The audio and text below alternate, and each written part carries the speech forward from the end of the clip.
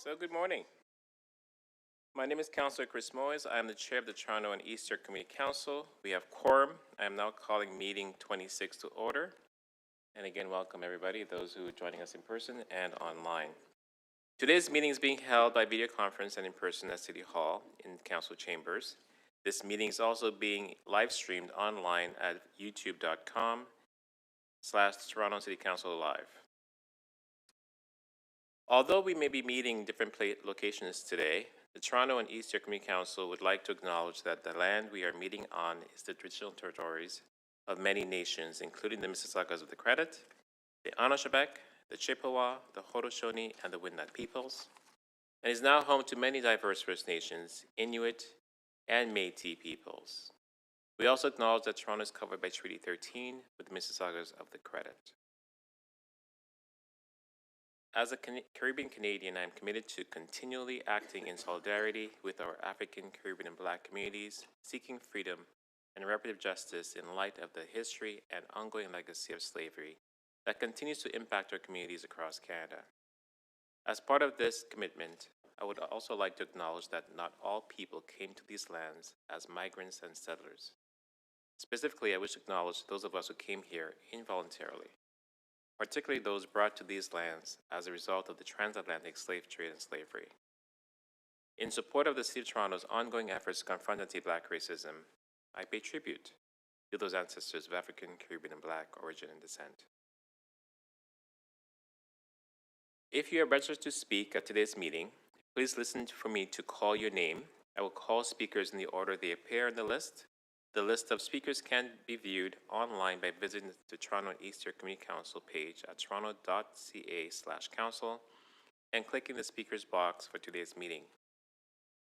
Members, the City Clerk has provided all agenda materials on toronto.ca/council and on CMP, the Clerk's meeting portal. Clerk's IT staff are available to members if you need help with your devices. I also want to remind you to please submit and approve your motions by email. Staff are available at tycc@toronto.ca to help with motions. Are there any declarations of interest under the Municipal Conflict of Interest Act? If you do have an interest, please raise your hand or unmute your mic and indicate the item, number, the nature of the interest. Seeing there is none, may I have a motion to confirm the minutes from our meeting on October 22nd, 2025? Moved by Councilor Fletcher. All those in favor? Opposed? Carried.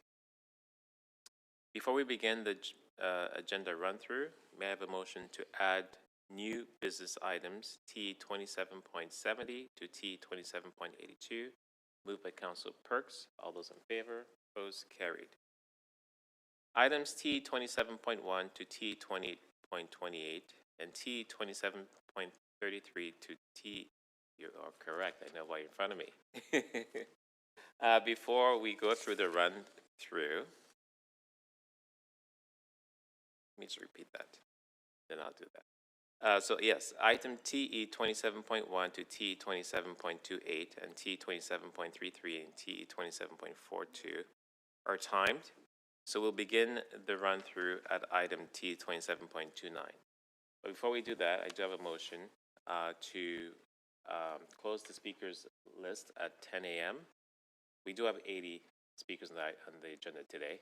That's 6 hours of deputation if we actually kept it at 5 minutes. So we're going to also reduce speaking time to 3 minutes, with the exception of the, remind me, Catherine, the statutory items. Yeah, that's correct.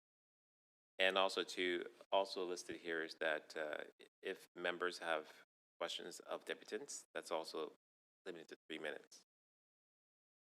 That's the gist of that motion, and I will move that. All those in favor? Opposed? Carried. Thank you. So we will go to the untimed items. So we'll start at 27.29.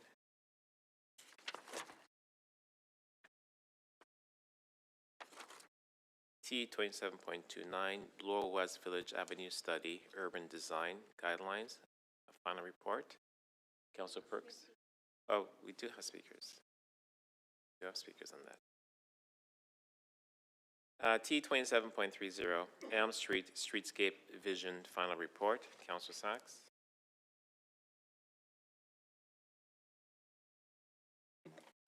Moving the staff recommendations. Thank you. Any opposed? That's carried. T 27.31, 1266 Queen Street West, demolition and new construction on designated heritage property under Part 5, Section 42 of the Ontario Heritage Act. I'll move the staff recommendations. Any opposed? Carried. T 27.32, 509 Parliament Street, Carlton Theatre, alterations and demolition of heritage attributes of a designated heritage property under Section 33 and 34 of the Ontario Heritage Act, and authority to enter into a heritage easement agreement. I will move deferral of this item. All those in favor? Opposed? Carried. T 27.43, changes to business improvement area board of management. I will move staff's recs on those items. All those in favor? Opposed? Carried. T 27.44, use of T 27. The last one I did was 4.3. You jump? No. Ah. Sorry, which ones did I do? They're timed items. Okay. So we're doing the untimed items right now. So the next one is T 27.44, use of Nathan Phillips Square for Team Canada. Deputy Mayor Malik here. Got her items, and that's move staff recs. Okay, any opposed? Carried.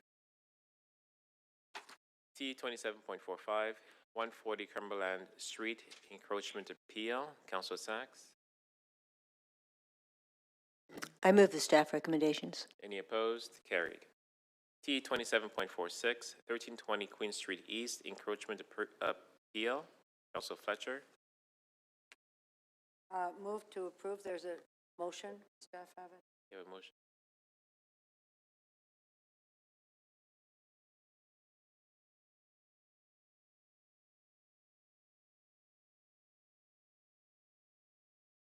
Adopt staff's recs. Okay.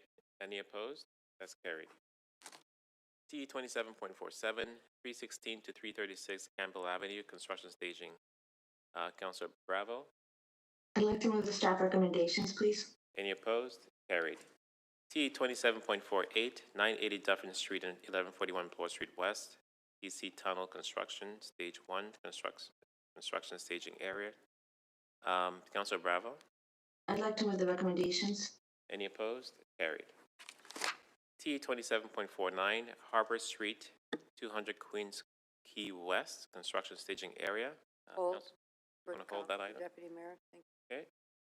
T 27.50, Roxborough Street West, Phase 2 construction. Councilor Sachs. Hold this down, please. Okay.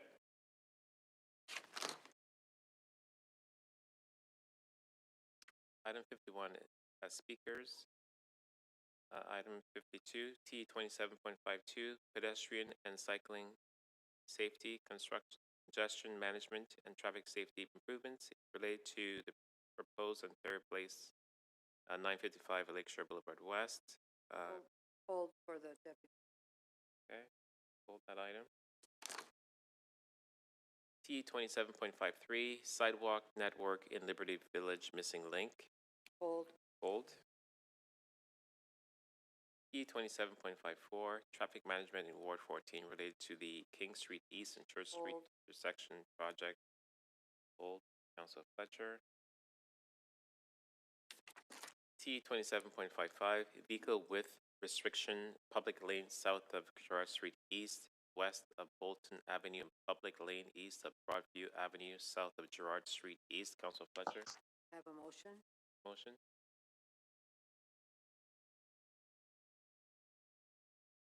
You don't have a motion? Pardon? You don't have a motion? Okay, hold that. Okay, hold.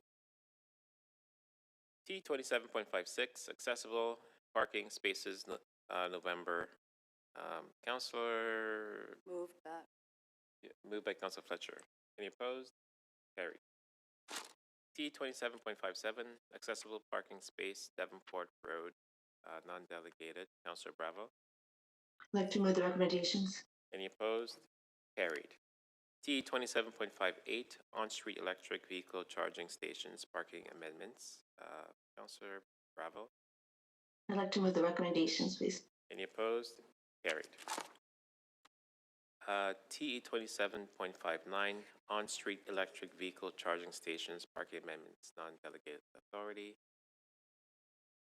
Move by, it. Okay, moved by Council Fletcher. Any opposed? Carried. T 27.60, Elm Street parking amendments, Council Sack. I move the staff recommendations. Any opposed? Carried. T 27.61, King Street East passenger loading zone. I will move that. Move my staff's recs. Any opposed? Carried. T 27.62, compulsory stop control, May Street and South. Councilor Sachs. Move the staff recommendation. Any opposed? Carried. T 27.63, traffic calming speed humps, various streets in Ward 4. Council Perks. Move approval. Any opposed? Carried. T 27.64, Building Avenue traffic calming speed humps. Council Fletcher. So I'm going to move to install, Yeah. and I'm going to look forward to some kind of communication from staff, given that the province is now saying put speed humps in where we're not getting negative reports constantly about speed hump installation. So I'll move mine Okay. to install, but you're hearing that I'd like to hear how we're going to accommodate Yeah, I see provincial that there's a legislation, because every time it's a no and we go yes. So I think there's a lot of staff time that we could recover from. It is a motion on the screen. So, all those in favor of the motion? Opposed? Carried as amended? That's it? Okay. T 27.65, Cadorona Avenue, traffic calming speed hump. Council Fletcher. Same, I'll move to approve, and I'd like to know when we're going to get reports that don't tell us not to install. Okay. Any Based on opposed? provincial legislation, thank you. Any opposed? Carried. Thank you. T 27.66, reopening item T 25.15, 236 to 254 Old Weston Road, residential demolition application. Councilor Bravo. I'll have to reopen Thank you, first. Chair. I I'll reopen it. All those in favor? Opposed? Carried. And then what's the next thing here? I have, so the recommendation is essentially for you to, for staff to ensure upkeep of the properties while the city owns them. They've been majorly neglected, and so I'm moving the recommendations. Okay. Any opposed? Oh, Carried. T 27.67, reopening and amending item T 24.61, Brock Avenue Park Amendments. I will reopen this item. All those in favor?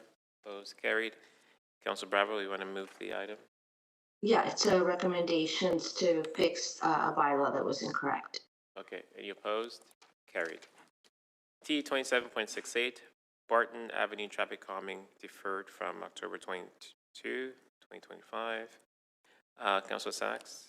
I have to defer it one more time, please. We're still analyzing the results of our survey. Okay, the motion's on the screen. All those in favor of deferral? Opposed? Carried. Item T 27.69, 80 Mill Street, installation of an accessible loading zone. I will move my recs. Any opposed? Carried. T 27.70, DuPont Street Park Amendments. Councilor Bravo. Move the recommendations. Any opposed? Carried. T 27.71, installation of traffic calming measures and parking amendments on Boone Avenue between Morrison Avenue and Eversfield Road. Councilor Bravo. Move the recommendations. Any opposed? Carried. T 27.72, installation of traffic calming measures on Bloom Avenue. Councilor Bravo. Move the recommendations, please. Any opposed? Carried.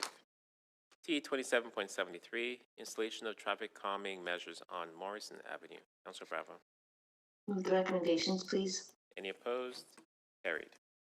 T 27.74, installation of traffic calming measures on Peterborough Avenue. Councilor Bravo. Move the recommendations, please. Any opposed? Carried. T 27.75, installation of traffic calming measures via Italia. Councilor Bravo.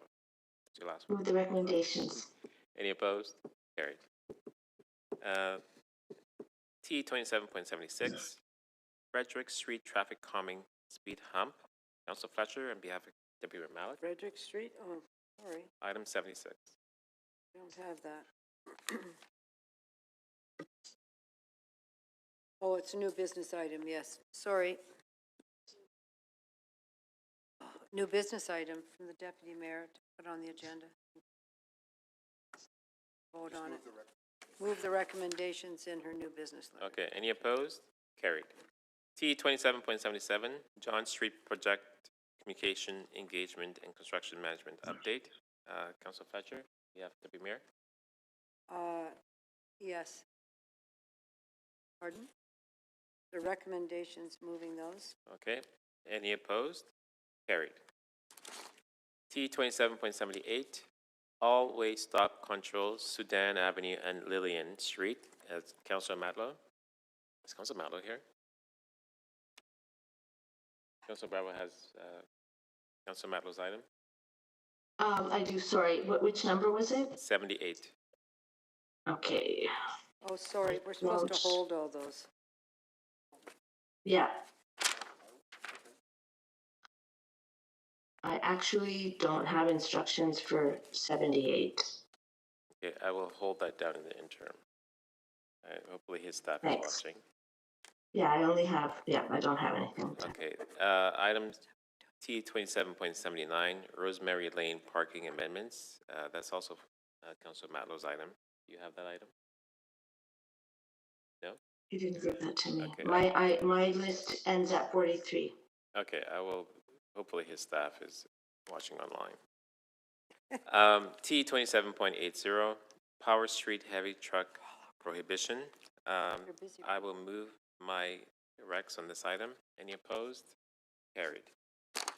T 27.81, Queen Street East, constructions parking replacement near Queen Street East and Broadview Avenue. Councilor Fletcher. Hold. Hold. Yes, please. T 27.82, speed bump in public lane south of Gerard Street East, west of Bolton Avenue and public lane east of Broadview Avenue, south of Gerard Street East. Councilor Fletcher. Move the recommendations. Okay, any opposed? That's carried. Mr. Chair, Yes? on a point of privilege, I just want to acknowledge that for the new items that were added to the agenda, there's a new feature, which is the memo from the Transportation Department indicating their support, non-support, or whether they don't have enough information.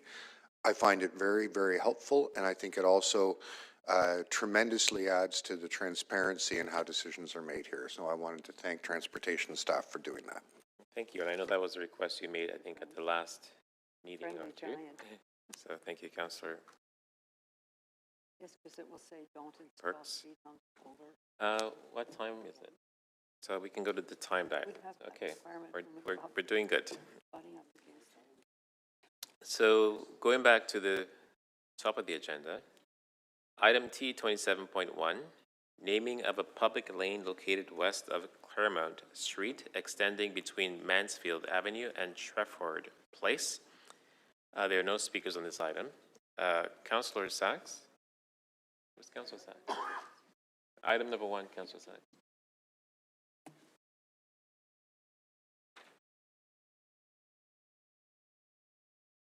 I move approval. Okay, any opposed? Carried. Item number 1. Next up is item number 2, T 27.2, 138 Dowling Avenue, zoning bylaw amendment. This is a decision report, and we have many speakers on this item. So first up is, sorry, Before.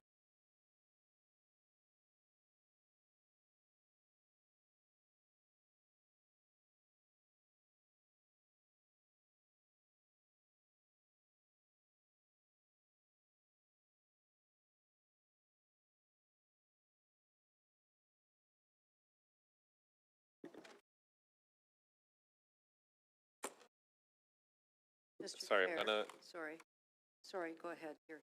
I'm going to add a few new items before I actually go to item 2. Okay? So let's pause on item 2, 27.2, and we're going to add Council Bravo has 5 new items. First up, installation of traffic calming measure on Eversfield Road. All those in favor of adding that item?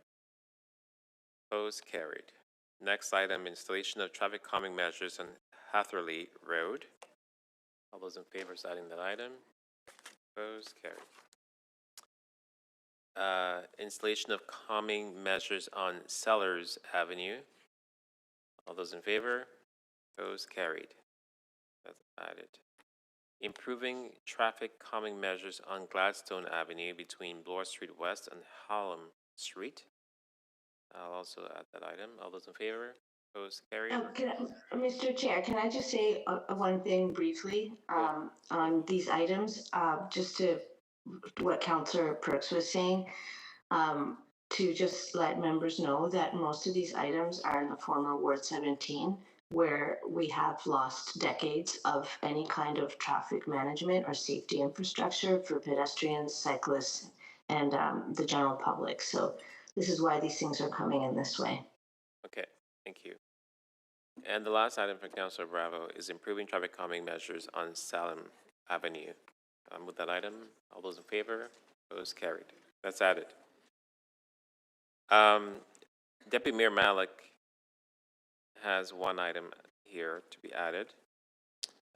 Water shuttle pilot, Bathurst Quay traffic impact review.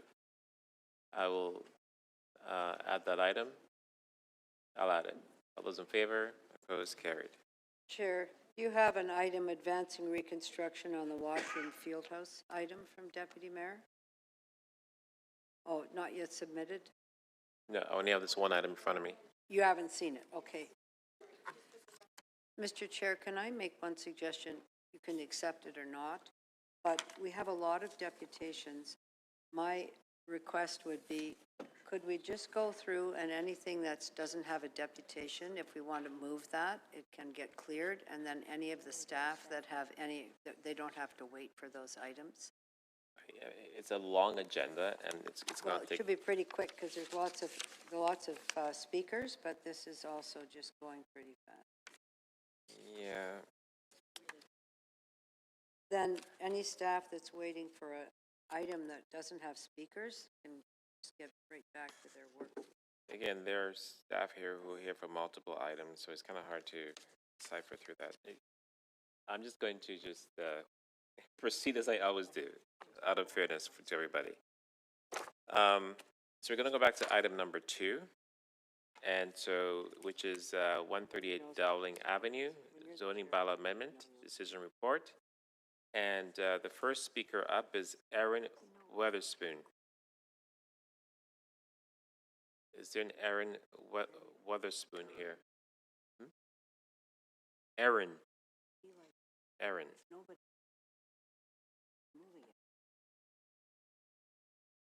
No, okay.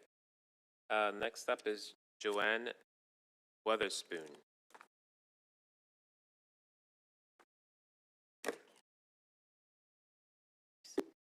Okay. Aaron Weatherspoon. Sorry, Joanne Weatherspoon. Okay. Stephanie Cormier. Are you here? Online. Okay, Stephanie, you're online. Yes, can you hear me? Okay, go ahead. You have 3 minutes. Okay. You have 5 minutes. Sorry, you have 5 minutes. Okay, thank you. Go ahead. All right. So as representatives of Parkdale Housing Justice Network, we Sorry, are can you, speaking sorry, here. my apologies. Can you just hold for a second? Is it 3? Okay. Erin, my apologies. You have 3 minutes. 3 minutes. Go ahead. Okay.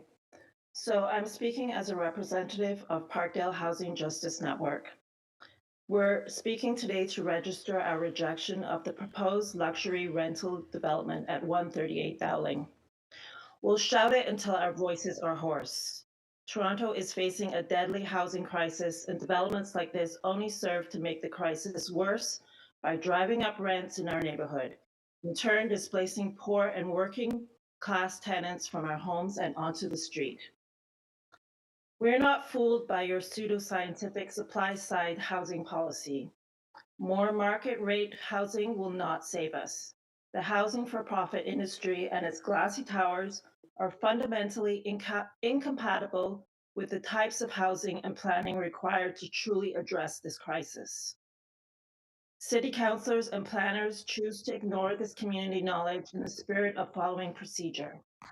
They approve developments for fear of escalating applications to the OLT, which we are told will only result in the approval of even more egregious developments.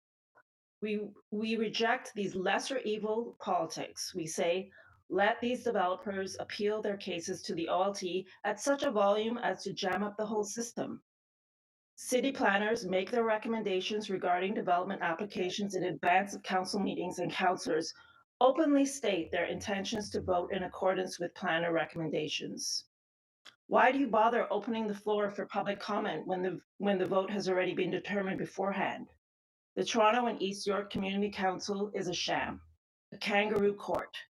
Why should we spend our precious time deputing for you?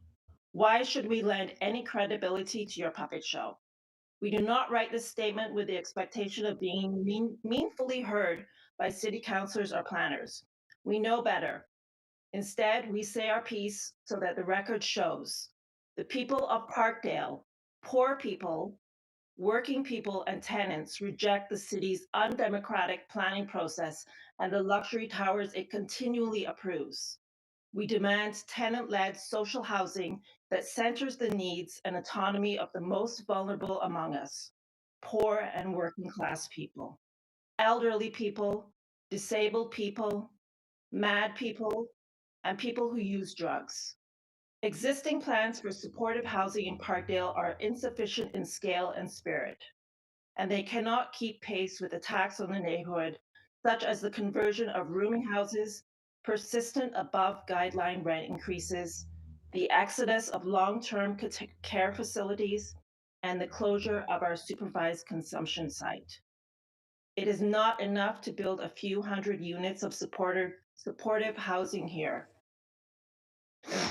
and there, while thousands of luxury condo and rental units are approved left and right. Okay, The thank you. parasitic housing for profit industry must be systematically dismantled. Okay, thank you, We will Erin. not stand for Stephanie. anything less. Thank you, Stephanie. Any questions for Deputy? Seeing none. Thank you. Up next is Abraham Breathwaite. Is Abraham here? No. Abraham.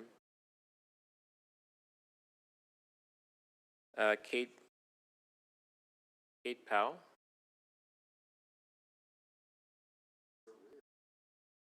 Kate Powell. Margaret Hutz. Hutz.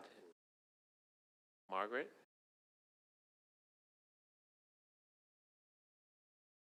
No. Gaitan Heroux. Gaetan. Gaitan Heroux. Heroux.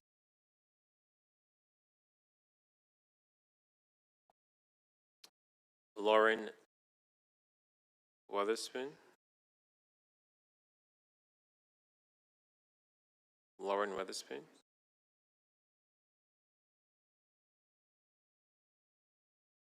Prairie Gillis.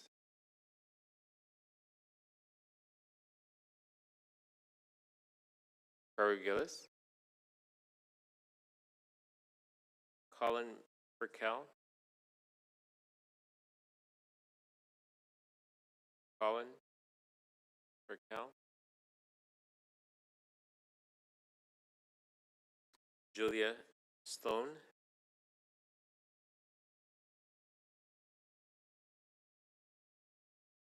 Julia Sloan. Emily Witherspoon.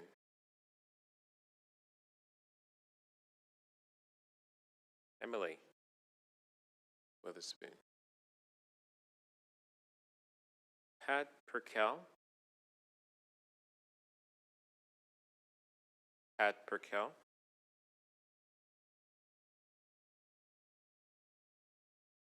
Celia Zhang.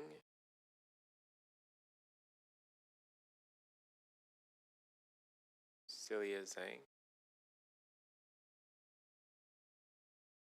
Matt Whitefield.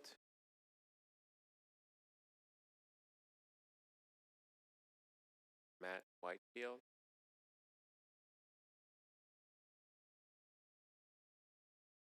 Carlton Bailey.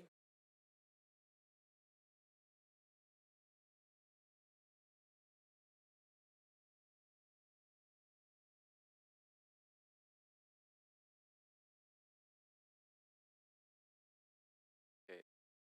Council Fletcher.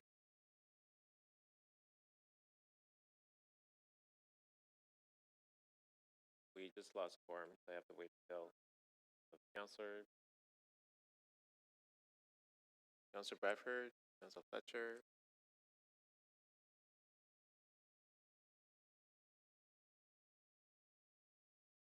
Okay.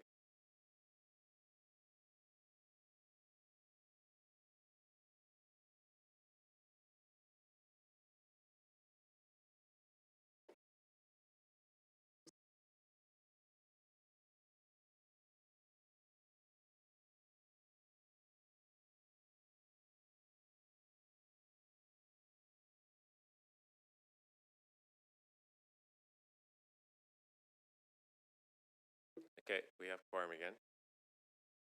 Jade Armstrong.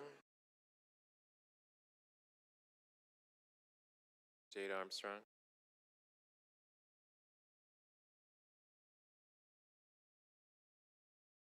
Patine Ishrak. Patine Ishrak.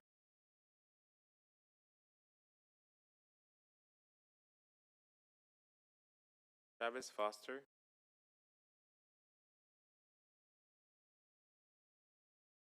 Travis Foster.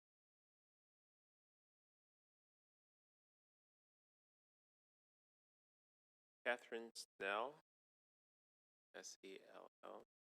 Catherine Snell.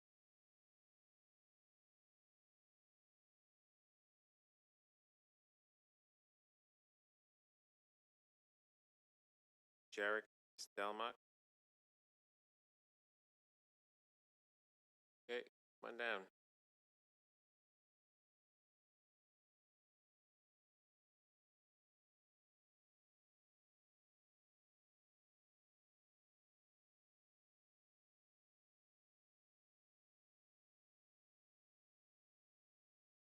You have 3 minutes.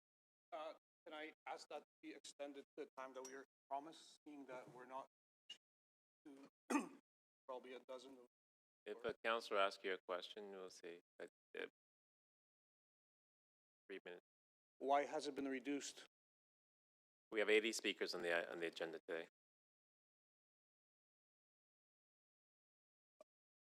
Absolutely. We just got rid of about 12, so by my simple math, I think we've already saved the time that you're asking to do it. You're making that change on the spot. No, we I actually prepared passed my the- notes for we- 5 we minutes, passed the so I motion. request to have the 5 minutes.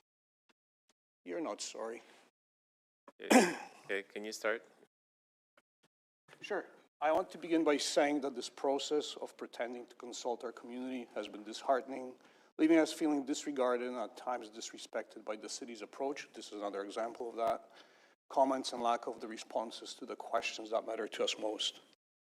When I consider my many questions I have about this application, the one that rises above all others is why is my councillor and the city so eager and willing to prostrate themselves at the feet of this developer instead of representing the community they are paid to represent and serve? I want to illustrate to the council that if all developers cease to exist tomorrow, you would still have a job to do in running the city. But if the citizens of the city cease to exist, so would you. You have no mandate and no purpose. I ask you to keep this in mind as you consider all applications. We are your primary stakeholder, the very same people you have dismissed throughout this process. From the start, the city has failed to communicate to the community members why or how discarding our own guidelines or your own guidelines for building thriving communities will benefit anyone other than the profit-seeking developer. Every time we have asked to see evidence of community support for this project or any tangible community benefits, you have either deferred this question or ignored it. We should not be staking our city's future or developers' desire for profit. Council's role is to find partners who can help grow this city in a healthy and sustainable way, not to help maximize developers' return on investment. This is why the city has a vast number of guidelines and zoning standards, yet it's baffling to me why you're willing to disregard every recommendation you set for building thriving communities.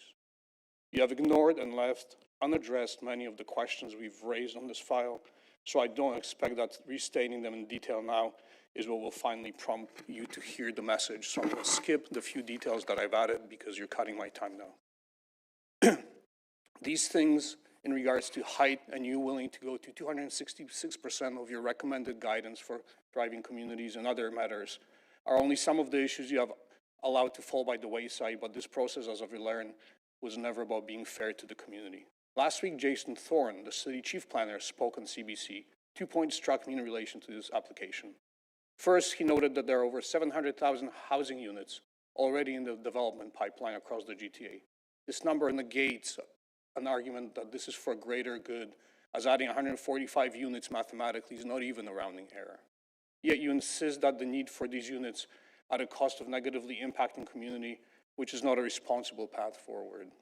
Second, he expressed the concern that Bill 60 potentially takes away planning tools from municipalities, which I agree with. Yet I found this ironic in our case because this council did not need anyone to take their tools. They couldn't throw them away voluntarily fast enough. In the very first meeting, the councillor, backed by city staff, declared that there was no point in opposing this proposal because it would simply be appealed to a province and overturned. Coming from those whose job it is to plan a livable and habitable city, this is both cowardly and lazy. In closing, as a strategist, I can assure you that saying yes on repeat to developers is not a strategy. Okay, thank you. This process showed no vision for this community, and so I hope that the time you're cutting me off here now is at some point in your life, this helps you wake up, inspires you, or shames you into doing better. Okay, thank you. And this is yet another example of how you're actually cutting community ability to input into this process and trivializing our impact on any decisions made in this city.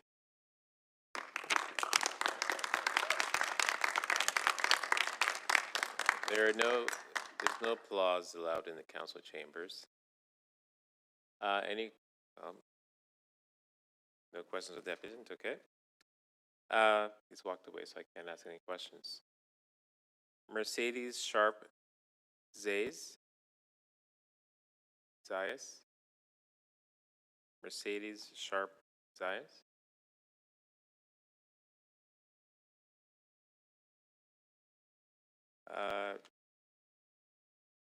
Trisha Emerson. Trisha Emerson. Hi, it's Trisha Emerson. Okay. Can you hear me? Yes, we can. 3 minutes. Go ahead. Hi. Yeah, thank you. As a resident of Parkdale for 25 years, I'm one street over from Dowling where this development is proposed. And we have concerns about the extent of the size of the building going up to 16 stories. Right now it's going so high, can I handle that density? And the lack of parking spaces as well. I've enough for only a certain percentage of believe with hundreds of units going in. So the neighborhood is already congested with parking. We have parking concerns. We have concerns of it being too dense for the neighborhood. That's it. Thank you. Okay, thank you. Any questions for the deputy? Okay, seeing none. Thank you so much. Oana Shiveron. Online. Hello, can you Hi. hear me? Yes, we can. Hi. 3 minutes. Go Sorry, ahead. I was worried I was on mute. Hello, dear members of the Community Council. My name is Wana Shivaran. I'm also a resident of Beatty Avenue. So I completely and wholeheartedly agree with my neighbors, Trisha and Jarek, that just preceded me. And I'm here today. I've also submitted a written formal objection to this proposal, but I'm here and I appreciate the opportunity to speak with you this morning on Uh, my behalf. Sorry, Pardon? Oana, my apologies. Can you just hold, please? Yeah, We don't have quorum. okay. Council Fletcher or Councilor Bradford, if you're around, please come back to council chambers.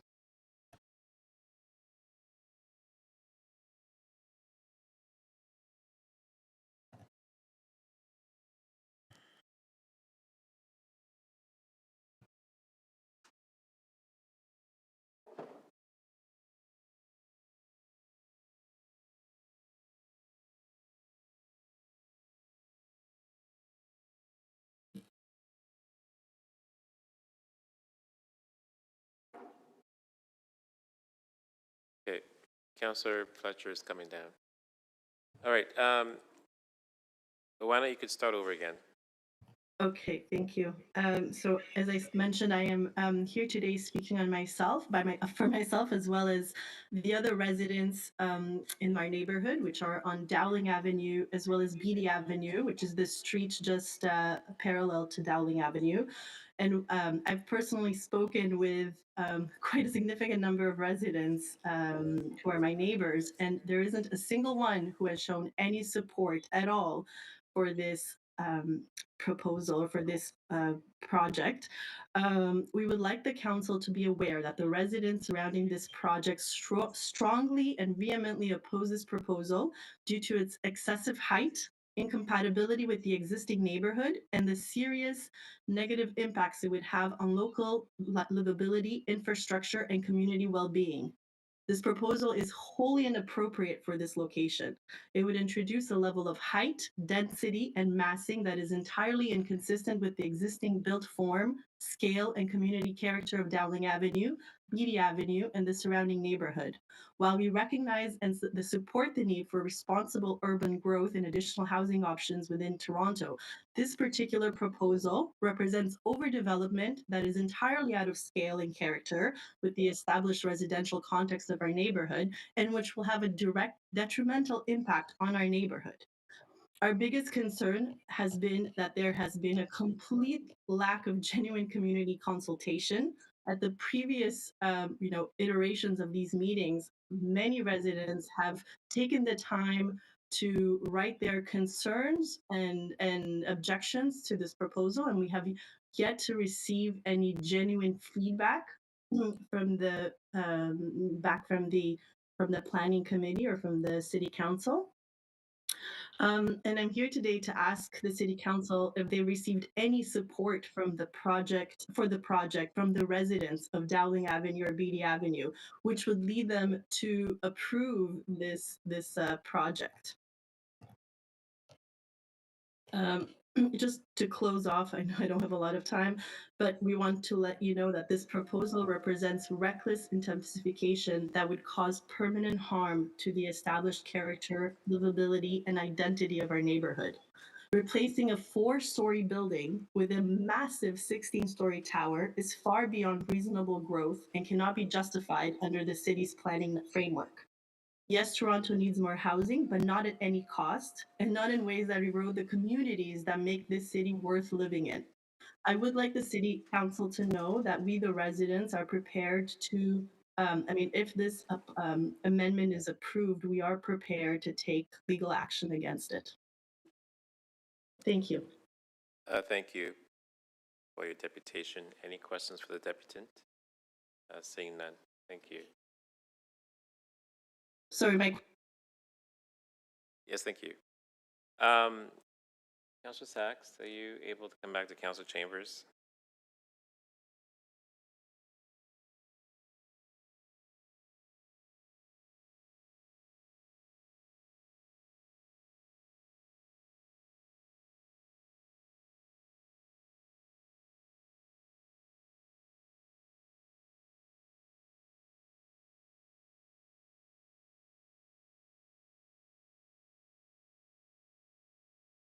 Quorum is tight today because both Deputy Malik and Councilor Matlow are not here today. So when one person leaves council chambers, it impacts quorum.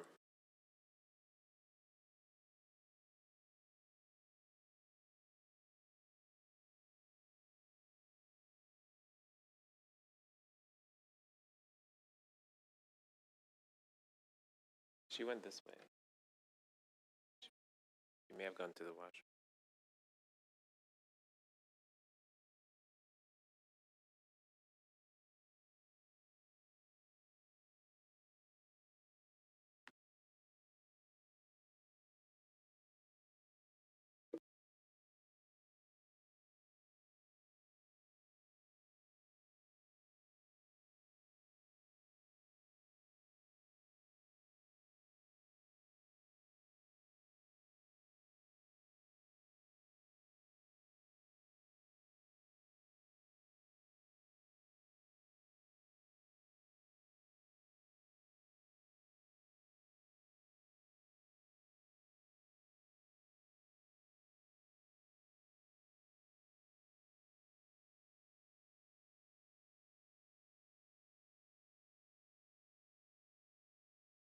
Okay, thank you.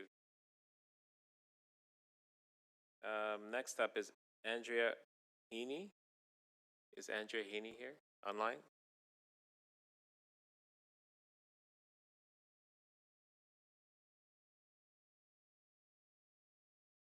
Andrea? Yes, had, Here we go. We shit. can hear you. 3 minutes, go Oh, ahead. sorry, sorry. No, I just want to agree with my neighbors, Trish and Nona. We, are just concerned about the height, the density. It's replacing a shorter building. I don't know if it's 4 or 5 stories. We were okay when it was, about that 6, 7. But people's backyards are there when it's 16 stories on a side street. It's absolutely way too large. We already have parking issues. We have density issues. Anytime a Gardner's down, we are the thoroughfare for everybody heading east and west up King and Queen. And just adding that number of units will be absolutely bonkers, I think, for the area. So it's really the height, the parking, the density. If it was shorter, I think we're all, obviously we're in agreement that we need more housing. So that's just kind of our position here in the neighborhood. Yeah, that's it? That's it, short and sweet. Oh, wow, thank you. Any questions for the deputant? Seeing none. Thank you for coming in today. Thank you. David McKay. Okay. You have 3 minutes.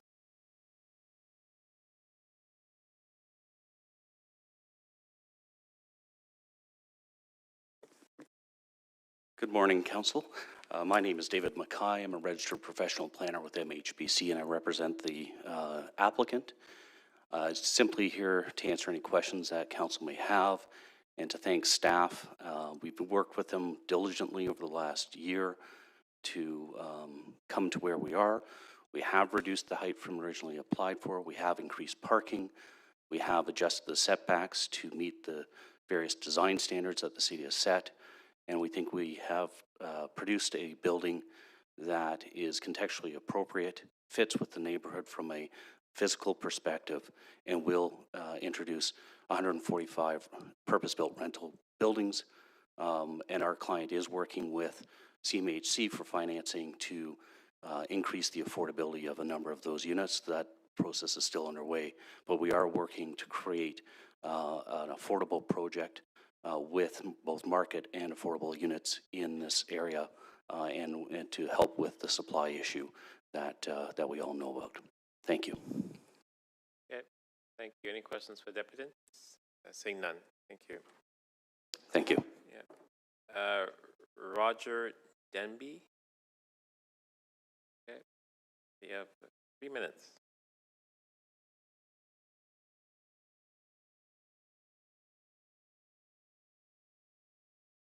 Did I pronounce your name properly? Correctly? Okay. Turn your mic on.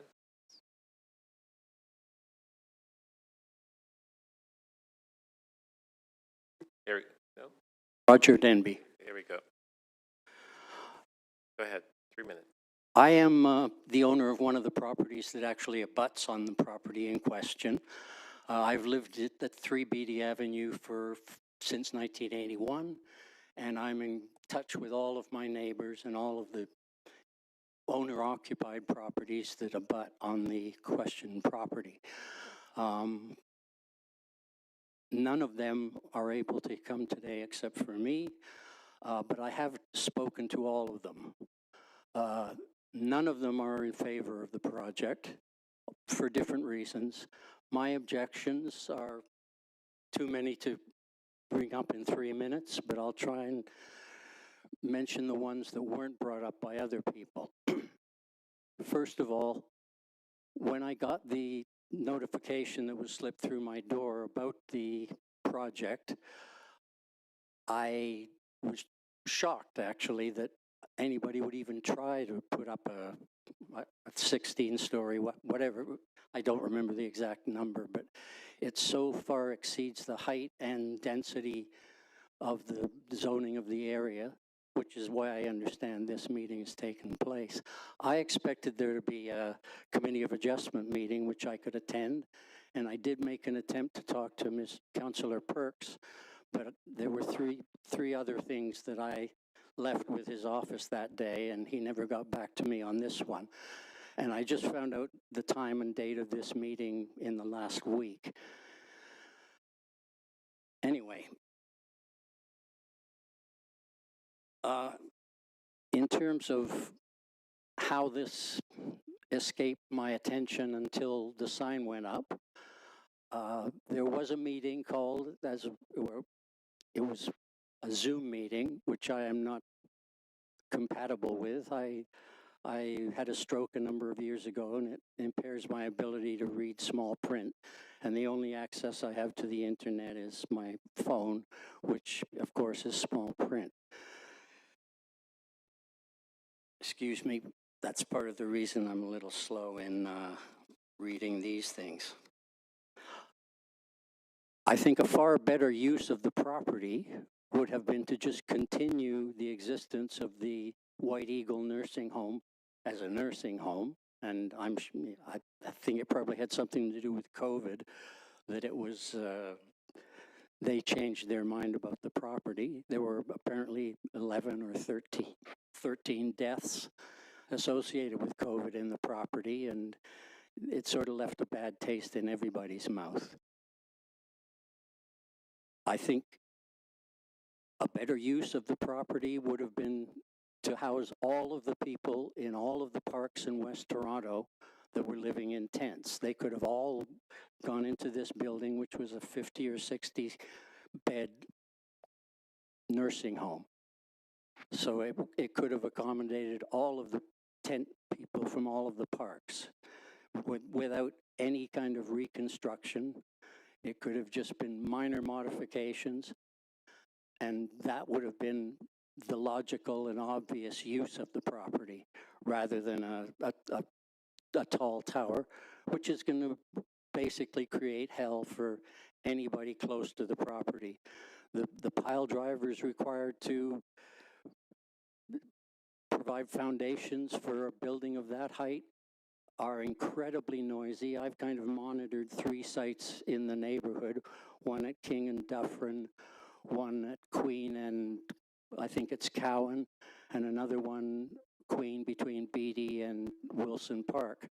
They all require extensive excavation, which takes forever. There's going to be a lot of truck traffic on the street, which is a one-way, narrow street, and any kind of dump trucks parked by the side of it, waiting in line to be loaded, will cause incredible inconvenience to anybody who uses that street. Okay. And I gave you some extra time.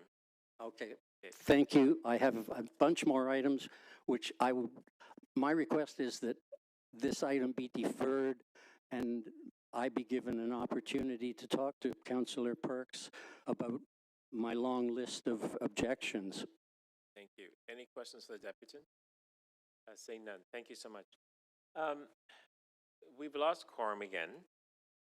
And if councillors are leaving, if the councillors are leaving the council chambers, please notify the chair that you're leaving or stepping away so we could actually assess whether we have quorum or not. So can councillors please come, take a seat. Or if you're in another meeting, turn your camera on so we know you're actually present.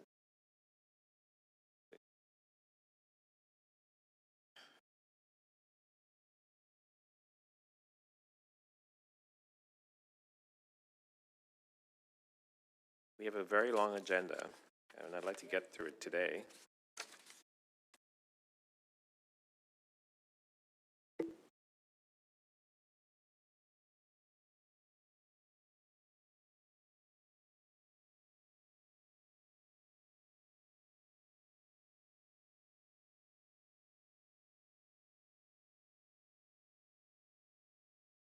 Are there any other speakers who want to speak on this item? Because it's a... No? Okay. Yeah, we have quorum again. So again, to members, if you're stepping out, just let me know so we could actually assess and see whether we have quorum or not. Councillor Perks, this is your item. Yeah, thank you, Mr. Chair. So I'm going to be moving the staff recommendations. And I wanted to make a couple of comments. Yes, it is difficult when an application comes into a neighborhood. One of the things we try to do is through requiring a pre-application meeting of the applicant and relying on the good work of our professional planning staff to communicate the planning context. You know, what's roughly in the ballpark, what's way outside the ballpark, all of those kinds of very basic things. For members, I hope that you understand from looking at the report that this is an apartment neighborhood in our official plan. That means the City of Toronto planning rules say apartment buildings are welcome and encouraged in this neighborhood. That official plan has been in place for over 20 years now, and we did try to go to some efforts to make sure that members of the community were aware of that. I know sometimes sorting out what's a zoning bylaw and what's an official plan, if it isn't something you do all day, every day, can leave you a little bit bewildered and confused. It certainly did for me in my first few years in office. But I think it's important we emphasize again that the city's plans for this neighborhood have always said apartment buildings are welcomed and encouraged. Like many neighborhoods in Toronto, this is an area that feels a lot of parking pressure. And again, you know, that's why we as a council some time ago adopted a standard saying that for new buildings, we do not issue on-street permits for parking for the residents in those new buildings. So this does not create new demand for on-street parking permits. There were some comments about, you know, market-led housing being a problem. I'm quite proud of the fact that this council has actually led in North America in creating, both directly by public investment and indirectly through incentives, non-market housing, the point where now 2/3 of all units under construction in the City of Toronto are non-market units. Nevertheless, private property owners still have the right, in planning law, constitutionally, and so on, to come in and apply for the kinds of densities that our official plan imagines, which our official plan does on this site. So given all of that, despite the fact that there are people who have real and legitimate concerns, I think the best outcome is for us to adopt the staff recommendations.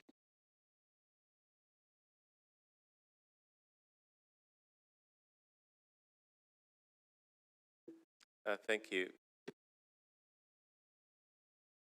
Thank you. Councillor Bravo, can you turn your camera on, please? y-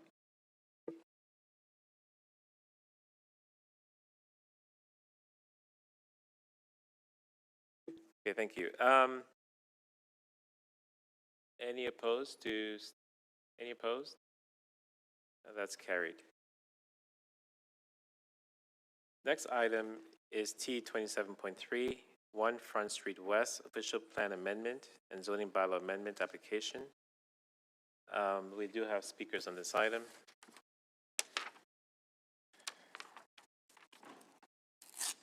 James DiPaolo, are you here? Okay, you want to come down?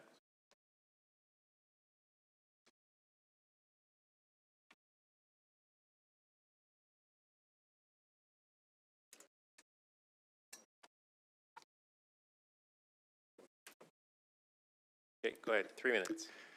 Good morning, Mr. Chair. My name is James DiPaolo. I'm a planner at Urban Strategies, and I'm representing the applicant on this project. I'm here to answer any questions that council might have, but I'll provide a very high-level summary of the proposal. Most importantly, this application is not proposing new buildings or new built form. 2 towers were approved on the site in 2022 at the OLT, on top of the public Dominion Public Building located at 1 Front Street West, the entire block between Yonge Street and Bay Street in the financial district. This application is proposing to rebalance land uses within the permitted built form, and more specifically converting what was previously planned as a hotel for further residential uses. This application is also proposing modifications to the heritage facade of the Dominion Public Building. Those changes were adopted by Toronto Preservation Board at their meeting earlier this month, and they're on the agenda for today as well. Specifically, those modifications include lowering the windows along the main facade of this building to reach grade.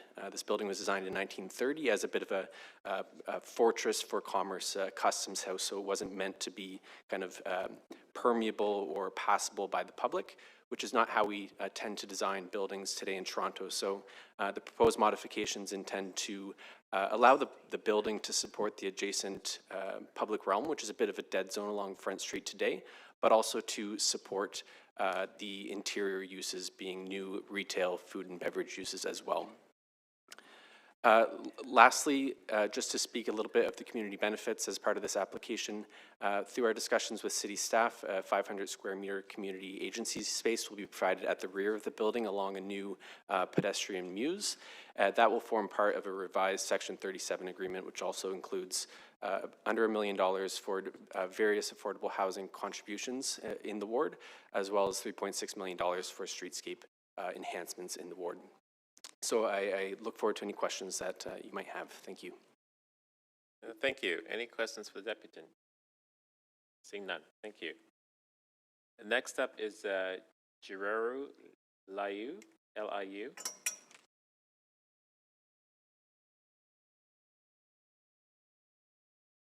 Jayaru Liu. No, not online. Okay. This is Deputy Mayor Malik's item, Council Fletcher. Item number 3. I don't have number 3. I'll have to wait till the afternoon. Okay, we'll have to hold this item down. That's right. With Deputy Mayor Malik.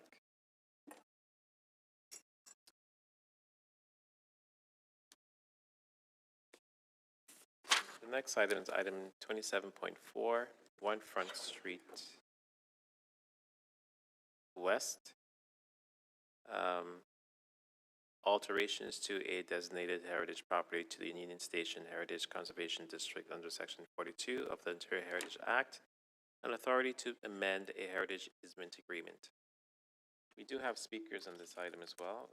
Also, one speaker, Jairu Louis, are you still here? Are you not here? Still not here? Okay. I will also hold this item down with Deputy Mayor Malik. Should be with us in the afternoon.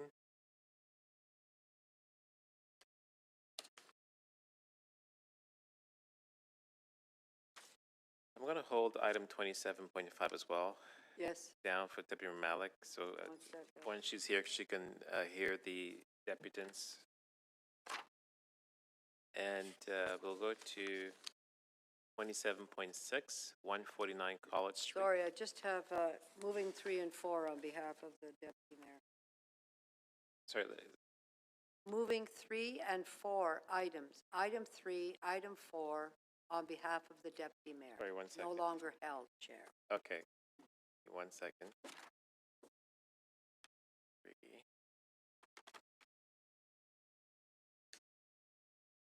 Item 5 is held. Yep, I'm just trying to get my thoughts here. So, item 3, any opposed? Moving staff's recs. That's moved. Okay. Item 27.4, 1 Front Street West, alterations to a designated heritage property in the Union Station Heritage Conservation District under Section 42 of the Ontario Heritage Act and authority to amend a heritage easement agreement. All those in favor of moving staff's rec? Opposed? Carried. Okay. So now we can go back, and we're holding item 5. And so we'll go to item 27.6.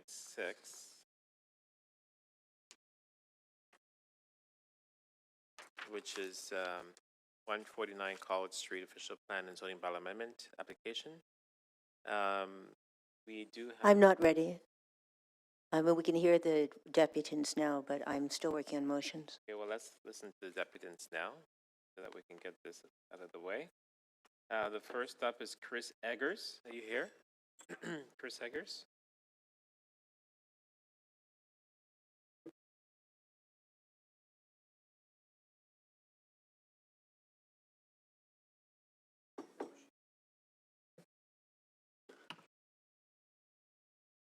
Okay, go ahead. Honorable members of council, esteemed city staff, members of the public, thank you very much for the opportunity to address this council. My name is Chris Eggers. I'm a parent of 2 children at Ord Street Public School, a board member at Ord Street Public School Daycare. Ord Street Public School is located directly at the south of the proposed development at 149 College Street, owned and operated by the University of Toronto. The TDSB has been aware of the building plans of this location since April and indicated in a September letter to parents that staff has reviewed the report and determined the potential impact of the construction of this development may have on the operation of the school. In the meeting notes of this motion, the Toronto Lands Corporation states that there are ongoing conversations between the TDSB and the developments. This report and any communication has not been shared by the TDSB with parents, making it difficult for the public to assess this motion. No updates on discussions between Toronto Lands Corporation and the developer have been shared with the public. Inquiries to the provincial supervisor, local superintendent, and principal have gone unanswered. I understand that the province is the landowner of both properties, but there is a city-regulated daycare in operation at the site, employing over 40 people, administering to 190 children. I would like to ask these 3 questions.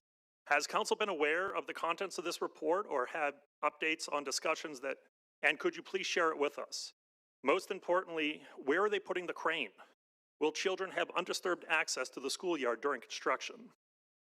Number 2, in light of this report or information not available to the public, could we defer the consideration of this property until the next community council meeting so we can better understand the impact of these changes? And number 3, the students of Ord Street Public School would like to ask council to instruct the operators of 149 College Street to return the dozens of balls that are currently on the south roof. Specifically, but not limited to, a brand new purple volleyball belonging to a 6th grade student that has resided on the south roof since 2021. Thank you very much, council. Thank you. Any questions for the deputant? Seeing Councilor Sachs has a question for you. Go ahead. Yeah, thank you very much. I appreciate you coming today, and certainly you're raising issues that had not been brought to my attention. So in terms of, have you put a specific list of questions to either city staff or the applicant? I have put many emails to the Toronto District School Board, the supervisor, the provincial supervisor, as well as the local superintendents. Yeah, but we don't have access to those. I understand that. This is a conversation between 2 aspects of the provincial government. It's very difficult for city staff to sort of get involved, but this directly impacts a regulated organization that the city does have control over. So there is a daycare inside the building, which is city regulated. I guess what I'm asking is, do you have a list?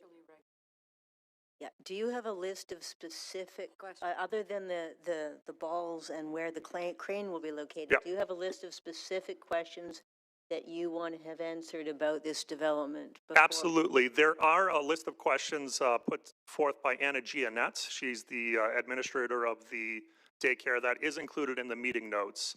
But also, I would like a copy of the report. The province says that there's a report. This report should be made to council so they can better assess what's going on for the members of the ward. But so far, I have been unable to obtain said report. Okay, it's first I've heard about it as well. Okay, thank you very much. You're very welcome. Okay, thank you. Question. Yes, Go Is ahead. this a city-run daycare? correct. So owned and run by the city of Toronto? It is a nonprofit Okay, organization, not- but it is an emergency daycare specifically for the members of that school as well as the. My Go ahead. question is this a directly operated childcare by the city of Toronto? It is a nonprofit Nonprofit, administered, I guess, regulated by the No. city of Toronto. Are you aware that the province regulates childcare, the city no longer regulates childcare? That is not something that I am aware of, but the city But would I'm come. just asking. No, I'm not. You're not. So No. just to be clear, they took that over a while ago. So the city no longer regulates. It's licensed and regulated provincially. That is news to me. But the city would regulate certain aspects of the operation of the daycare, correct? Nope, only, Such as the subsidies. Board of Health? no, subsidies only. Subsidies Sorry. only. Yeah, I just, Okay. yeah, you could ask your operator. Oh, absolutely, yeah. Thank you. Just Okay. wanted you to know that. Oh, thank you very much. Thank you. Next, thank you. No more questions. Next up is Bruce Hall. See, we have students here. I don't know from which school. Perhaps someone could find out which school so I could introduce them. Let them sit down. Is Bruce Hall here? Come on down, Bruce. Okay, once the kids get out of the way. Kids first. The children are our future. Yeah.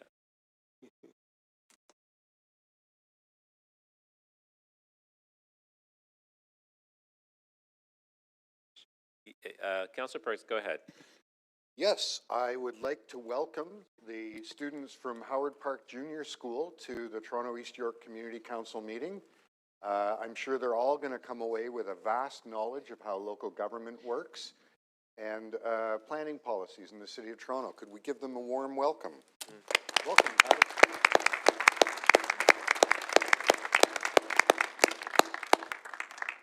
Okay. Thank you and welcome.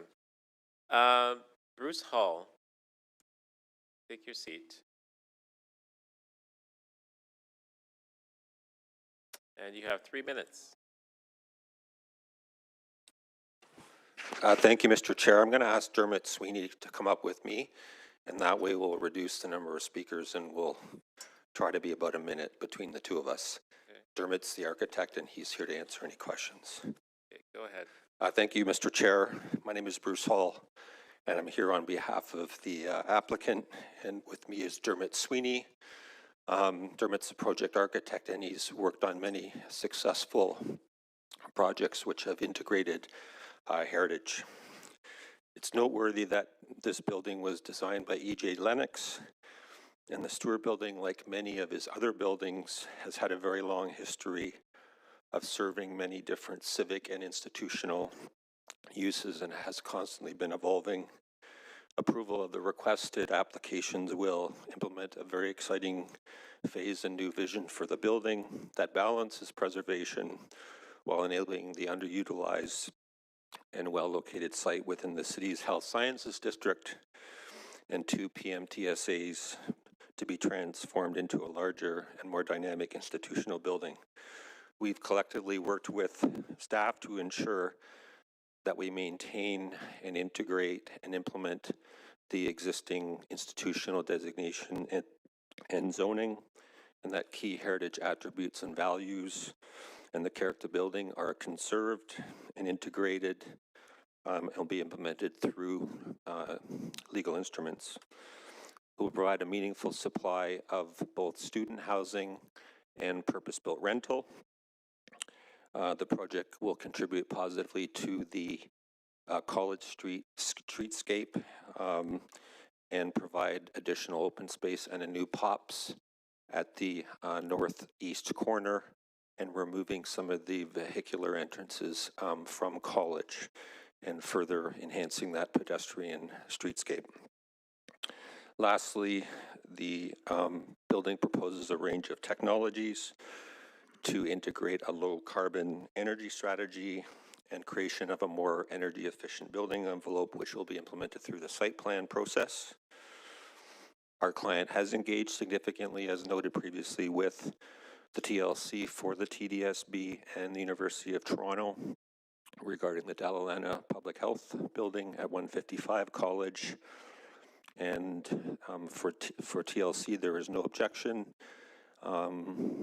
And the proposed setbacks are to be protected and implemented through limiting distance agreements, which have been negotiated and will be implemented through the subsequent approvals, as well as expectations around construction management plan.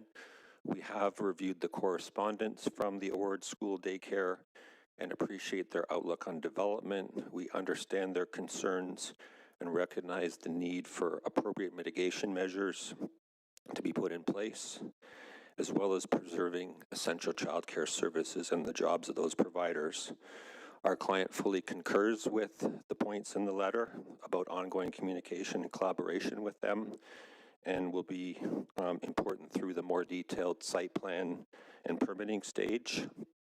And they're prepared to work with the school and the Toronto Land Corporation in implementing that through the construction management plan. So to conclude, we concur with the recommendations of the report, and thank staff, for their very hard work on this in all areas. Thank you.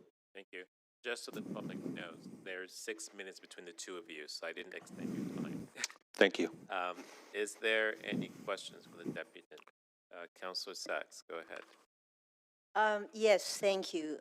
First of all, I want to confirm that you're committed to the environmental improvements that you've indicated in your letter.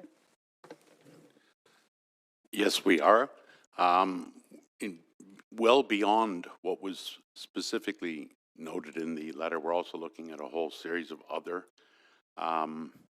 very important sustainable issues, such as taking heat energy out of gray and black water, leaving the building. We're looking at the potential to use PV panels to clad the building. We're looking at, unfortunately, given an easement for city pipes and things coming down through the parking lot, it's very difficult to get ground source, geo-exchange or geothermal into the site, but we are looking at doing a limited amount as well. So all that is being explored for sure. And when will you be in a position to make a commitment to them? During site plan, for sure. We're getting reports in now. There are certain things that we're quite certain of right now, but it all comes together during the detailed design and site plan, but it will be, I would suggest to you, it'll be an extremely sustainable building when it's finished. We have a very good track record in our office. We have probably the most platinum LEED buildings, and we do a lot of sustainable good work in buildings. Now, we just heard serious concerns from the school and from the daycare, neither of which had been brought to my attention before today. What have you done to speak with Mr. Eggers and the daycare and to arrange? I mean, it's fine to say you're going to talk to them, but that doesn't mean that there's a resolution or a plan or any way to address their concerns that I can have comfort in. What have you done, and are you willing to talk to Mr. Eggers right now and see if you can come to some kind of an agreement? Or if not, how long will it take you to talk to them? It wouldn't take long at all. We actually did do a draft construction management report and sent it to the TDSB TLC. Unfortunately, it doesn't sound like that's been shared. However, what I would say is the playground area is the furthest from the site, which is very good. It is in their southwest corner on the front, and we're at the northwest corner where we're working. But it's very, we have worked with several construction companies. Chris, go. Sorry. We have been working with several construction companies to look at the constructability, where the staging would be, all the staging, it would be east of the existing building. So it's quite reasonable. We would use a kind of crane that would not swing over the school. Most of this has been discussed with the school to keep the school in operation. So it would be the same for the daycare, but it's just a matter of sitting down and talking. I didn't read. Well, talking to the Toronto Land Corporation is not the same as talking to the school. Okay, that was your last question. Okay, I'm going to ask that you go speak with Mr. Eggers. We'll stand this down. Okay, thank you.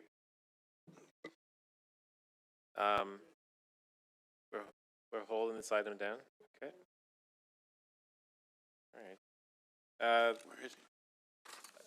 Councillor Sachs, are you also holding down item 7, which is the heritage piece of this item? Please hold them both down, thanks. T 27.8, 333 College Street and 303 Augusta Avenue. Official plan and zoning bylaw amendment. We have speakers on this item. Christina Enrietti Zopo, are you here?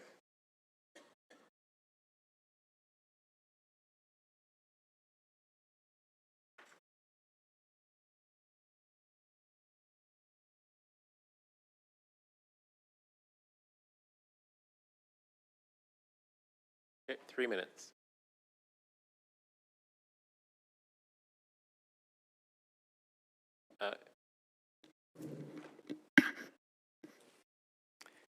Thank you for accepting me.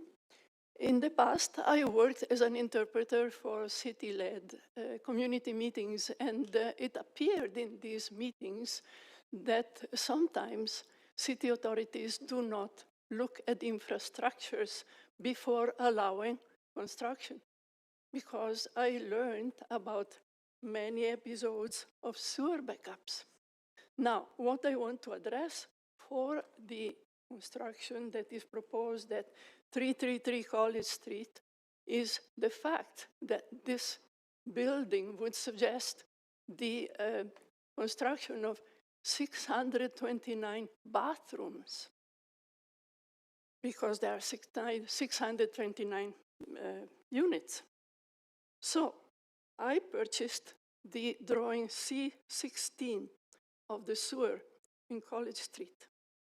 And I can see in the drawing that existing sewer ducts are X-shaped, 2 feet by 3 feet, with 9 inches work. 9 inches of work means 9 inches the walls of such duct. In the same stretch of sewers, the north part of the senior building of 34 Oxford Street on the south side, and another building that is 12 floors tall on the south side. On the north side, there is 18-floor building on the northwest corner of College and Spadina, and the University of Toronto buildings to College Street or to Spadina Avenue on the northeast corner. Now, the sewer on College Street pours into the Spadina Avenue branch that is 2.5 feet by 3.5 feet, and again with 9 inches wall. Those walls of the sewers are 9 inches thick, made of brick with lime mortar that, according to the drawing, was made in 1876 or earlier. I suggest that mortar of that age may not be on full integrity and may develop leaks, because we know that mortars with age do become brittle. Now, I am worried about sewer backups for a building of that size and that kind of input into the sewers, because I own 3 properties just bordering on the south side of the proposed building. And I do not like the idea of having sewer backups in them. So I would suggest that the authorities order a comprehensive study of what those sewers can take. And I would suggest and point out that in 2017, there was an approval of an 12-floor building. Okay, thank you. Any questions of the deputy? Seeing none. Thank you for coming in today. Thank you. Michael Hoffman, online. Hello, can you hear me? We can. 3 minutes. Go Mr. ahead. Chair? Okay, thank you. I am here to speak in favor of this development at 333 College Street. I am in this area every day. I can, you know, as you may know, it is a former car rental agency, so it's essentially a derelict parking lot that is fenced off. There is, you know, nothing of value here on this parking lot. We desperately need more spaces for people to live in the city. There aren't enough places for students to live, and this is an excellent location for it. You know, just 2 doors down from a tall development from to the east. So, you know, in many ways, this is an ideal place for development because it's close to 3 streetcar lines. It's very close to the University of Toronto. It's fairly close to Toronto Metropolitan University. And there, you know, the only thing that is going to be displaced is a parking lot that is not in use. It appears people have been trying to redevelop this space for more than 10 years. And I would just urge the councilors and city staff and the developers to get this going as soon as possible. We need these spaces for people to live, and we don't need an empty parking lot. So thank you very much. Yeah, thank you. Any questions for the deputant? Seeing none. Next up is Michael Shepard. Michael Shepard, online. Okay. Good morning, Council. Can you hear me? We can. 3 minutes. Go ahead. Excellent. I'm Mike Shepard. I'm the chair of the Kensington Market BIA. I've been involved in the community for 20 years. I started my first business there in 2005. In the last 5 years since COVID, the market has taken a hit in the amount of foot traffic and business, and it's across all businesses in the area. We need this kind of densification around the market to bring in younger people. U of T is right there. This is convenient for the students. This is convenient for the businesses in the market. The developer is looking at working with the businesses in the market to highlight it. I mean, the market is a tourist destination and a great place, accepting new place where immigrants for decades, when landing in the city, have come to feel accepted. You know, and I think putting a student housing project on the outside, on the edge of this market, on an old parking lot that is not being used is needed. We need this kind of densification around us. My business adjoins the property, and I'm not concerned about the construction because I understand the overall need for housing in this city. Also, a good portion of Kensington Market's normal housing, like rental housing, is occupied by students renting out rooms. And with 700 beds available for students, I would hope that some of those rentals would turn around and come back onto the market for families. So I'm support, and a large portion of the businesses support around the development site are in support of the business, even though they understand that there will be some construction interference in their business. Okay, is that it? That is it. Okay, thank you. Any questions for the deputy? Councillor Sachs has a question for you. Hello, Michael. Thank you for your time today. Can you describe the general approach or degree of support or otherwise in the market community to this proposal? Like it's split. Like the market is a very vibrant situation. So we have different avenues of looking at, or different ways of looking at what's going on. So yeah, I understand that I started my business there with the notice that the property in 2015 was going to be developed into a 12-story building. It's been 10 years now since it started. So I've always known there's going to be a project. I'm just looking to get it out of the way to see how it's going to impact my business. But the support is gone from the majority of the board. A lot of most of the businesses in the area have for it. I've spoken with Sam's Convenience on the corner, which is another business that adjoins the property. They're in full support. The pharmacy across the street is in full support. Bikes on Wheels, Wanda's Pie in the Sky, all these different businesses around it are in support of this thing. And I've written letters of support for this development. All right. And if we're able to use this development to finally get paving and lighting on some of those orphan lanes, how valuable would that be for the market?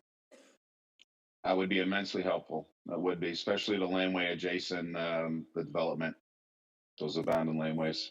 Okay. Thank you very much, Michael. Appreciate your time as always. Thank you. No problem. Thanks you, Councillor Sachs. Thank you, Council. Okay, thank you. Next up is Joe Hoffman. Okay, 3 minutes.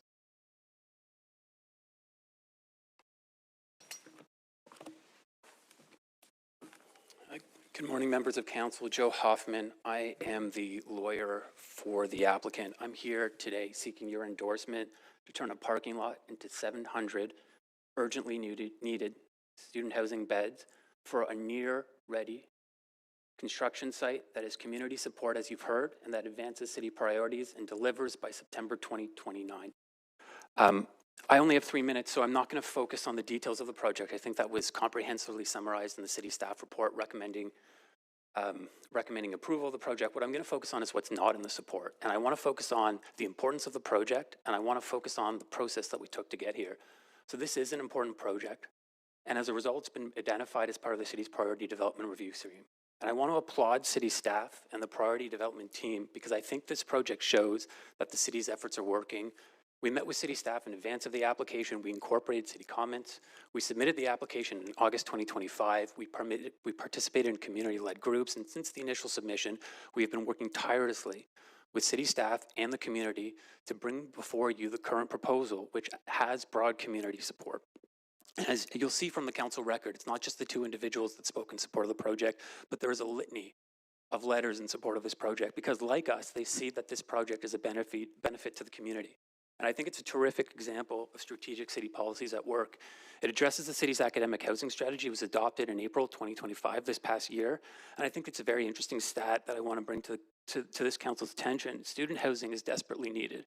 There's 350,000 students across 9 publicly funded universities or colleges and only 15,000 on-campus beds. This is a creative way in partnership with one of the largest operators of student housing in Canada to deliver this much needed use. It's a viable project and one which is intended to be shovel-ready soon, and it'll contribute to DCs. We anticipate about 25 million, CBC and Parkland contributions. And just on, to pick up on Councillor Sachs's question, I can confirm that the developer is committed to working to provide an in-kind contribution, and we'll work with you over the next couple of weeks before the next council meeting to secure that.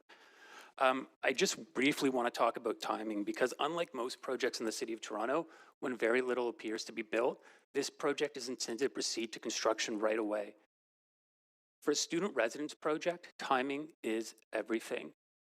It has to be open by the beginning of an academic school year. And so we're aiming for September 2029. If we miss that date, there's no opening in October, there's no opening in November. The site needs to be occupied for students when they start their studies at the beginning of the school year. This is why your support today and ultimately council approval on December 16th is incredibly important. And to that end, we've been working with Toronto Buildings. We have a process lined up. We're in the development priority stream to get permits going. We anticipate demolition starting at the beginning of the winter and building permits to be pulled in the spring. So we're asking you today to endorse this project and see something really great be built in the area with broad community support. Thank you. Thank you. Any questions for Deputy? So Sachs, we are a lot of items. I know. And, Can you tell me what you've done? You know that the Land Trust has expressed concern. What have you, can you tell us a little more of what you've done to meet with members of the community that have concerns and to address their concerns? Yeah, so thank you, Councillor Sachs, and through you, Chair. We participated in the Kensington Community Group meeting. We brought this project to the community early on in the process, and we incorporated feedback. The built form has changed since the initial submission. We also participated in a city-led community consultation group, and we've listened to the concerns of the neighborhood. So we understand the Kensington Land Trust. Some of their concerns are they want us to partnership with a co-op. They want larger units. They want more 3-bedroom units. They want the entire building to be affordable. Those are applaudable goals. But this is not that project. This project is applaudable in its own merit. It's a student residence delivering 700 beds, addressing the city's academic housing strategy policy. It's been identified as the city's priority review. We've been working tirelessly with staff to actually get this to construction in spring. This is addressing many city initiatives, and we're proud of it. okay, thank you. And lastly, we have Dominic Russell here.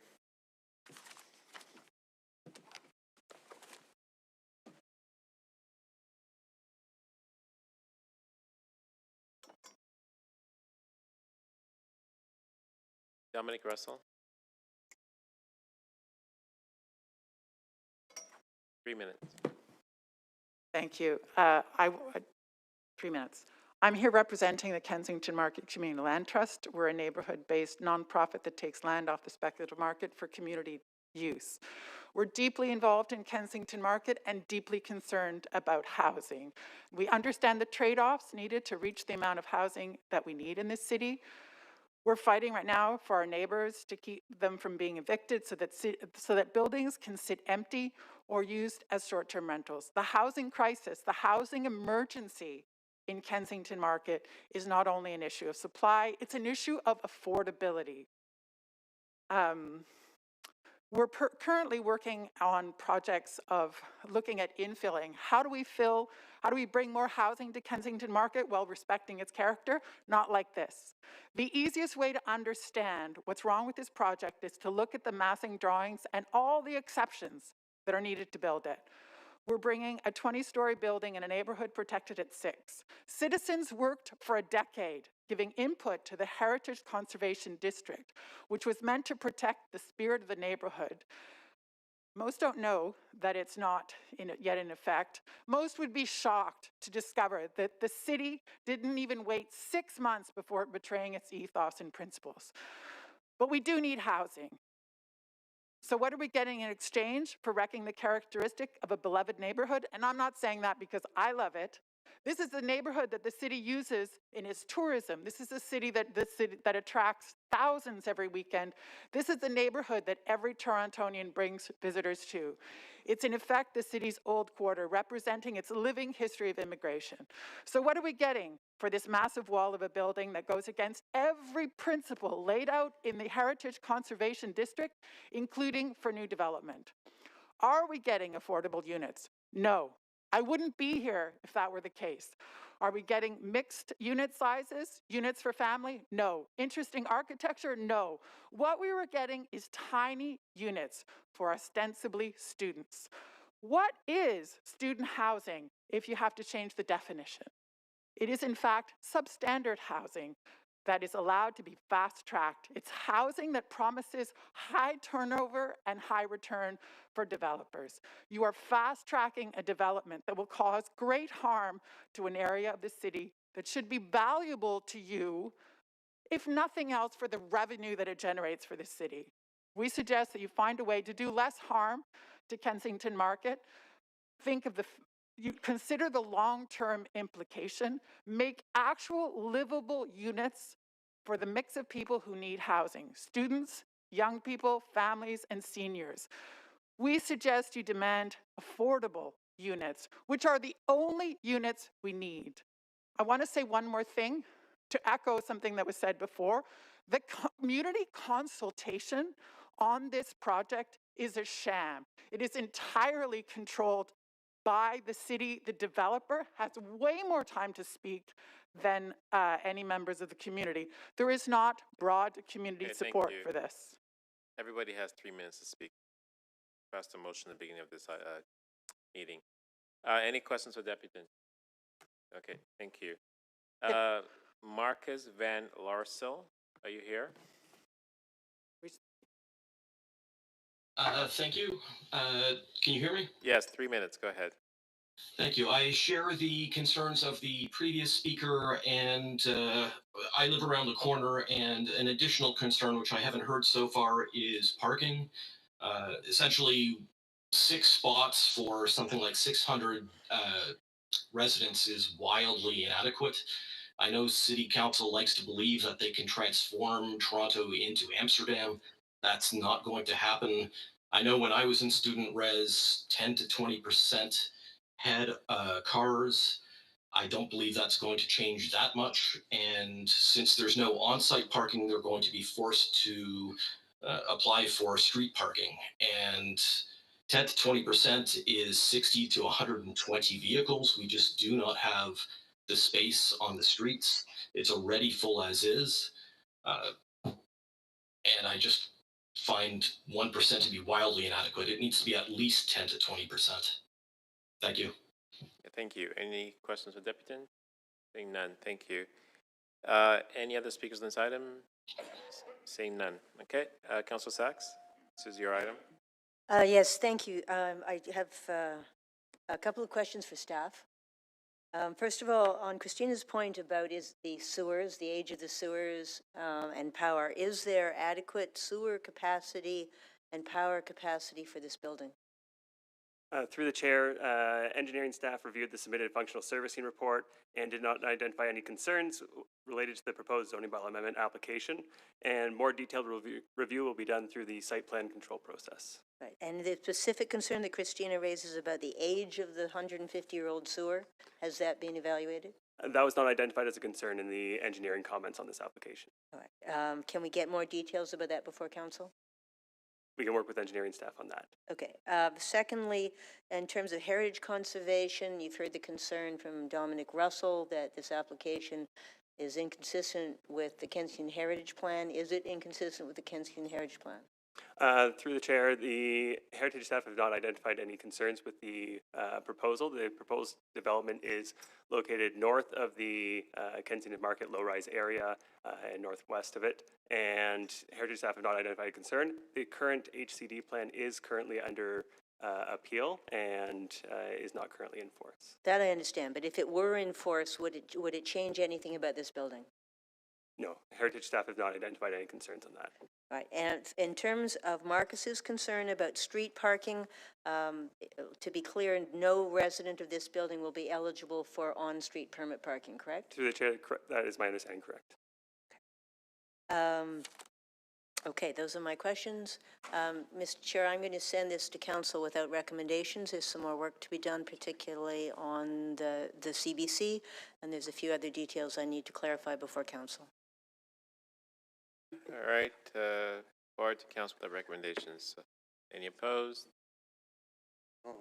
Any opposed? Carried. Just trying to throw you off, Councilor Perks. Next item is T 27.9, 630 to 646 Banana Avenue and 67 Harvard Street, official plan amendment application. I move, are there speakers? There are speakers on this item. Alex Savanu. Alex, come on up. Yep. Security will let you through.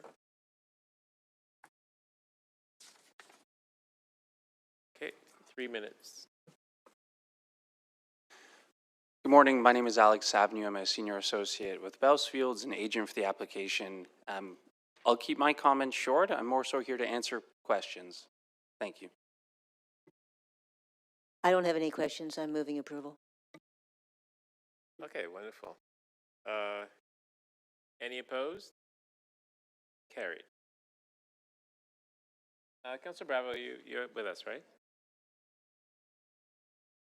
Okay, thank you. All right, Councilor Perks has to step up for like 2 minutes, so you need to be with us, your quorum. The next item is T 27.11, 1673 and 1670. Oops. 1 second. Oh, I'm skipping ahead here. A little anxious. T 27.10, 1673 to 1675 Bathurst Street rental housing conversion application. We have speakers on this item.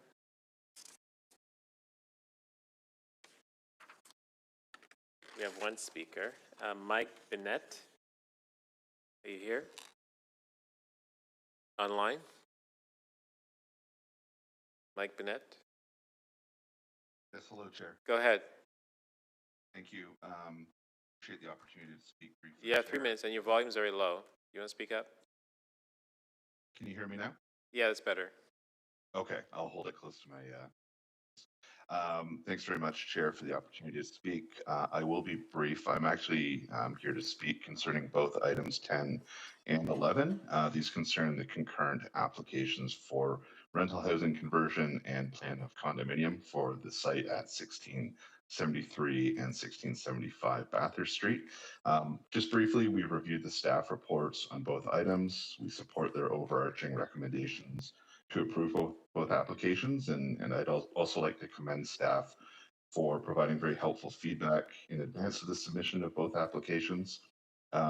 Staff have also worked very closely with the landowner and tenants to facilitate a site visit and subsequent tenant meeting. And we look forward to clearing the conditions of approval and fulfilling the full slate of recommendations of staff. Otherwise, I'm available to answer any questions that you may have. Okay, any questions for the deputant? Seeing none. Who has Councilor Matlow's item? I do, Chair. Okay, thank you. Item 10, Councilor Bravo. I did not get instructions on that one. But Okay. I'm hoping that that means that it's recommendations. So if you could just hold it for a moment, perhaps the staff will be watching this. Okay. And item 11 as well? Approve recommendations. Okay. Any opposed? Item 11. Okay, that's carried. I'll actually just read item 11. T 27.11, 1673 and 1675 Bathurst Street plan of condominium application. Any opposed? Okay. All in favor? Any opposed? Carried. Thank you. So same, no difference. Items T 27.12, 170 and 180 Merton Street, official plan and zoning bylaw amendment. We have speakers on this item. Haley McWilliam, are you here?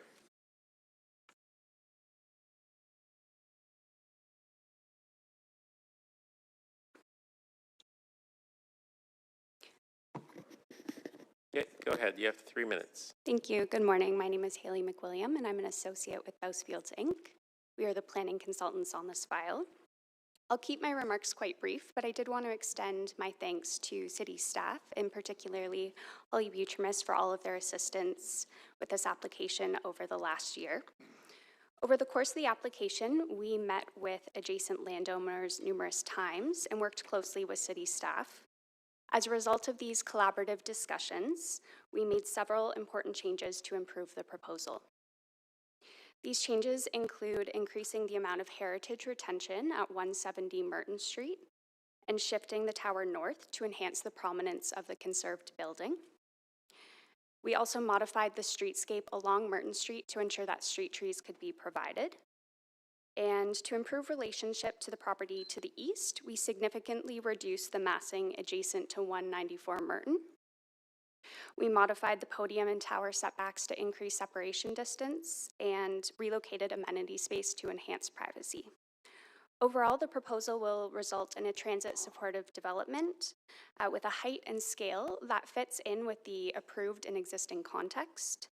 It will add additional rental housing options to the neighborhood and will revitalize Merton Street in keeping with the vision of the Yonge and Eglinton Secondary Plan. We really appreciate all of staff's time and the efforts that were involved in getting the proposal to this stage. I have reviewed the positive staff report, and I'm pleased that staff are recommending approval of this application. Thank you so much for your time, and I'm here if there are any questions. Thank you. Any questions for the deputant? Seeing none, thank you. Next up is Spencer Owen. Spencer Owen.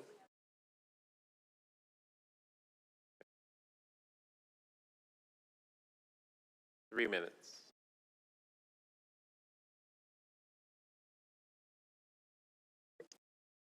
Good morning, members of council. My name is Spencer Owen, and I'm here representing the owner of 170 and 180 Merton Street. First off, I'd like to begin by thanking city staff, Councillor Matlaw, and Sebastian for their assistance and guidance during this process. I also want to acknowledge and thank the community for their collaboration. Over the last several months, we've had the opportunity to engage with many of the community members, including the Geneva Center, 194 and 195 Merton Street, and Cedra. And through these discussions, we've been able to make many meaningful improvements to the building, including increased tower setback to the east, removing the 5-story podium component to the east, enhancing the heritage buffer, and also adding additional landscaping buffer at grade. Overall, we're excited to bring this purpose-built rental project forward, and we're here to answer any questions that you might have. Thank you. Okay, thank you. Any questions for deputant? Being none, thank you. Greg Dunford.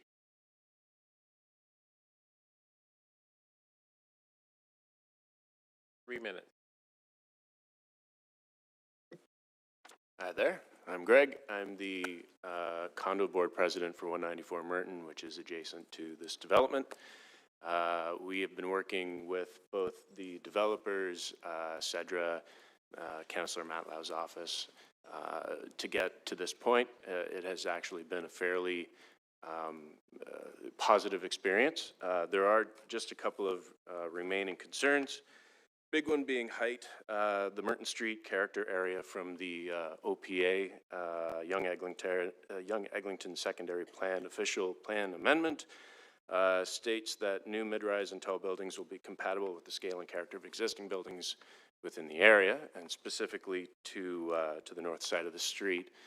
This tower is 45, I think, ish stories. The majority of the buildings on the north side of the street are about 2 to 3 stories at this point. South side of the street is a little higher, but still this is about doubles what's within that area. So that's something that is still a remaining concern. Last thing would be because of the density of this, we do recommend that any community benefits charges collected or any charges collected should be devoted to streetscaping within that corridor between Yonge and Mount Pleasant on Merton Street to ensure that if this does go ahead with the height proposed, that it accommodates. Right now the sidewalks are quite narrow, and it would be a good opportunity to add within that perimeter. Any questions? Okay, thank you. Any questions for the deputant? Seeing none, thank you so much. Thank you. And lastly, here's Anka Bucher, B-U-C-U-R. Anka. No one online? Okay. This is Councilor Matlow's item. Councilor Bravo? Yes, Chair, I have a motion from Councillor Matlow. And I believe staff have it, and if they can display it, the first part is about the community benefits charges. The second is about a neighborhood liaison committee that would include South Eglinton, Davisville Association, reps from the Condo Corporation, and a number of other organizations. And the third one is to consult around the construction management plan with asking transportation services to work with the council and the community. Okay. It's on the screen. All those in favor? Opposed? Carried. Item is amended. All in favor? Opposed? Carried.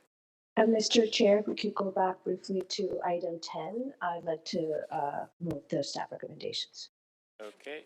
Item 10 will move staff's recs, which is, I'll just read it out loud. T 27.10, 1673 to 1675 Bathurst Street rental housing conversion application. All those in favor of moving staff's recs? Opposed? Carried. Okay. Thank you, Councilor Bravo. The next item is 27.13, 170 Merton Street alterations to a designated heritage property under Section 33 of the Ontario Heritage Act, and authority to enter into a heritage easement agreement. That also is Councillor Matlow's item. I'd like to move the staff recommendations, Chair. Okay, yep. All those in favor of moving staff's recs? Opposed? Carried. Thank you. TE 27.14, 538 to 550 Yonge Street and 145 St. Luke's Lane and 6 to 8 Bridal Bane Street, zoning bylaw amendment application. We have deputants on this item. 14. Tom Gayankos.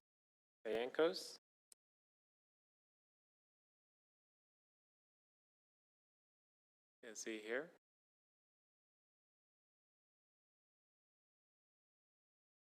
Tom Gayankos, okay.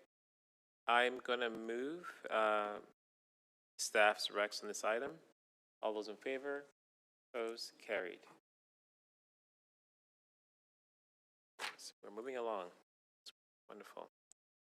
T 27.15, 530 to 550 Yonge Street, 6 to 8 Brattle Lane Street, and 145 St. Luke's Lane, alterations, demolition, and new construction of buildings on a designated heritage property under Section 42 of the Ontario Heritage Act, and authority to enter into a heritage easement agreement. There are no speakers on this item. I will move staff's recs on this item. All those in favor? Opposed? Carried. T 27.16, 543 to 555 Yonge Street, zoning bylaw amendment application. There are speakers on this item.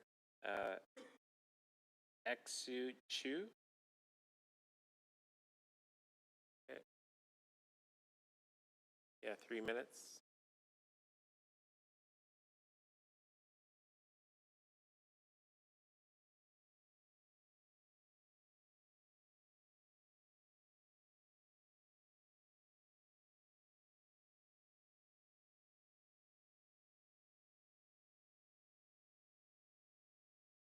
You see this on the screen? Yep, we see. Okay, Go great. ahead. Thank you. Good morning. 3 minutes. If I start? Yes, okay. 3 minutes. So I just want to be clear from the start, I'm not here to oppose growth or densification. I'm here to assess the proposal meets the proper standards for accuracy, safety, and inclusion that we expect. So first, let's begin with the basics of decision-making. Know what you are approving. Across the drawings, there are several inconsistencies in these illustrations. So in one, you see it says a black wall here, but in here, there are windows. And in this drawing, there is a gap between the two buildings, and there's no gap here.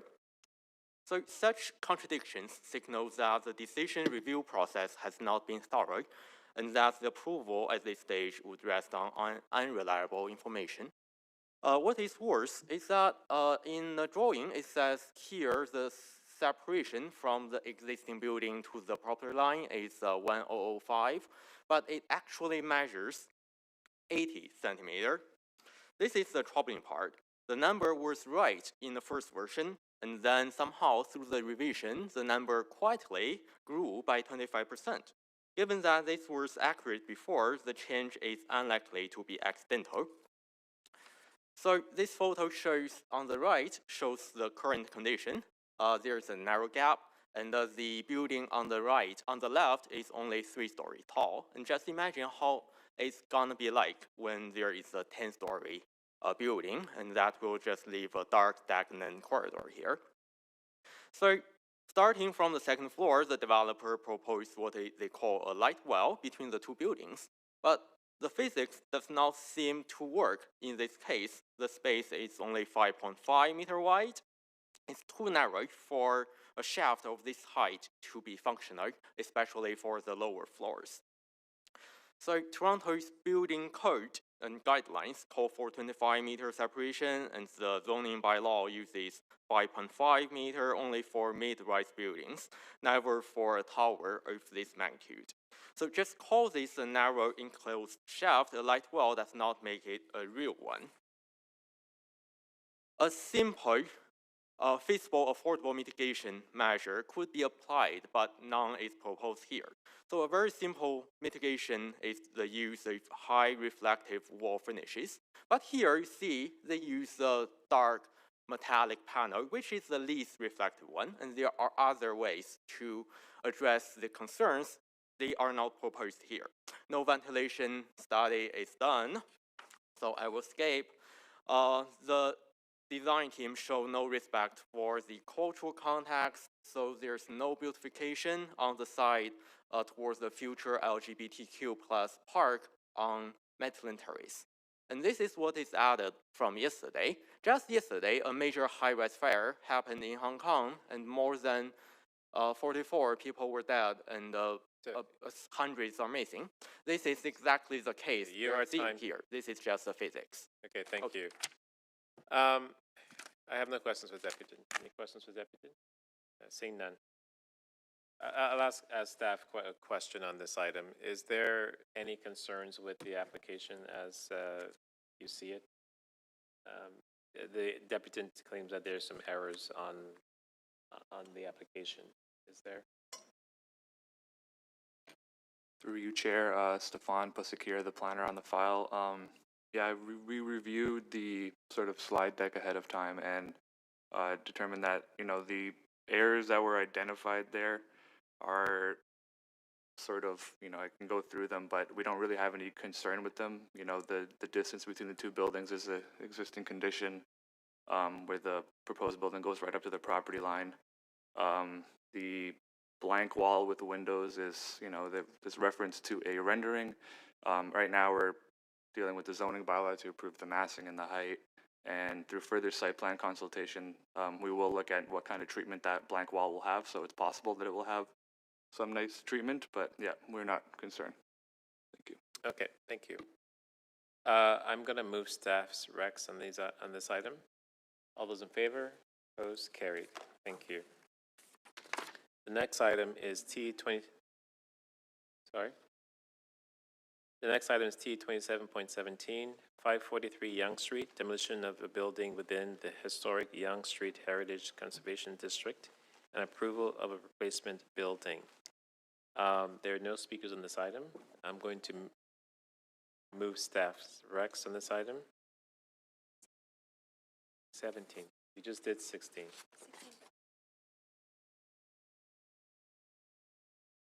All I have here is. Okay.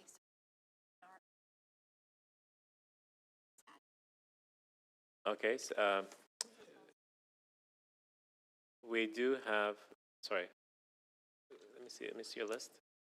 Apparently there's one additional speaker on item 16, Elliot Silverstein. Are you here? I am here. Okay, I'm going to reopen the item so you can speak to it. All those in favor of reopening item 16?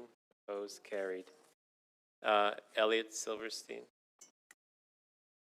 Not quite sure who he is. Okay, you have 3 minutes. Go ahead. Council. Just to clarify, I'm the owner and applicant of the proposal and don't want to add any additional comments and was just here to answer any questions. So thank you for your time. Appreciate it. Okay, thank you. We'll have to vote on that item again. Maybe you, anyways. Which item was it? 16, right? 16. All those in favor of moving staff's recs? Opposed? Carried. Thank you. Next item is TE 27.17, 543 Yonge Street, demolition of a building within the historic Yonge Street Heritage Conservation District, approval of a replacement building. There are no speakers on this item. I'm going to move staff's recs on this item. All those in favor? Opposed? Carried. T 27.18, 1099 Broadview Avenue Official Plan and Zoning Bylaw Amendment Application Decision Report. There are speakers on this item. 18. Brian Fitzpatrick, are you here? Okay, you have 3 minutes. See.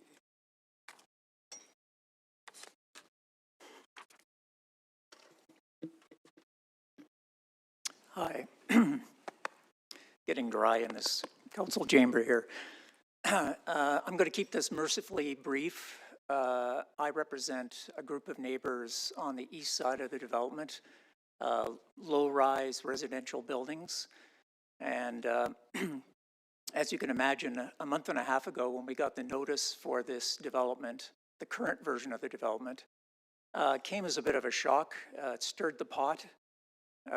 We saw it was a 14 and 16-story building with a 5-story bridge between the two buildings, and very close to our back lot line. So you can imagine walking out your back door and seeing this building looming over you with, thank you. Very good. Can I get 2 seconds taken away here? I'll pause your time while I take a sip. Anyway, so we were very disturbed. We thought the process was not well managed. Communication and the consultation was quite different than what we had 2 years ago as a building. Anyway, that's where we stand. The good news, or the hopeful news, I guess, is that we have opened up a discussion with the developer Equiton. I think they're showing some interest in doing some tweaks to the development to help mitigate the impact on our neighborhood just to the east of this development. Of course, there's a long way to go. We have a lot of discussion still to do, and we're hoping they're fruitful in reducing the impact on our neighborhood. In any case, we're going to be following up, and we're hoping that over the next little while we can come to a better conclusion on how this will, this final development will come together. Before I go, I just want to thank Equiton for opening that door.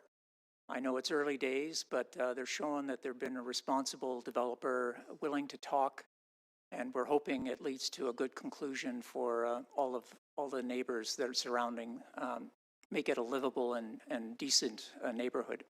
So thank you. Okay, thank you. Any questions for the deputant? Seeing none. Last speaker on the item. Councilor Fletcher. Sending it to council without recommendation, Chair. Okay, do you have a motion?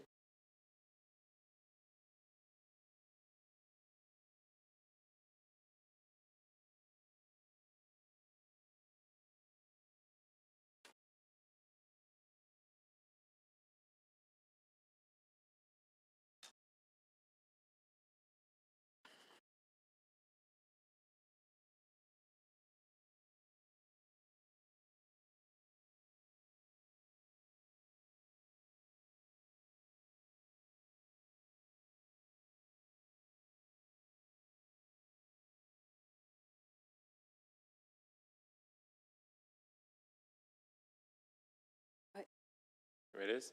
All those in favor? Opposed? Carried.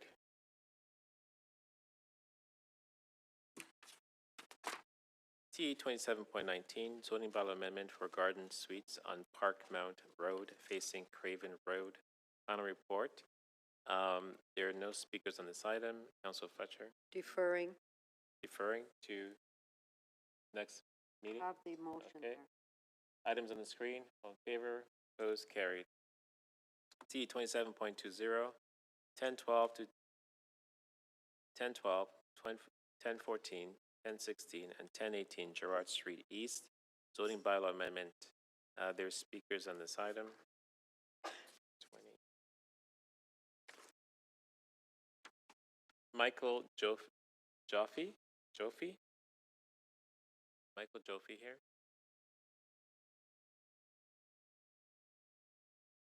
No? Okay. Eric and Stephanie Ferruti?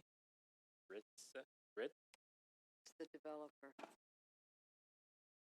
Yeah. Do you want to speak to this item? Okay. 3 minutes.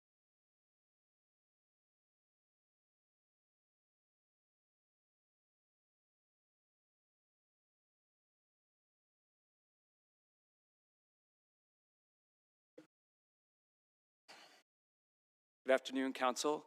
My name is Eric Retz. I'm a planner at W&D Associates. I just came here quickly to say that we have read the staff recommendations through the staff report, and we support them, and I'm here to answer any questions if necessary. Thank you. Okay, thank you. Any questions for the deputant? Seeing none. Councillor Fletcher? Yeah, the staff recommendations are there. Okay. But I'll All those in favor of moving staff's recs? Opposed? Carried. Thank you. TE 27.21, 1291 to 1311 Gerard Street East and 243 to 247 Greenwood Avenue, zoning bylaw amendment application.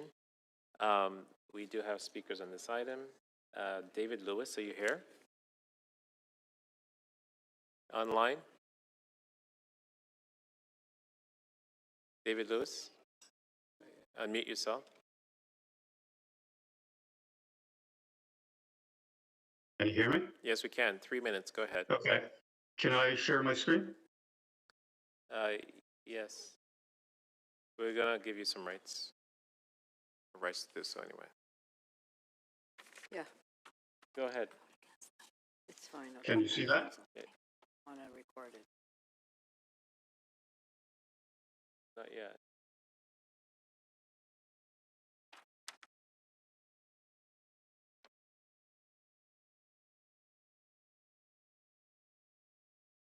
What are we waiting for? He wants to share. Pardon? Trying to share my screen. You have the rights to do so, so turn your camera on. That might help.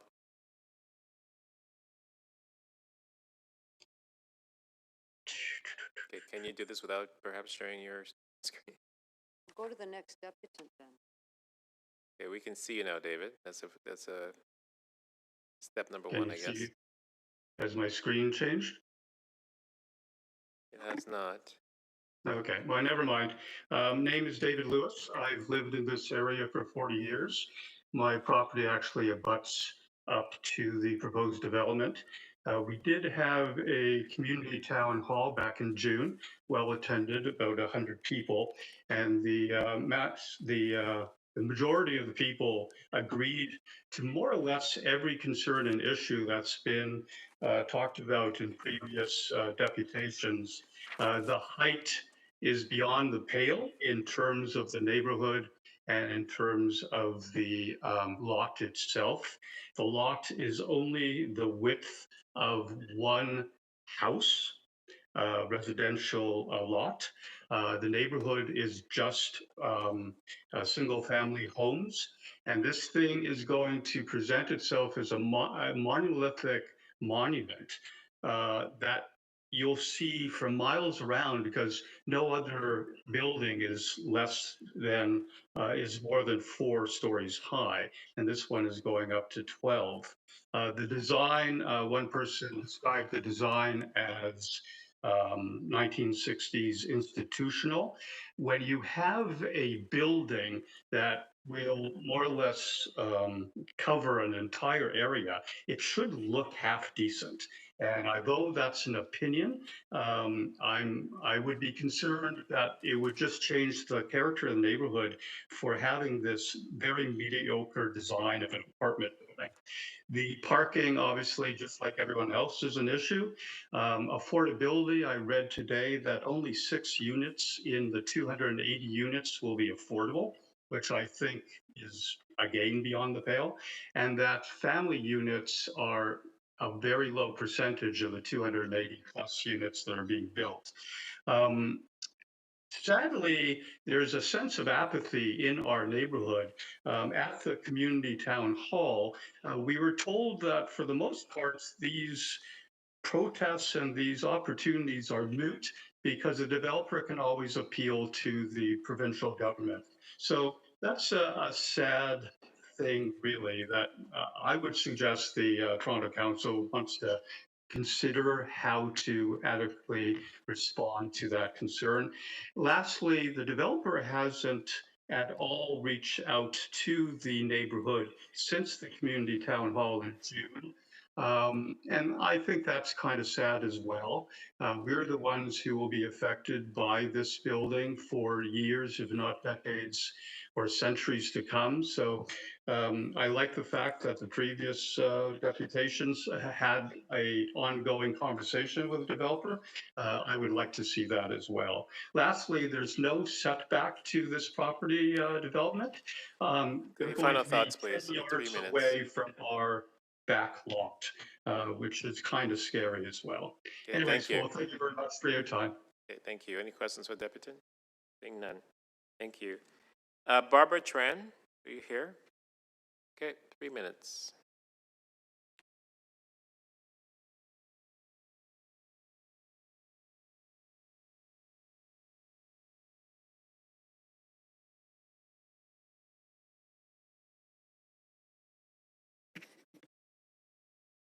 Good afternoon. I support affordable housing and thoughtful intensification. In the case of 1291 Girard, what we are talking about in terms of affordable housing is 2 studio apartments and 4 one-bedrooms for a limited time only, in exchange for 12 stories. These 12 stories will be adjacent to and abut 1- and 2-story homes, as well as completely engulf a 2-story business on the southeast corner of Girard and Greenwood. According to the city's own mid-rise building guidelines, quote, among these factors, lot depths have the most impact on the development potential of mid-rise buildings, end quote. The average depth of the lots in question here is 31.2 meters. The project data sheet council members have lists a depth of 65.9 meters. The only place where this is true is the proposed bicycle entry, so 31.2 meters. Again, according to mid-rise building guidelines, quote, consideration may be given to increasing site depth to approximately 30 meters for a maximum 6-story building. I ask you to consider whether doubling the number of stories to 12 is reasonable in exchange for 2 studio apartments and 4 one-bedrooms for a limited time for affordable housing. Let's also look at Community Planning's decision report on 26 Lang Street, also Ward 14.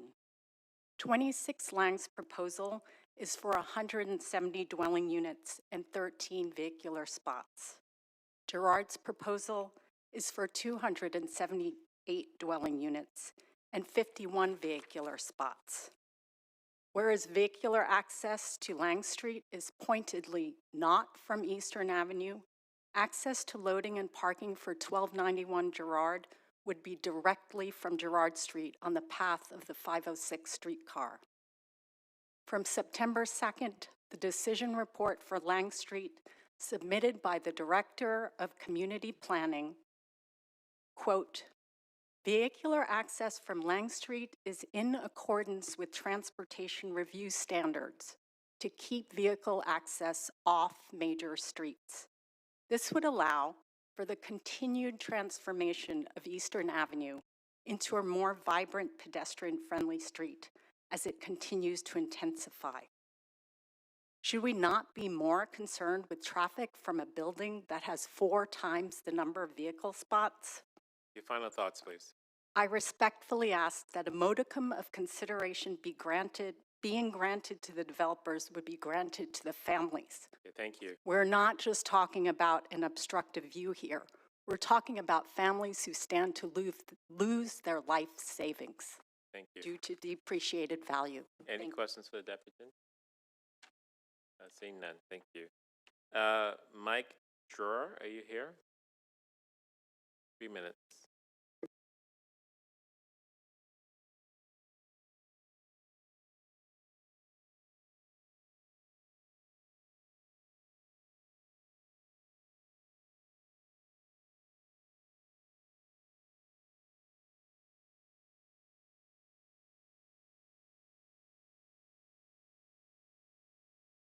Good morning or good afternoon, members of Community Council, Mr. Chair. I have a short presentation that I'll try to get through in 3 minutes. Hopefully, oh, it's not on the screen.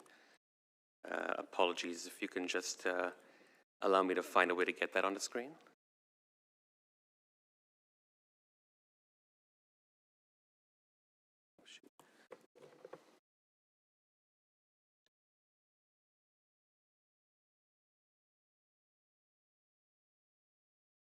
Is IT close by?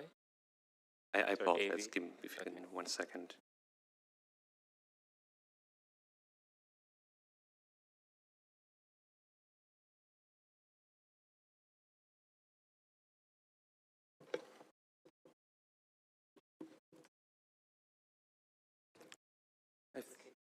Yeah, I think that might work.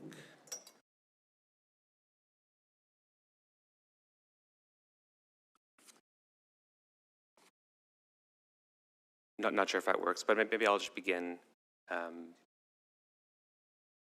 did submit this presentation, but so just thank you very much for the time. Oh, it's not working. I will. There is a presentation that was submitted as part of the package. I'll just skip through it, and perhaps just highlight a few things that I wanted to bring up. So the subject site is located at the corner of 2 arterial roads, Greenwood Avenue and Gerrard Street East, along an avenue and in a mixed-use area designation where intensification is intended to go by city policy and supported by provincial policy as well. This project has a long timeline and a long history. It was originally submitted in 2023, following a PAC meeting in 2022, as well as multiple meetings with city staff over a long period of time in order to get to where we are today. And that included as well the community meeting that was mentioned by a couple of the residents who spoke as well. Throughout that process, we have gone through a lengthy back and forth with city staff and tried to address all of the concerns that were raised by both city staff, but also by the community at the community meeting. Those issues related to street wall height, to the overall height of the building, to separation and rear transition from the neighborhood to the rear, as well as to the uses in the building and a desire for more retail on a site. Through that process, and in the package that's in front of you, in front of the members of the committee, there is a series of diagrams showing some of these changes that have been undertaken by the applicant and their architect and the project team in order to really refine the massing and to get to a place that staff were comfortable with the application. Those included reducing the overall height to 42 meters, including the mechanical penthouse. That included a reduction in the overall height to 9 stories along Greenwood, while maintaining an 11-story height along Gerrard, but with a 6-story street wall, and included wrapping the vast majority of the ground floor of retail uses along both Gerrard and Greenwood. Some of the key highlights that I wanted to bring up with the application include the provision of not only affordable housing, as was mentioned by one of the residents, that's 6 affordable housing units, but also the purpose-built rental tenure of the building, as well as the rental replacement units, which includes 29 units that are currently on the site today that are all to be replaced in the building. And those tenants have been consulted and will receive a tenant relocation assistance plan as part of the Section 111 item, which is next up on the agenda. There's also 1,200 or so square meters of ground floor retail proposed. And as I mentioned before, we have worked carefully with staff to provide a reduction in massing, reduction in height, and really respond to the residents' concerns that were raised at the community meeting. I should also mention we've provided a number of street trees along Gerrard, and really overall providing for a great development that will fit into the community. And I'm happy to answer any questions. Okay, thank you. Any questions, Deputy? Seeing none, thank you very much. Councilor Fletcher? Thank you, Chair. I don't recall a big meeting in We do. Councilor, Sorry? sorry, 1 second. Well, you don't have a question. Don't get to ask them. Not how it works, I'm sorry. It's in here now. Okay, go ahead. Oh, I'm just going to send this without recommendation. This one, 20, and also 21, which is the rental replacement. And I'm not aware of any big meeting in 2022. The city didn't hold one, so I'll certainly like to So know we're more 21. about that. 20 and 21, because they're combined, actually. One's the demolition. All right. Both without Rex, thank you. All right, so we did 20 already, so we'll go into 21. Do you have a motion for 21? Oh, sorry. Sorry, 21. Okay, so we're moving them separately though, right? Okay. Okay, all those in favor of moving with the recommendation? Opposed, carried. T 27.22, 1291 to 1311 Gerrard Street East and 243 to 247 Greenwood Avenue, rental housing demolition application. Council Fletcher has a motion to move Yes, I do. to council with a recommendation. All those in favor? Opposed, carried. Next item is T 27.23, 354 to 358 Pape Avenue, zoning bylaw amendment application. We have deputants on this item. Mona Al-Sharari. Are you here? Okay.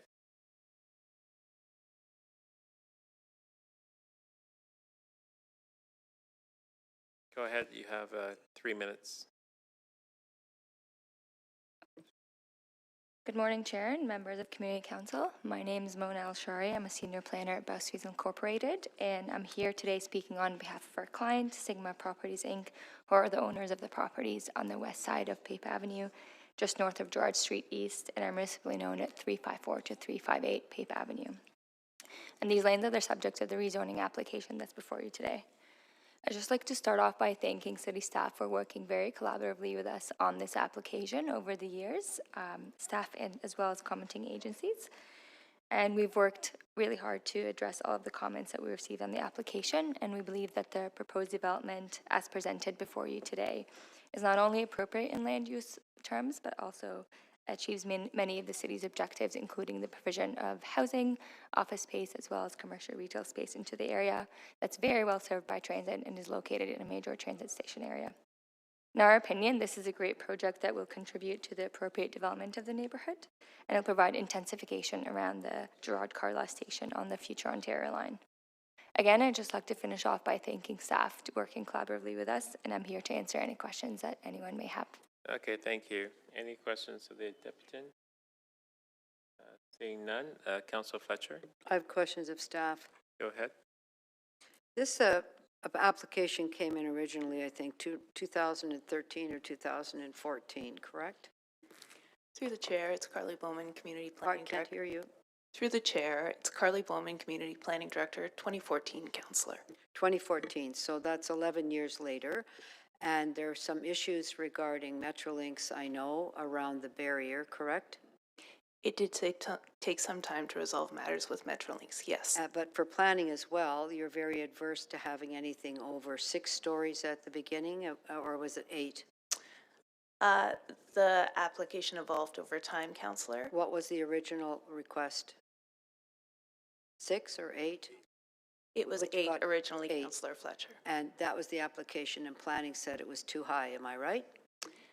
Through the chair, Councillor, that predates my tenure, but I Well, believe that I was the need case. to know that. Is it not somewhere in the report?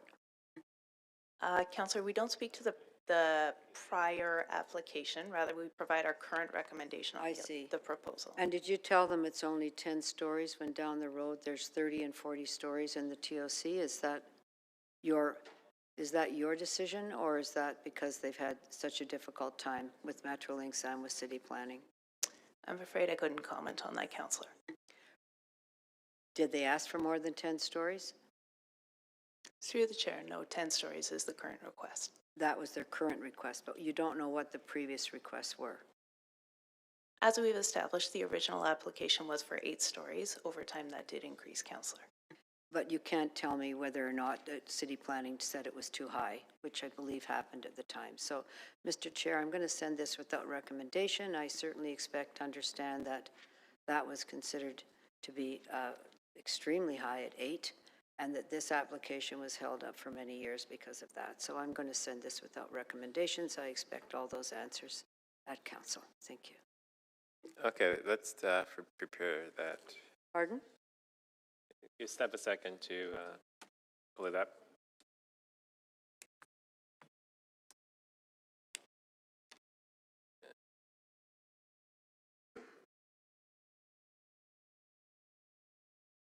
And if the Bousfields representatives here, I wouldn't mind having a conversation. Okay, the items on the screen.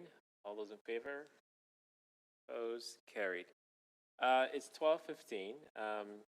We are going to lose quorum. A few of our members have meetings, early meetings. So we'll resume at 1:30. Okay, thank you.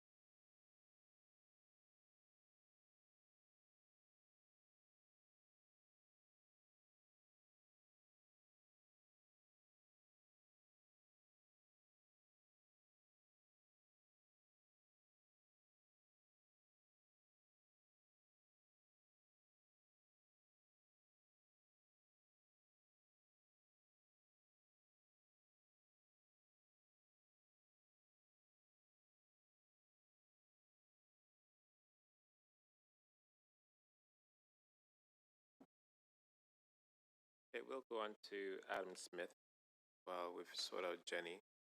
Adam Smith, are you here? Do you want to come down? 3 minutes. That's right.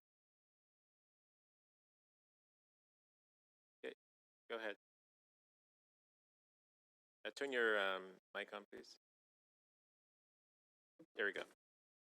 Hello, my name is Adam Smith, resident of Beaches, East York.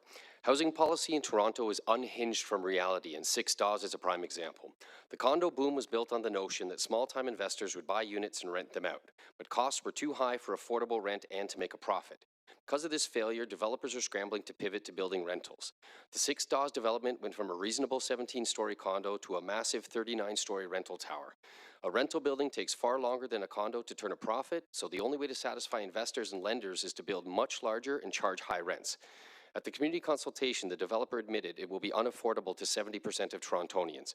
The average income for a Torontonian is $62,000, and market rent to be affordable at 30% of income requires making $116,000. With the condo market crashing, with plenty of supply and prices coming down, why would the top 30% of income spend their money renting when they can own? Rentals being unaffordable is a lack of rent controls. Thank you, Doug Ford and Mike Harris. An increasing supply might only lower the price of rentals on the market. It does nothing for existing renters. Pause 1 second. 1 second, sorry. I just reset your time. You actually had a minute on the clock.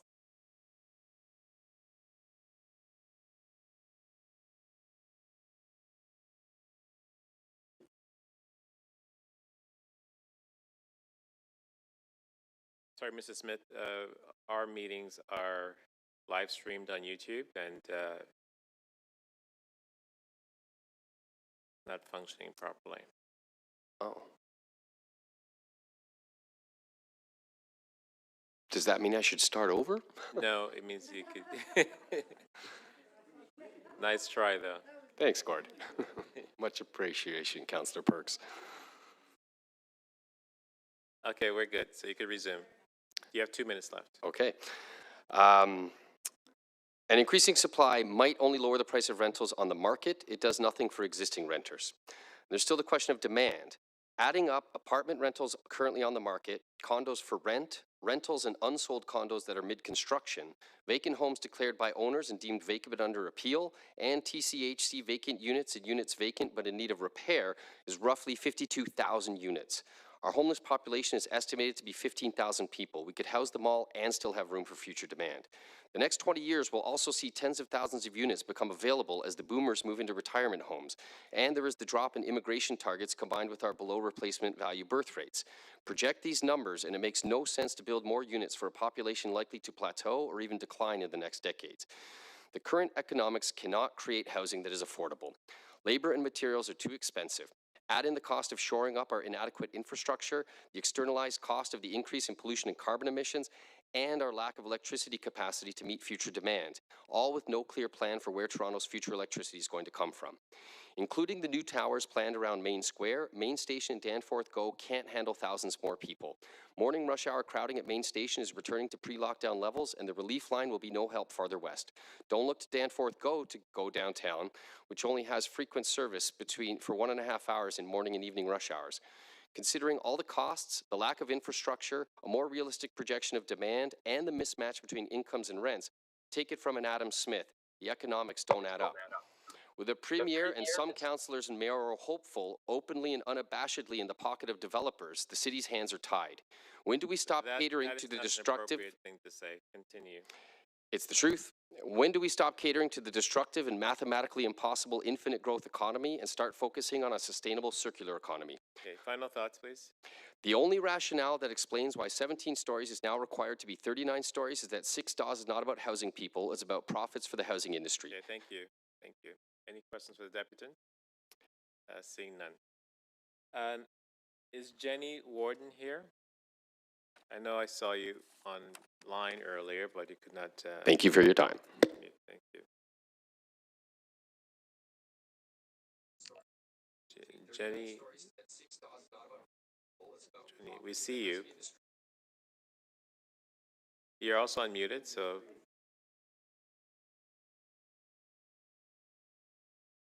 There we go. I see your cat. Can you hear us, Jenny?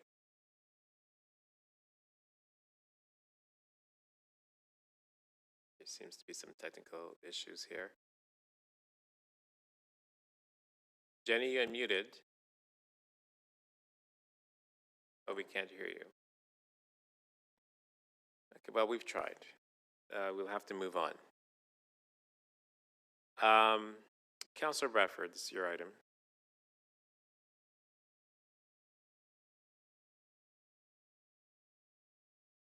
Go ahead.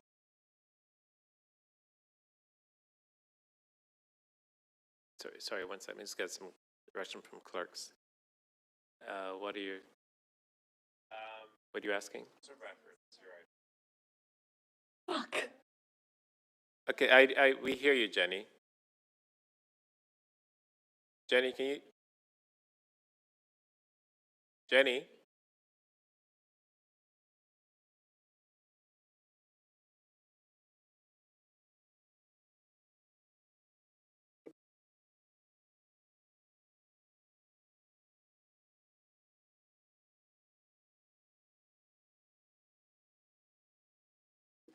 Councillor Bravo, can you hear us?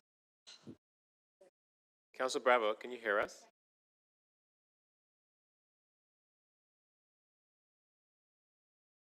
Councillor Bravo? So there's a technical issues with WebEx right now, so we'll have to pause until we've rectified this problem.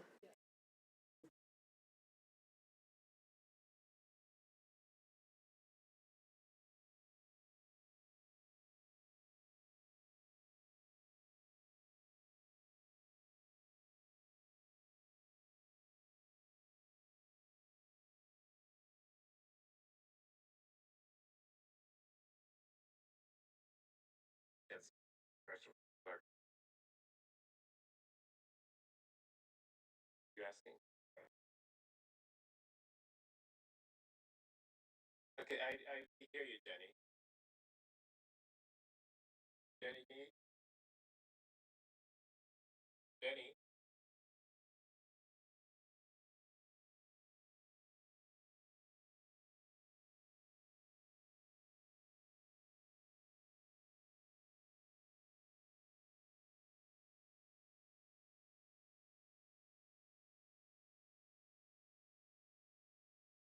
Bravo.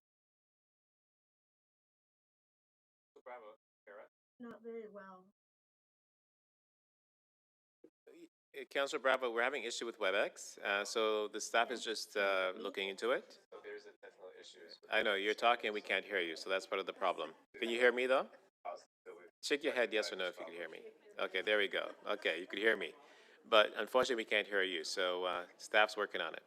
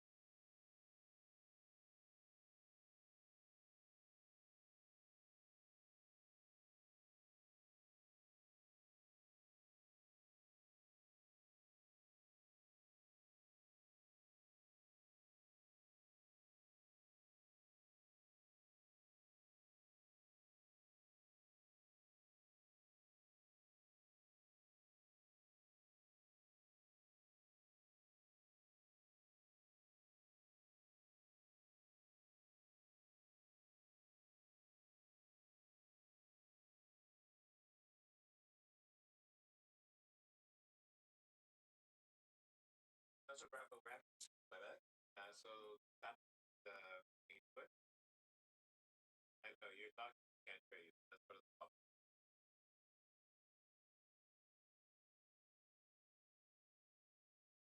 So, Jenny, we see your note. Thank you.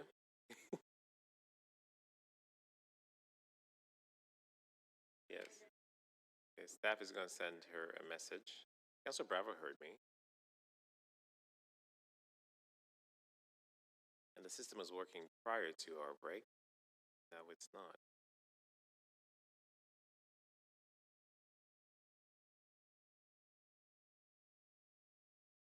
I feel like her note signifies an SOS message.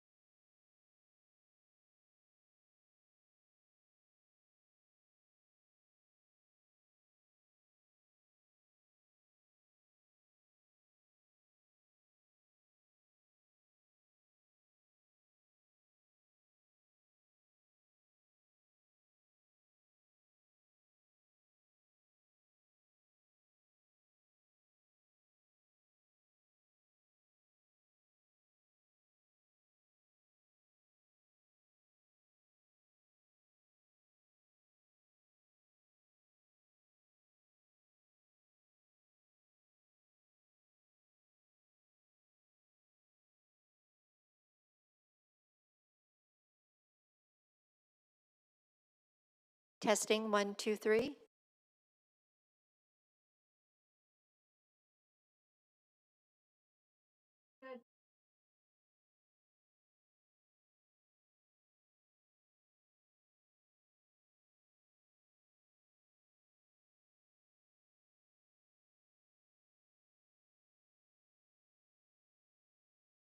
Jenny, go ahead and see.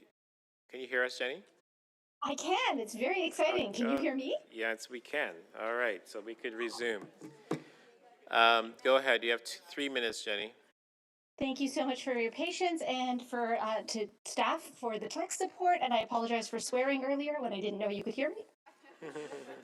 My name is Jenny Warden, and I'm a founding member of Secord Now, a group of parents and neighbors of families in the Secord and Taylor Massey neighborhood. And our main purpose is to advocate for a rebuild of Secord School and Community Center. I want to thank you for this opportunity to speak about the proposed addition of 22 stories to the development at 6 Dawes Road.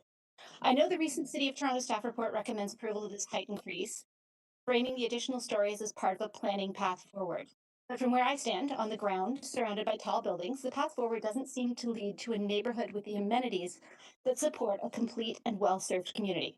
It leads to a towering warehouse of humanity stacked alongside a railway, scrambling for inadequate amenities, bike parking, green space, daycare, and schools. When the earlier settlement was approved in August 2022, the negotiated community benefits included a $7.3 million cash contribution towards a new community recreation center, 6 affordable rental units secured for 99 years, and a minimum of 1,400 square meters of public park dedication. This was the trade-off for allowing this kind of tall density building in an already densely populated area. And it replaced the initially proposed 6-story on-site community center. Today, with the additional 22 stories request, there is still no built community center, nor is there a confirmed timeline for a community center rebuild. We don't even really know where Main Square Community Center is going to go, because it can't stay where it is on leased land. Moreover, the daycare for the proposed next door development will be a for-profit, private daycare at a time when the city is failing to meet its nonprofit growth targets. Adding more height now would mean approving yet more residents with no matching increase in services, amenities, or public facilities.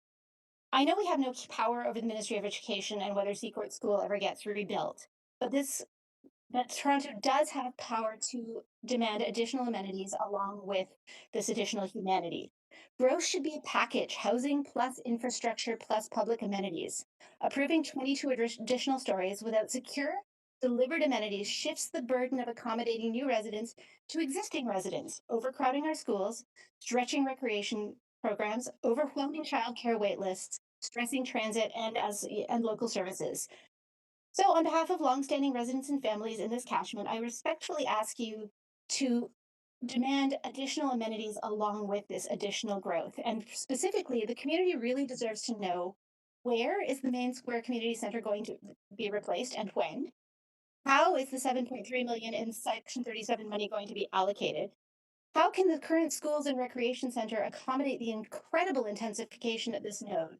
And how will the planned amenities meet the neighborhood's need for increased amenities such as recreational spaces, public spaces, childcare spaces, and schools? And while I'm here, I'd just like to put in a plug for indoor playgrounds because having a small child in a high rise is needed. Okay, thank you. Any questions for the deputant? Councillor Bradford, go ahead. Thanks, Mr. Chair, through you. And thanks for the deputation. From our last meeting with Secord Now Group, we were looking for more information from the TDSB and Toronto Lands Corporation, confirming their willingness to work with Toronto Parks and Recreation at the potential of new Secord Community Center. Have you been able to track that information down? Not as yet. We are working on it. Okay. You mentioned that we're able to secure additional community benefits. I'm sure you're aware that with the provincial legislation, we're only able to ask for 4% of the land value. Is that something you're familiar with? Yes. Okay. So what would be your proposal to do that given the current provincial legislation? I would really like to see a not-for-profit or publicly run daycare center in the broader community. No, sorry, just in terms of the amenities, and we're talking about Main Square, we're talking about Secord. the community benefit charge is 4% of the land value when you pull the permits.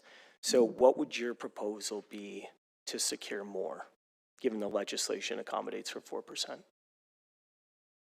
I will have to get back to you on that. Okay. I know that we're both on the same page when it comes to the importance of investing in community centers.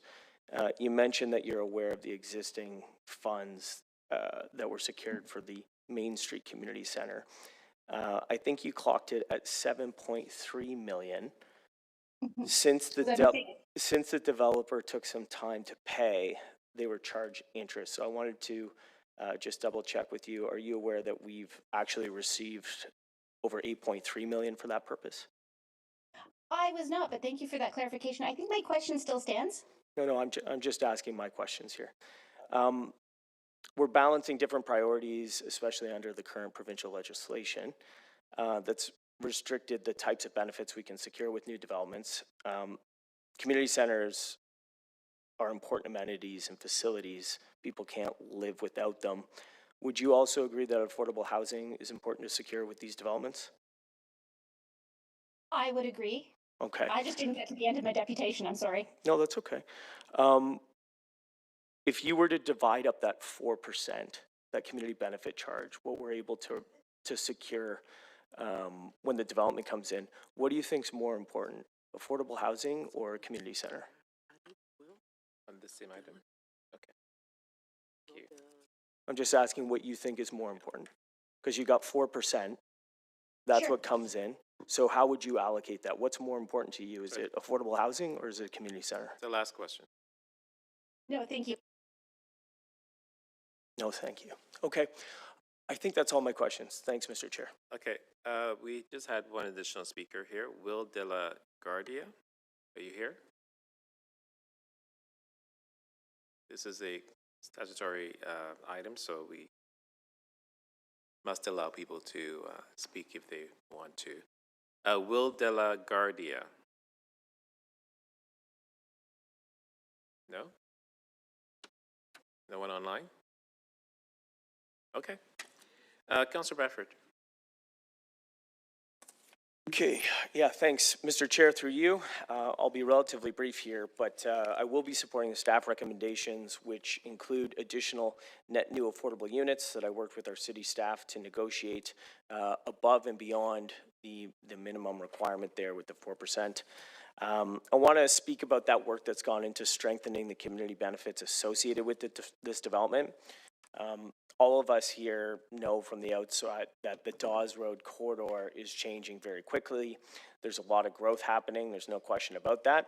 And despite some of the commentary from the deputations that we heard today, I would suggest to folks that this is precisely where you would want to encourage growth, which is next to a subway station, on top of a GO station, and also at the terminus of the Gerrard streetcar. So where we have higher order transit, where we've made the billions of dollars of investments with more to continue from a transit infrastructure perspective, that is precisely where development and density should be taking place. And despite some of the deputations today, I would also suggest that we ought not to be stigmatizing the people who are building housing, especially purpose-built rental housing in a community that needs it, in a city that needs it. And, you know, for decades, we haven't seen enough of that. So it's easy to take the cheap political pot shots about people that are trying to build housing in the city. But anyone that's trying to do that historically knows it hasn't been very easy or affordable to accomplish that in the city. So when this came forward in 2022, you know, I worked with the applicant, I worked with staff to get broader community benefits, including $8.3 million in Section 37 dollars for the new Main Street Community Center. You know, I think that's very much a work in progress, but what we found at the time was that was originally built on leased land 30 years ago, and not something that you would do on a go-forward basis, but that's a problem that we were trying to fix. So locking in $8.3 million to contribute to that effort was important. And, you know, we've also gone above and beyond to secure more affordable housing here, because I think that's really important. It's not 20-year deals, they're 99-year deals, so it's a lifetime of affordability. And again, you know, credit to the developer. They engaged in good faith negotiations and recognize that there is a need for deeper affordability in this neighborhood. And it's never enough, and we would always like to achieve more, but it's more than they're required to give us, and I do appreciate that they worked in good faith with us and staff to do that. So with that, you know, I'm happy to support this. I hope we can get some shovels in the ground because I know that there's not a lot of projects starting in the city of Toronto right now, and we'll never be able to close the gap on the housing that wasn't built last year, this year, or the next year. You know, you take 3 or 4 years off of building housing, it's only going to exacerbate the supply challenges on a go-forward basis. So, got to get to building. Thanks, Mr. Chair. Okay, thank you. All those in favor of staff's recommendations? Opposed? Carried. Thank you. The next item is item 27.25, 2451 to 2495 Danforth Avenue official plan and zoning bylaw amendment application. We do have speakers on this item. Joshua Butcher, are you here? Okay, 3 minutes.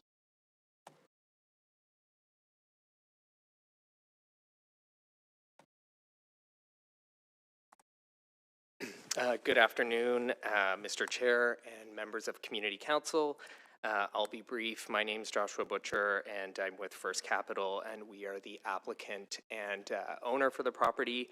I just wanted to take a moment to thank city staff, particularly Alexa Legg and Kari Katawi. I think this has probably been one of the most collaborative, efficient, and expeditious rezoning processes I've ever been through, so thank you. We've reviewed the staff report and the recommendations that are before council this afternoon, and we've been through them and endorsed them. So anyways, that's it from me, and I'm here to answer any questions. Okay, thank you. Any questions of the applicant? Seeing none, the second speaker withdrew on this item. Is there anyone else who wants to speak on this item? Seeing none, Councillor Bradford. Just move the staff recommendations, please. Okay. All those in favor? Opposed? Carried. Next item is we have one new item to add to the agenda from Deputy Mayor Malik. I don't have it in front of me. I don't know if you can put it on screen. Okay, thank you.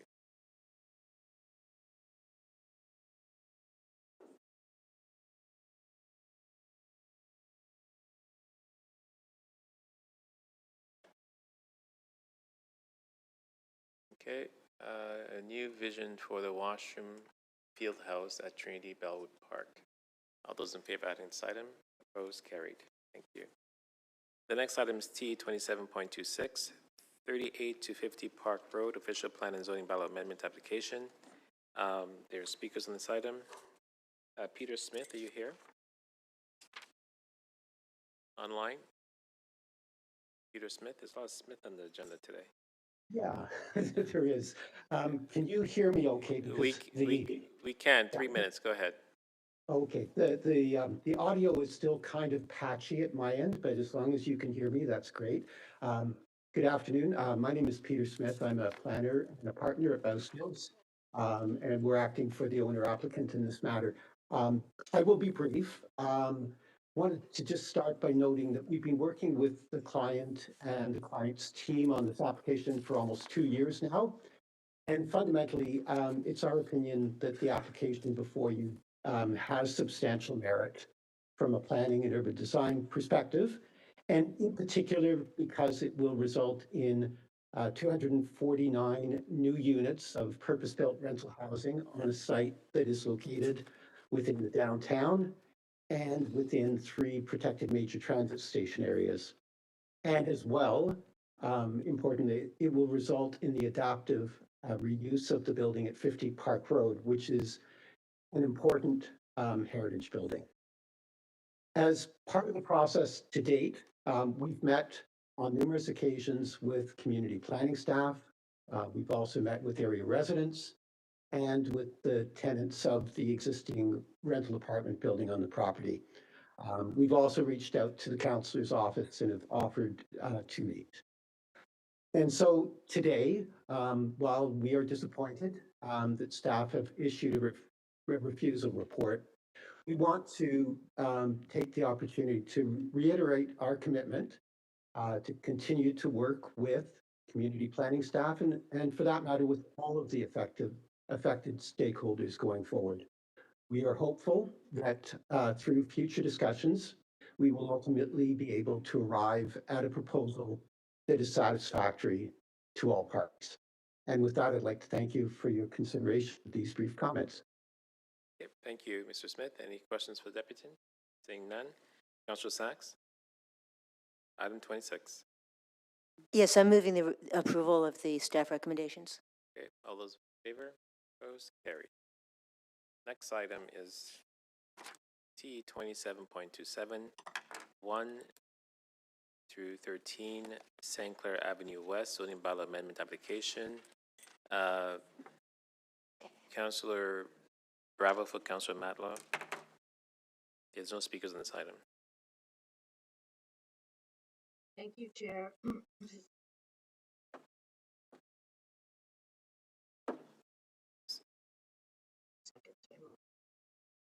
Item 27. I can't hear you, Councillor Bravo. A little better. I'm going to yell. How's that?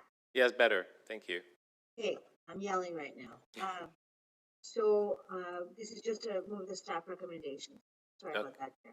Okay, all those in favor? Opposed? Carried. T 27.28, 59 to 81 Lawton Boulevard, zoning bylaw amendment appeal report. There are no speakers on this item. Councillor Bravo again for Councillor Matlow. Move the staff recommendations, please. All those in favor? Opposed? Carried. T 27.33, 9 Dora Avenue residential demolition application. There are no speakers on this item. Councillor Bravo, that's yours. Did I miss 29? 1 second. I believe you did. Yeah, I actually don't have 29 on my list. 1 second.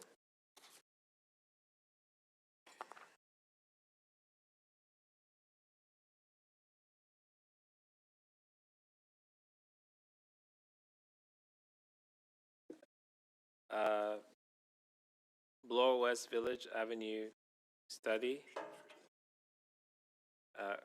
Urban Design Guidelines, final report. That's Councillor Perks. Are there 2 speakers? Sorry. Okay. Yes, Mark Collins. Mr. Collins, you online? Can you hear me? Yes, go ahead. 3 minutes. Thank you. I'm an urban planner, not representing a developer, just myself. Prior to a citizen formulating an intelligent opinion on what type of development is positive versus negative for a neighborhood, multiple layers of initiatives and policies must be connected and understood, including official plans, avenue studies, heritage protection studies, urban design guidelines, provincially imposed density and housing policies, combined with paying attention to individual development applications and their built results. These are completely atomized by city bureaucratic and approval processes and are utterly incomprehensible to the average educated and well-meaning citizen. It is inside baseball to a ridiculous degree. Each interrelated piece follows its own approval process, sometimes lasting preposterous lengths of time, which is the case for the Bloor West Village Avenue study, that these design guidelines presumably inform, which forces any interested citizen to refer to endless linkages and documents and document updates found in various disorganized silos going back years. It is quite clear that meaningful community input is not actually desired. How is it possible neighborhood scale planning initiatives like this one are brought forward with zero community notice and treated essentially the same as individual large-scale building applications, fence exemptions, and removal of an individual private tree? The urban design guidelines themselves contain lots of lovely urban design notions and best practices, including many pictures of meadows in High Park and existing recognizable buildings in the neighborhood, none of which will be worth the paper it's printed on because they will be ignored and buildings demolished as soon as there is a profitable development proposal compliant with zoning requirements. In 96 pages of design guidelines, there is a single page, 68, showing tall buildings of the scale that are now allowed and encouraged by the major transit station areas policy. These oversized buildings are neither needed nor wanted in the area, but how is it possible that city staff and politicians have not yet clearly demonstrated what they look like in a forthright manner in a consultation aimed at everyone in the community as opposed to this opaque process? Only one actual rendering is provided on page 72 in the middle of 8 pages of digital models and pictures of real buildings elsewhere that are not in a context similar to Bloor West Village. There should be 8 pages of potential projects properly rendered and 0 pages of digital models that are incomprehensible to most non-professionals. And my time is up because, of course, 3 minutes is the useful amount of time to deal with such a proposal as this. Thank you. Any questions for Deputy? Seeing none, thank you. The next speaker is Barbie Lazarus.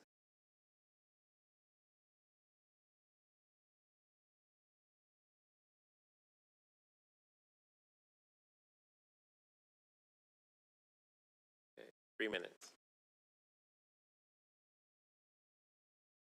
Is it on? Yeah. I've been a resident of the Bloor West Village area for more than 17 years now, and I was happy to see these guidelines finally come back to council, but I was very disappointed to see that they've been significantly watered down since the city and working group so diligently worked on them back in 2018. First, I'll start off with what I like. I do strongly support the preservation of the noted heritage properties. Not only are these historically significant, but they also contain a large supply of deeply affordable rental units in the city. And most of the properties also contain very large and very old oak trees. I'm also in support of several recommendations in the study. One, having the lobby entrances on side streets so that they don't take away retail spaces fronting Bloor Street. 2, the adaptive reuse and adding additions onto buildings rather than demolishing them. And 3, the narrow storefronts. Encouraging narrow storefronts that will allow for independent businesses to afford and succeed in the area. But I'm concerned about the constant use of the term recommended throughout the document. And with regards to these points, if these are not requirements and there's not stronger language, then we know that developers will just do whatever is the most profitable for them. I think these guidelines need to be strengthened so that they contain requirements and not simply recommendations. I also believe these guidelines should specifically require second-story retail spaces to be retained in any redevelopments, as the second stories are often where doctor's offices, physiotherapy clinics, dental offices, etc. are.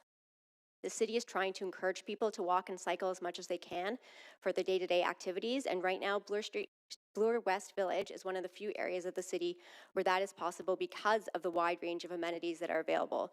We have independent grocery stores and produce shops, a bookstore, a tea shop, pet supply stores, vet, dental, doctor's offices, massage, physiotherapy clinics, banks, pharmacies, and health food stores. The list goes on and on. If we don't mandate that new developments keep the small retail frontages and as well keep the second story office and retail space, we're going to end up like many of the other neighborhoods in the city which contain nothing but restaurants, bars, and coffee shops, but few of the amenities that are truly required for a complete 15-minute city. The biggest change from the original draft guidelines that really jumped out at me was doing away with the recommended height restrictions on Bloor Street of 8 stories. I was horrified to see point 5.2.2 in the guidelines, which states that a mere 5 hours of sunlight is required to be maintained by new developments. Reducing the sunlight by this amount will dramatically change the pedestrian experience and discourage people from continuing to walk in the area. It makes an enormous difference in the quality of life. I can speak from experience. I work at Yonge and Eglinton, though I live in the Bloor West Village neighborhood. And I'm amazed time and time again. I get up in the morning, I walk to the subway, it seems like a beautiful day, it's comfortable. I get off the subway at Yonge and Eglinton, and it's like I've traveled to a different city. That neighborhood is so consistently dark, cold, and windswept because of all the intense high-rise development. Even in the summer, I find it difficult to feel comfortable eating my lunch outside or running errands along Yonge or Eglinton. So I ask you to please not underestimate the impact on quality of life that changes in wind and sunlight from taller buildings will have. Okay, thank you. You're at time. Okay, any questions for the deputy? Okay, thank you. Seeing no other speakers on the item, Councillor Perks. I have a question of staff. Okay, go ahead. So, could you talk a little bit about the proposal that's in front of us and how the recent announcements by the province about major transit station areas have impacted it?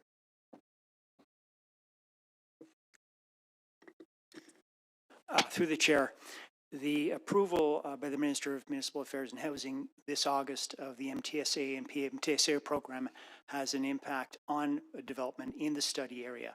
The study area, the property is fronting on Bloor Street West from High Park Keel over to the Humber River. As the report notes, all of those properties are within one of four and sometimes two of four PMTSAs. So literally every property in this stretch is subject to that most recent decision by the province? That's correct. Okay. And that's why things like height restrictions and so on that were originally contemplated can't legally be included? That's correct. Okay, thank you. I'll speak. Speak on the item. Go ahead, Councillor Perks. Okay, so I'm going to move the staff recommendations. As you heard, particularly from the first deputant, this has been a long and winding road. And what has made it long and winding is the process constantly getting interrupted by forces outside the City of Toronto's control. I've been trying to remember exactly how many new pieces of provincial legislation have been introduced in the last 7 years, and I think we've all lost count. It's many. And each and every time they do that, these kinds of neighborhood level studies get thrown out the window and have to go back. And this study in particular has fallen prey to the revolving door of provincial laws, all aimed vainly at trying to stimulate a housing market by legislation instead of the work that we're doing here at Council, which is trying to get the public builder model going.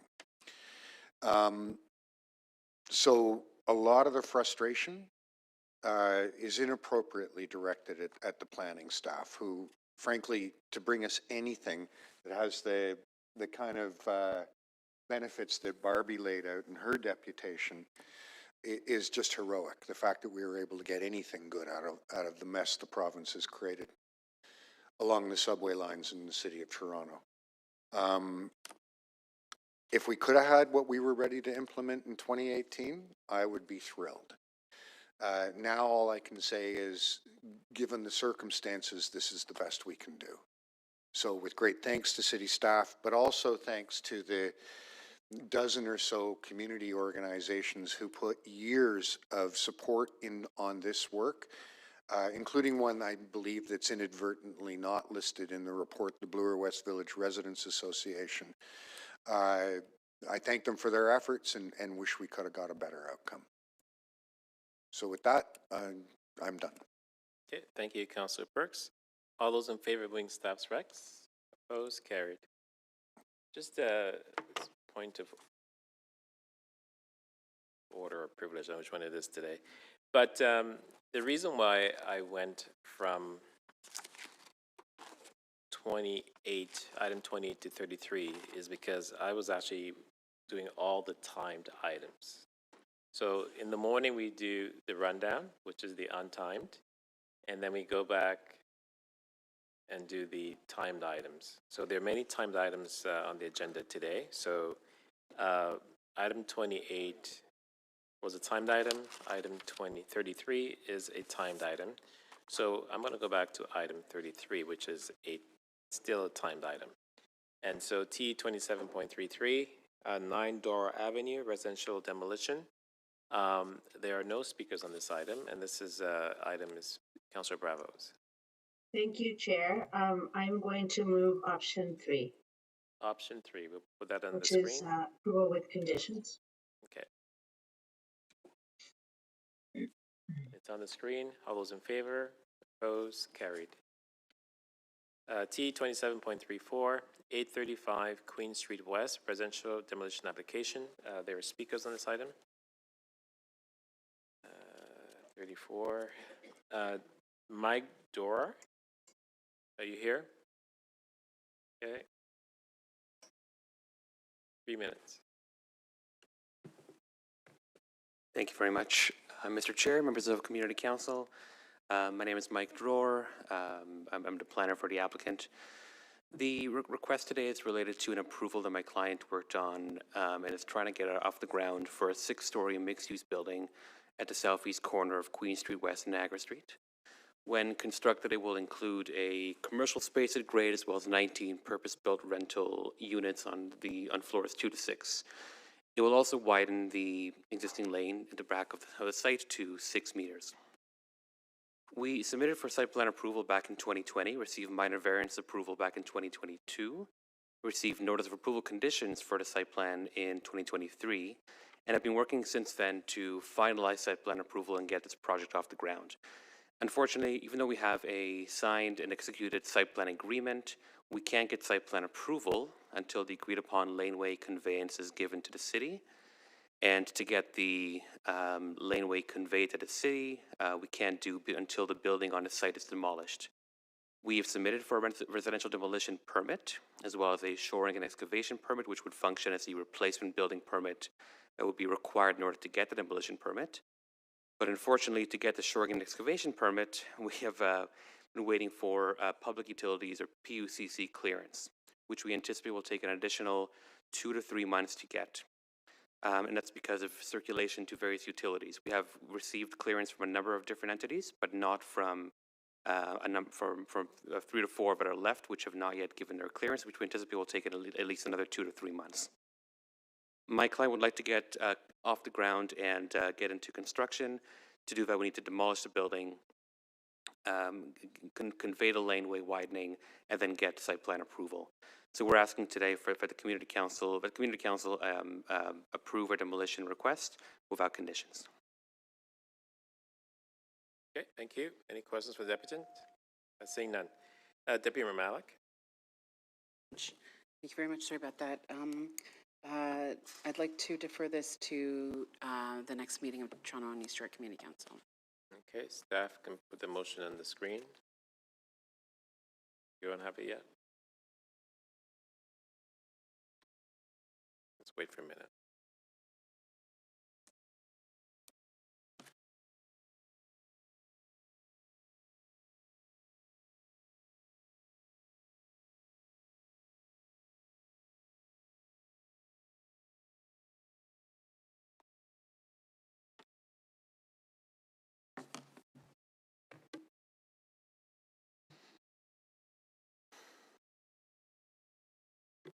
If we have any other deferral items, just let the clerks know so they can prepare it in advance. Yes, the next item is also to be deferred to January.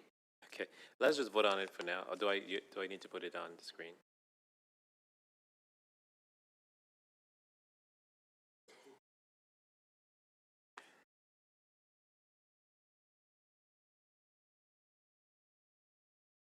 Okay, it's on the screen. All those in favor? Opposed? Carried. Thank you. T 27.35 Robinson Street Residential Demolition Application. We're going to defer that again to the next council meeting. That's going to display it.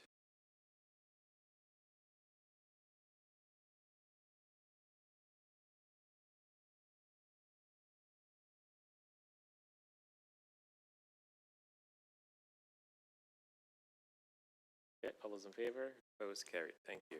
T 27.36 103 Hogarth Avenue Residential Demolition Application.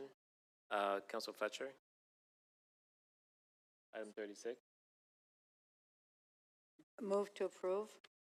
Move to approve. All those in favor? Opposed? Carried. Sorry, approval, option 2, approval with amendments. Thank you. Okay, that's going to put that on the screen. Quick vote on that. All those in favor? Opposed? Carried. Thank you. T 27.37 93 Silver Birch Avenue application to remove a private tree. There is speakers on this item. Fred Gillespie. There we go. 3 minutes.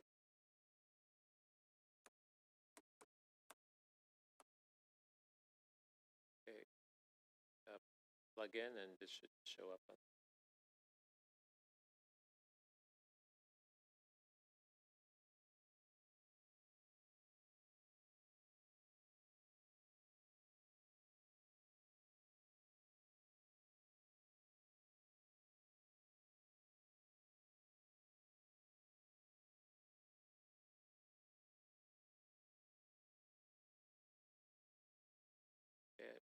IT's next. Is that IT sitting beside you? Yeah. Okay.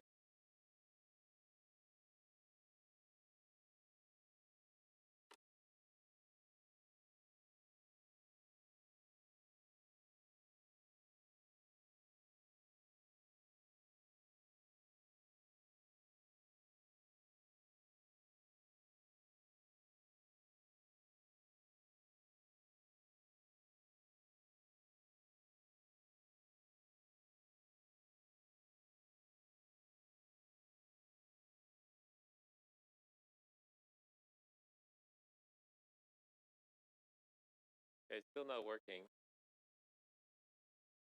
How many IT members do we have in this? AV, okay, AV, IV, I don't know the difference, but just one working.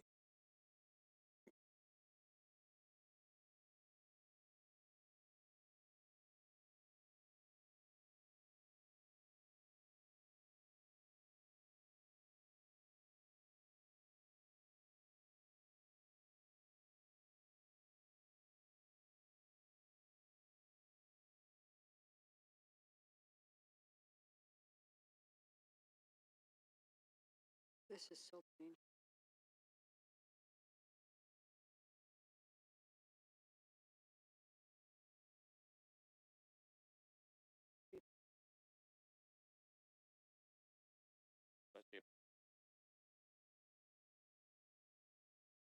What?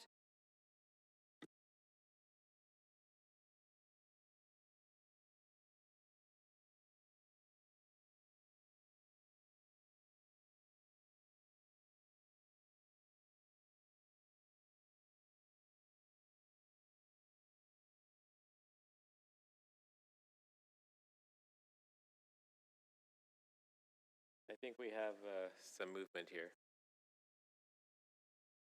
I'm going to start your time. Go ahead. My apologies. My name is Fred Gillespie. I'm a resident of Silver Birch Avenue, and I'm here to express my views on the removal, the request to remove this private tree, and why I strongly oppose this removal. I've lived on Silver Birch for 32 years, and specifically over the past 10 years, I've seen a tremendous amount of damage done to the tree canopy on Silver Birch. And it's for this reason that I am opposing another mature tree like this. I call this a generational tree. This oak tree that is being requested to be removed is well over 100 years old. The resident, although I hold no harm against this person, bought this property and it's not big enough for them, and they shouldn't have purchased it based on the assumption they could have this tree removed and expand the house. They've done a number of renovations inside the house. I'm sure it's much improved. They are now digging out the basement to make the ceiling taller inside the basement, it appears. So why do I feel this way? Well, there are a number of, I'm just going to do a page down. There are a number of trees that have been taken out on Silver Birch over the past 10 years. Some of the reasons that owners have given for either taking the tree out completely or cutting the tree significantly have been reasons such as acorns falling on their cars, or they don't like leaves collecting in their eaves troughs. And I have a list of homes that have had mature trees cut down. This particular picture here shows a home that had a very large tree in front of it. This was 110 Silver Birch. It had a very large tree removed from it. Another property just across the street from me, 138 Silver Birch. You'll see a very large tree there right now. There was a second one to the right of it up until about 8 years ago. This is another home that had a very large tree that was removed, 110 Silver Birch. And another tree that was significantly pruned back is 114 Silver Birch. And you'll see that this was just very recently done. This home was sold in the summertime by a friend of mine who used to live there. The new owner immediately cut these limbs off.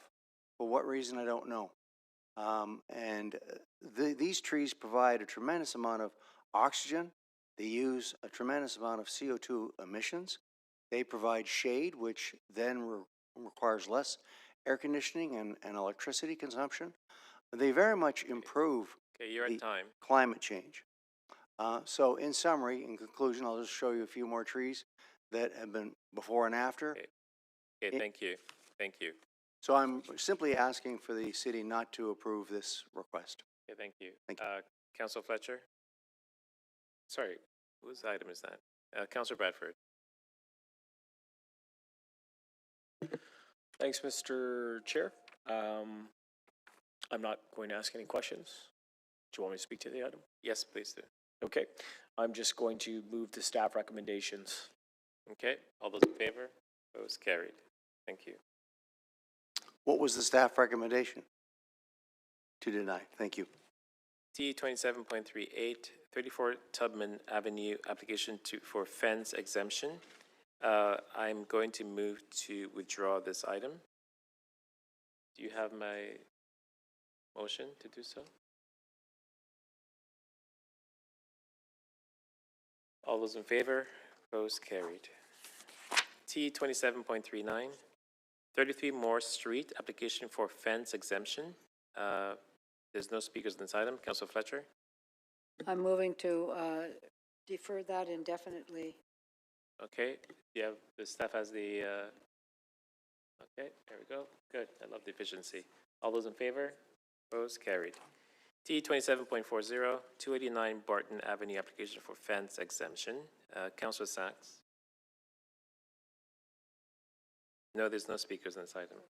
Councilor Sachs? 40.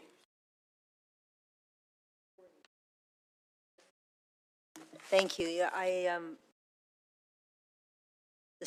support the staff recommendations. Move the staff recommendations, please. Okay, all Which is those to in favor? refuse the exemption. All those in favor? Opposed? Carried. Thank you.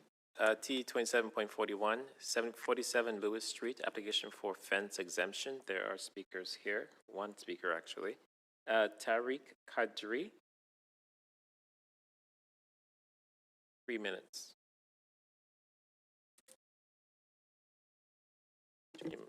Good afternoon. I'm the property owner. I would like to discuss privacy concerns, safety, and security matters, and aesthetic improvements related to my exemption application. At the start of the process, I communicated to Councillor Fletcher's office about the content of my application. Privacy concerns: the north adjoining owner's rear patio sits approximately 1.5 meters above ground level, providing direct view into my yard. This lack of privacy is exuberated by the frequent activity in their backyard, which often includes multiple individuals and dogs throughout the day. A slightly taller lattice fence has restored our privacy, allowing my family and me to use our outdoor space without feeling watched or disturbed. Moreover, it serves as a barrier against potential trespassers, enhancing our security. Safety and security matters. As someone who's experienced a dog attack in my youth, I developed hypervigilance and anxiety around seeing and hearing dogs, especially the amount of dogs coming from the neighbor, as she's a dog walker and has a business. The constant foot traffic in the north adjoining yard, particularly with numerous dogs coming and going, heightens my concern. A higher lattice fence not only shields us from excessive noise and barking, but also mitigates the risk of dogs jumping over the lower fence, which could lead to potential injuries on my property. This is especially pertinent given that 4 years ago, a dog did jump from the neighbor's elevated deck over the fence into my backyard, which put me into a spiral. This event is what started this process of extending the lattice fence by a licensed insured contractor. Moreover, the increased foot traffic raised security concerns, and elevated lattice fence provides necessary protection against unauthorized access to my property. Considering other safety hazard, our adjoining neighbor on the other side has a welding business. He operates out of his garage, which sometimes creates a potential maybe for a fire hazard when he's working on his metals. A taller lattice fence acts as a barrier against both sparks and bright flashes. I know it doesn't prevent anything from starting a fire, but as well provides some sound insulation from the noise. Previously, since the dog jumping from the neighbor's elevated deck in my backyard 4 years ago, there have been uncomfortable interactions with the north adjoining owner, including disparaging remarks and inappropriate comments directed towards me, my spouse, and my tenant. Since the extension of the lattice fence 3 years ago, relationships have improved, with the neighbor, where we're actually talking and cordial. Our privacy has been protected and we feel much safer, particularly me, who is a military veteran. We have concerns that we are concerned that if there is a change to the lattice fence height at this point, the issues and concerns mentioned will return. Aesthetically, I believe the aesthetic aspects deserve attention. The current lattice fence design fits harmoniously with the environmental aesthetic. Reducing the height could create an unfinished appearance, distracting from the overall beauty of the area. In summary, the request to maintain a slightly higher lattice fence is not just about personal preference, it is about ensuring privacy. As well as higher lattice fence in place for the last few years has mitigated and improved our relationship with the neighbor. Finally, I received signatures from supporting adjourning neighbors. Okay, thank you. Any questions for the deputant? Seeing none, thank you. Councilor Fletcher, this is your item. I'm going to move to approve this fence exemption. Okay, all those in favor? Opposed, carried. T 27.42, application for a sidewalk cafe permit located at 561 Danforth Avenue, Carlo Avenue, flankage. We have a deputant on here. Christopher Chen, are you here? Christopher Chen? Christopher Chen, okay. Councilor Fletcher, this is your item. I'm sorry, the deputant's not here. No, it's not. I'm just deferring that indefinitely as well, Chair. Okay, does staff have a, okay, good. Going to display the motion. All those in favor? Opposed? Carried. Okay, I'm going to go to new items just to get this out of the way. So T 27.83. Are you ready, Councilor Bravo? Okay. Installation of traffic calming measures on Eversfield Road. No speakers on this item. Councilor Bravo? Recommendations? All those in favor? Opposed? Carried. T 27.84. Installation of traffic calming measures on Hatherley Road. No speakers on the item. Councilor Bravo? Staff recommendations? All those in favor? Opposed? Carried. T 27.85, installation of traffic calming measures on Sellers Avenue. There are no speakers. Councilor Bravo? Move the recommendations? All those in favor? Opposed? Carried. T 27.86, improving traffic calming measures on Gladstone Avenue between Bloor Street West and Halman Street. No speakers. Councilor Bravo? Move the recommendations? All those in favor? Opposed? Carried. T 27.87, improving traffic calming measures on Salem Avenue, and there are no speakers. Councilor Bravo? Move the recommendations? Thank you. All those in favor? Opposed? Carried. T 27 point, that's it for you. T 27.88, water shuttle pilot Bathurst Quay traffic impact review. No speakers on this item. Councilor Fletcher, that's yours. No, sorry, it's mine. Councilor Fletcher is Yeah, she holding moved it on your my behalf. That's correct. Thank you very much. I'd like to move the recommendations in my letter. Okay, all those in favor? Thank you. Opposed? Carried. Okay, thank you. Yeah, I don't have it in front of me, though. If you put it on the screen, I could read it.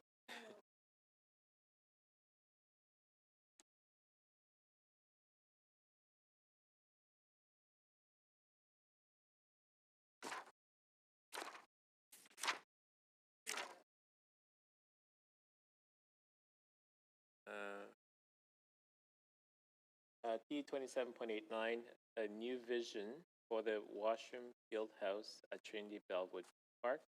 Seeing no speakers on the item, Councilor Deputy Mayor Malik. I'd like to move the recommendations in my letter and just briefly speak to this item.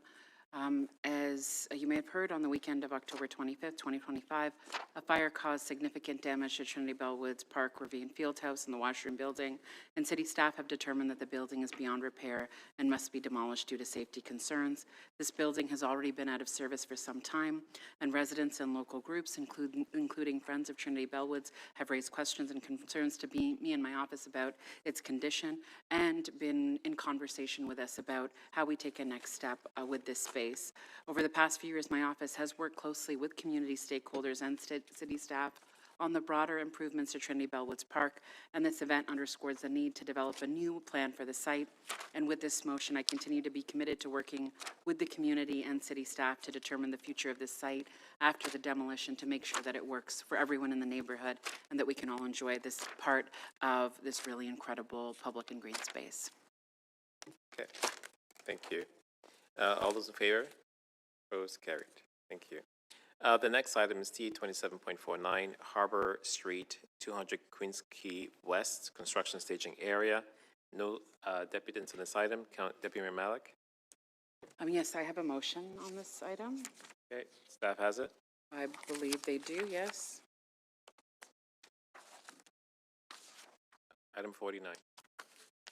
200 Queens Quay.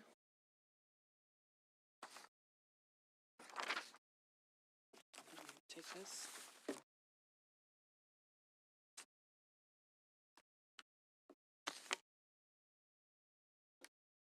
Oh, here it is. Okay.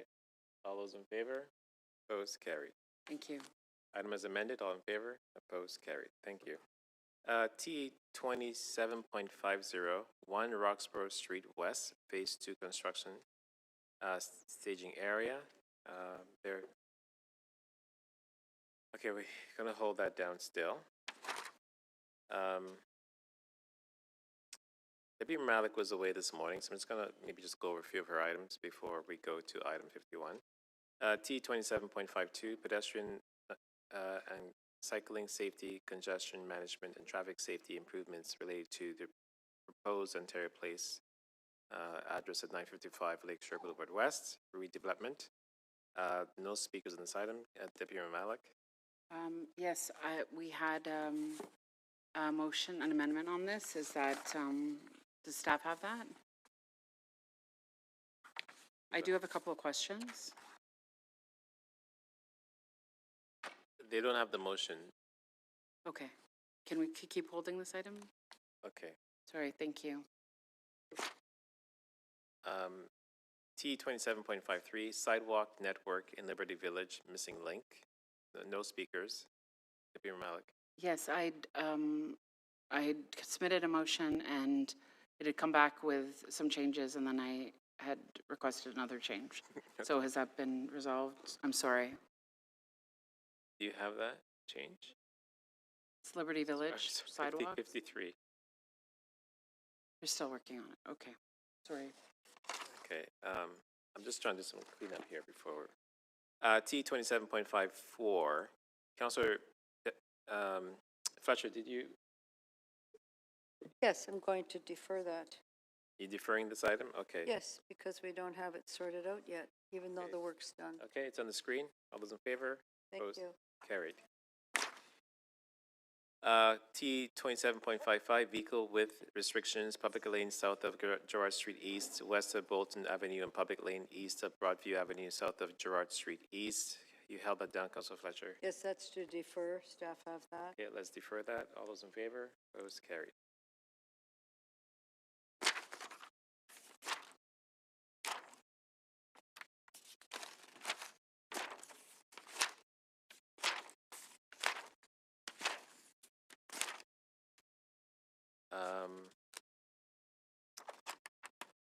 Did we ever figure out Matt Lowe's item, number 78 and 79?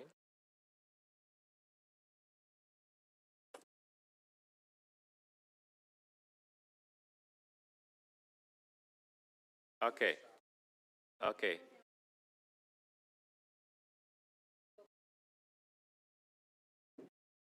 Okay, we're good to go? T 27.78, always stop control, Sudan Avenue and Lillian Street. Approved staff's recs. All those in favor? Opposed? Carried. Sorry, it's item 78. Approved staff's recs. That was approved.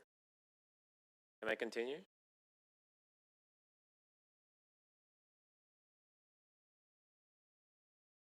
I moved it, yeah. Okay, T 27.79, Rosemary Lane parking amendments. I'm going to move staff's recs on behalf of Councilor Matlow. All those in favor? Opposed? Carried.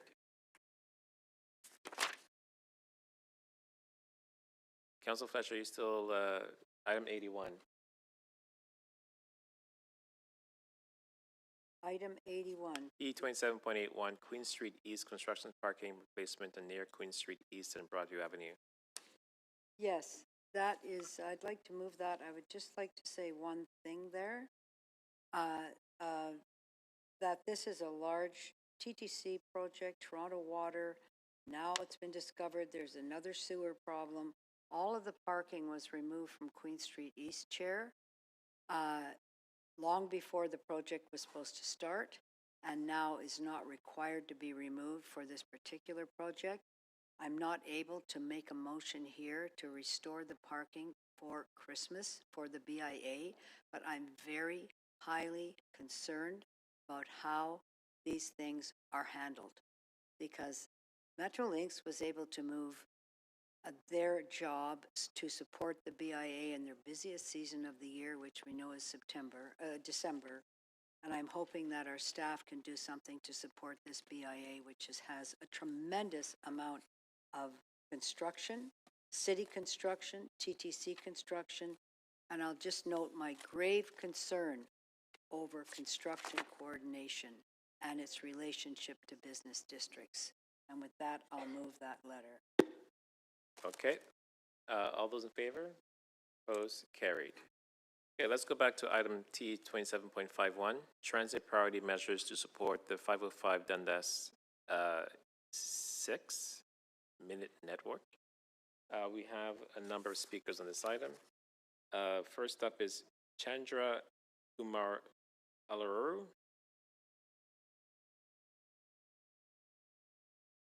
Please help me pronounce your last name. Gumaluru. Okay. Gumaluru. You have 3 minutes. Yep, I'll start your time once you have AV set up.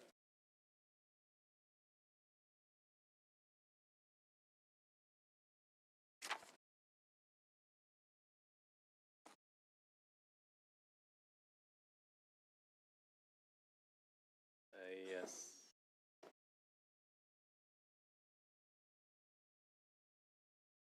It's supposed to work once you plug in, apparently, but it hasn't been happening all day.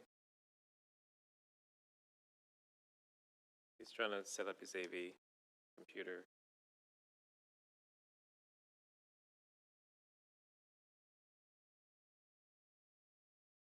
Here it is. Go ahead. Yep.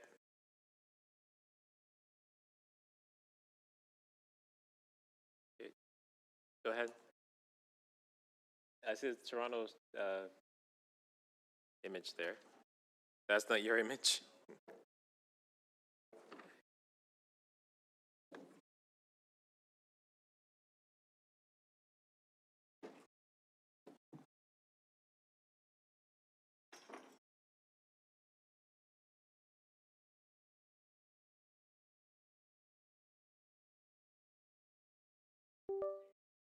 All right, 3 minutes. Go ahead. Turn your mic on. There we Hello? go. Okay, there we go. Good afternoon, councillors. Thank you so much for your time. My name is Chandra Gumaluru. I'm here to talk about speeding up all streetcars, the 505 included. I also take that route regularly. This summer, I had the privilege of going to Porto, which is in Portugal. They don't have a mass public transit system. They only have 6 streetcar lines, or trams as they call them, yet they worked phenomenally. And I figured once I came back, I used our streetcars and I felt slightly disappointed. And that's because in Porto, despite having only 6 lines, they prioritized their streetcars with dedicated lanes and full, not partial, signal priority. Sometimes we don't do that in Toronto, where most of our streetcars, including the 505, are operating on shared lanes, and many have no or limited signal priority, which means that they constantly get stuck behind vehicles. And we have made good headway on this, where we've been installing rapid TL lanes both on Dufferin and Bathurst. This is great to see, but I do think it's only part of the solution, because unless we restrict left turns and give proper signal priority to our streetcars, they still don't work despite having dedicated lanes. And on my way here, this is what happened. Just looking at the Spadina streetcar, it pulls up to a red light, and it has to wait because it doesn't have signal priority, so it has to wait for the few cars who travel on the opposite direction. Eventually, once finally the countdown goes down, you think, okay, maybe now the streetcar can cross. But it can't, because now it has a dedicated left turn phase to allow these cars to turn left on the opposing directions. And so once those few cars finally make the left turn, you think, finally, this streetcar can move. But it still can't, because our switches are quite old, meaning that there's another streetcar on the other side, and that streetcar has to cross first before this one can get through. And I can fast forward this video because it would take up half of my deputation. But once it finally crosses at a crawling speed, because again, the switches are old, it then has to service the stop. This video is 1 minute and 30 seconds, and it just happened on my walk to the council chamber. So roughly half of my deputation was spent crossing an intersection.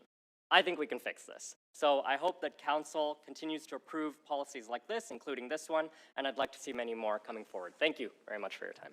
Okay, thank you. Any questions of Deputant? Seeing none, thank you. Next up is Michael Hoffman. Michael Hoffman here. Hello. Go ahead, 3 minutes. Okay, thank you, Chair. Good to see you again today. I just wanted to be here to indicate my support for the improvements to the 505. I live in Ward 11, pretty close to the 505 route, and ride it regularly. The conditions described by the previous speaker are things that I see as well.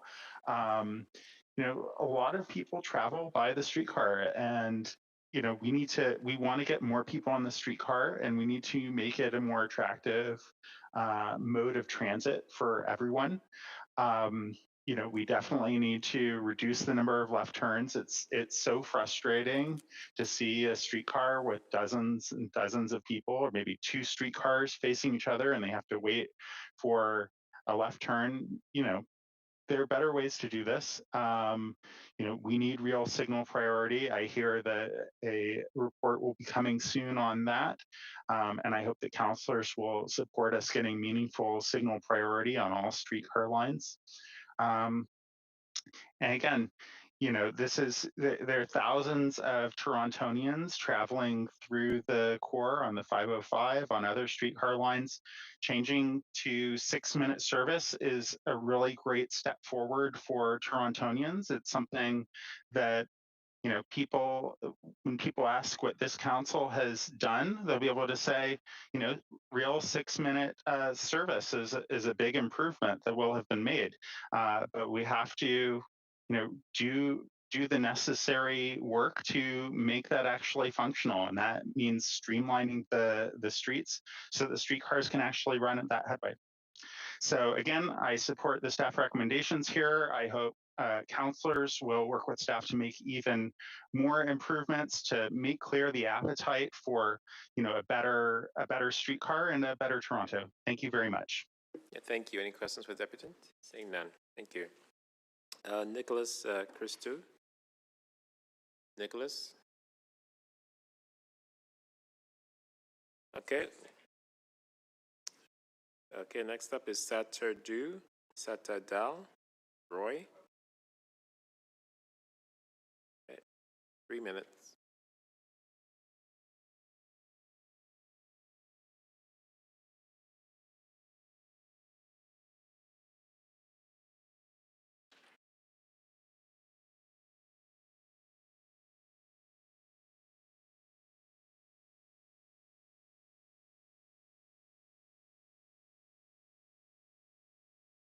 Anybody assist with the tech? There we go. And move it over, yeah. There we go. Okay, 3 minutes, go ahead. Good morning, Chair and members of Council. I am Satadal, resident of Ward 10, and I am a frequent rider and I support this item about the standard car, and my co-host, Randy, will speak on my behalf. Hello. First, I want to thank you for listening to residents, transit riders, and TTC riders about improving the 505 Dundas streetcar. I spoke previously on this item on the Spadina streetcar, and I hope that we take similar steps for the 506 as well. As a rider, the 505 streetcar is often too slow. Many times I can walk faster than the streetcar.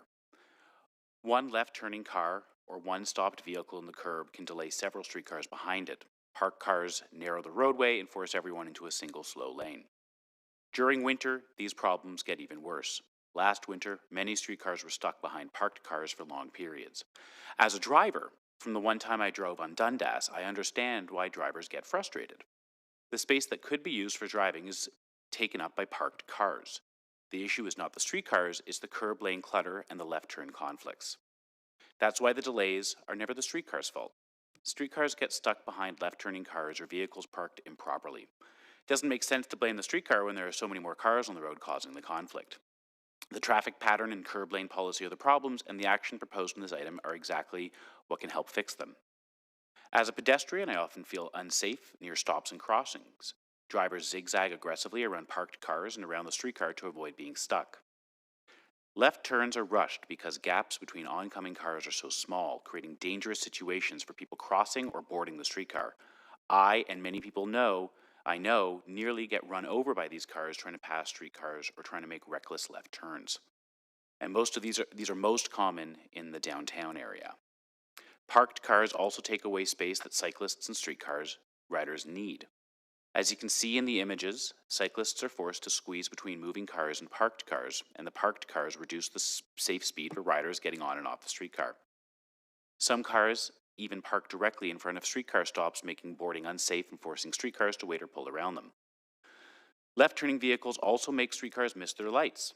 Once one streetcar misses the green, the other ones behind it fall behind too, and drivers stuck behind them get frustrated and try their own rushed left turns, and everything gets slower and everything gets more frustrating. That's why I support no stopping, no parking, and left turn restrictions. These will make the corridors safer and more predictable for riders, pedestrians, cyclists, drivers, and businesses. These issues I've described here are the most common in downtown sections of Dundas Street from Bathurst to Parliament. However, this area is not included in today's item. I strongly recommend that City Council extend these transit priority measures to the downtown section for the safety and comfort of riders, pedestrians, cyclists, and drivers. And because the 505 and 506 run parallel, improving both of these routes will give much better reliability. Thank you so much for your time. Thank you. Any questions for the deputant? Thank you. Yes. Seeing none. Thank you so much for your invitation today. Next up is Joselle Angelica Gerardo.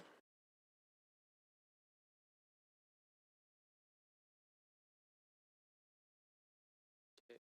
3 minutes.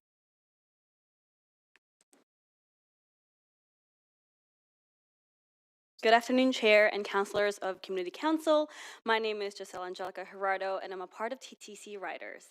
I'm a proud transit rider as a resident of Toronto Danforth and a worker both in Toronto Centre and Spadina Fort York.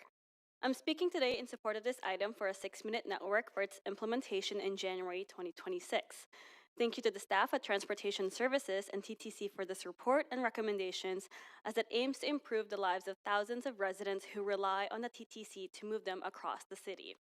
We recently hosted a streetcar summit last Sunday, where residents across the city have shared their ongoing concerns and disappointments, such as a very slow speed, as slow as 4 kilometers per hour, overcrowding, and bunching and gapping. For most of my life here in Toronto, since immigrating here, I have used the TTC on a daily basis. As someone who simply cannot afford a car and frankly don't want to buy one, the TTC is the most affordable and accessible option for me. Currently, I use the 505 streetcar from my home near Broadview Station to Yonge Street for my 9 a.m. to 5 p.m., which takes me about 50 minutes, and for my other job from Yonge Street to Spadina Avenue, and sometimes further west for some other work activities, which takes me about more than 30 minutes. For the past couple of years I've commuted this way, I've realized that walking is better in order to move efficiently and faster to my desired destinations, because if I don't, I will either be late or completely miss work. Therefore, this is not a reliable method either, especially during the colder months and rainy days. Sometimes even preparing for the worst will actually lead to coincidences of delays or rerouting. It takes a significant amount of time in a day to travel between my home and to a couple of jobs. In a global city like Toronto, this is very unfortunate to experience. What happened to being able to move people across the city in an efficient way? Acknowledging that it is incredible to have a form of transportation that connects the east side of the city to the west side. However, despite being available, it is simply unreliable due to how slow it takes for a commute from Broadview Station. Most of the commuters' times, like mine, are spent on transit, where most times, due to bunching and gapping, during rush hours and nowadays at various times of the day, it is very overcrowded. I would like to thank councillors who are prioritizing this in their wards. However, I do urge the prioritization of the 6-minute network to be implemented along the entirety of the Dundas Street route to improve the rest of the streetcar network. Building a 6-minute network based on the proposed priority measures will significantly and positively impact the quality of life for thousands of commuters like me. Let's finally work together to finally make transit work again for all commuters. Thank you. Thank you. Any questions for the deputant? Seeing none. Thank you. Next up is August Panteliton Peranath. Please help me pronounce your name correctly.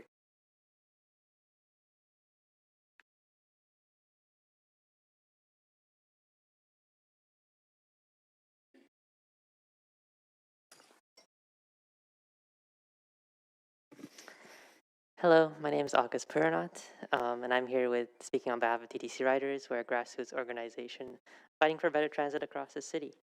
And we support this proposal that calls for no stopping restrictions, parking restrictions, and some turn restrictions on parts of Dundas. But we're also urging you to, one, expand priority measures across all of Dundas Street. Right now, these measures are being planned for Bloor to around Dovercourt and Yonge to around Parliament, as an earlier deputant showed on a map. But that misses a big chunk of the route through University, Rosedale, and Spadina Fort York that has incredibly high streetcar usage and congestion. But we are glad to see that the city is looking into this for a future report. 2, we want to see these kinds of measures expanded to other streetcar routes. And 3, consider this an important first step towards dedicated transit lanes on Dundas Street. Parking restrictions and turn restrictions is a great first step to speed up streetcar service. 3 times the number of trips on Dundas happen on transit over cars. Now we know these measures work. Last year they were implemented between Spadina and McCall, and streetcar speeds improved by up to 21% in the weekday evening going westbound. And they're much needed. The 505 is a lifeline for communities like Regent Park and Chinatown and for students who commute to TMU. This past Sunday, TTC Riders held a streetcar summit in Chinatown, and over 200 people attended as we discussed rider experiences and ways to fix the streetcar. We heard from lots and lots of riders that they're choosing to actually bike and walk long distances more because of unreliable streetcar service on routes just like the 505. Given that the speed of the 505 is as low as 4 kilometers an hour, it's no wonder people walk. It's faster a lot of the time. Now, when winter comes, this is no longer an option for some attendees. One attendee noted that they didn't find it necessarily safe to be biking around because a lot of streets like Dundas don't have bike lanes. And other attendees also know it's just not fully accessible because it's difficult to walk and bike up hills on other parts of their route home. They would have preferred to take transit, but it wasn't unreliable and they felt like they were forced to use other alternatives. The vast majority of people at our streetcar summit agree that parking and turn restrictions need to be part of the solution, along with other solutions like dedicated transit lanes and transit signal priority. We love to see the 6-minute streetcar service happen, but it won't work and riders won't see a meaningful change in their service if those streetcars are unreliable and not on schedule. And we hear it every day. People know that transit service increases are happening, but they're not feeling it when they actually go and wait on the street because the streetcar is coming, 3 at a time after waiting 20 minutes. So please support this proposal, expand it to all of Dundas, and implement more transit priority to get the city moving. The streetcar system is not really working. TTC reported 61% of streetcars didn't arrive on time at the last board meeting. We need bold change to get riders moving. Thank you. Thank you. Any questions for the deputant? Seeing none, thank you. Next up is Fred Hong. Fred Hong. Online? Yeah, hello. 3 Hello, minutes, everyone. go ahead. Okay. Hello, everyone. My name is Fred Huang, and I want to speak about an issue that I, as a regular user of the 505 streetcar along Dundas Street, face when I use this route. Even on the weekends, I sometimes see severe delays of more than 10, 15 minutes or even more, which have resulted in the streetcar pulling up to whatever stop I'm at, packed to the brim. And I get on, and as the streetcar continues along its route, it packs on even more people at every stop because all the people that have accumulated from the extended wait due to the streetcar being late are getting on now. This pushes me deeper into the interior of the vehicle. And sometimes I'm going to a stop that's just to the east of, say, St. Patrick, so like Jarvis, Church, or even Bay. When I'm going to those destinations, I'm traveling eastward from the west side of the city.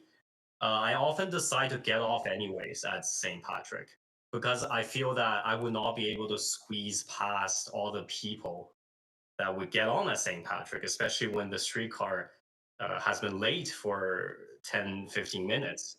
So I think um, implementing the measures of banning on street banning left turn movements at intersections, like the deputations before me have mentioned, would, in my opinion, help tremendously with keeping the streetcar on time, which would alleviate the crowding issue due to the accumulated people waiting for the late streetcar. And so I don't have to decide to get off the streetcar at a station, at a stop that's before where I'm actually going. That's all for me. Thank you for your time. Thank you. Any questions for the deputy? Seeing none. Uh, Zuzana Betkova.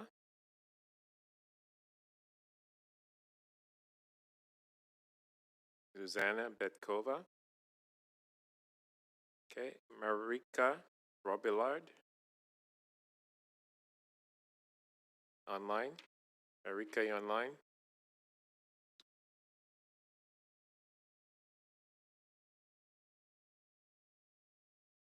Okay, you're unmuted. Go ahead.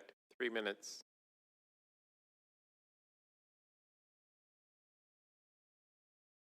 Marika?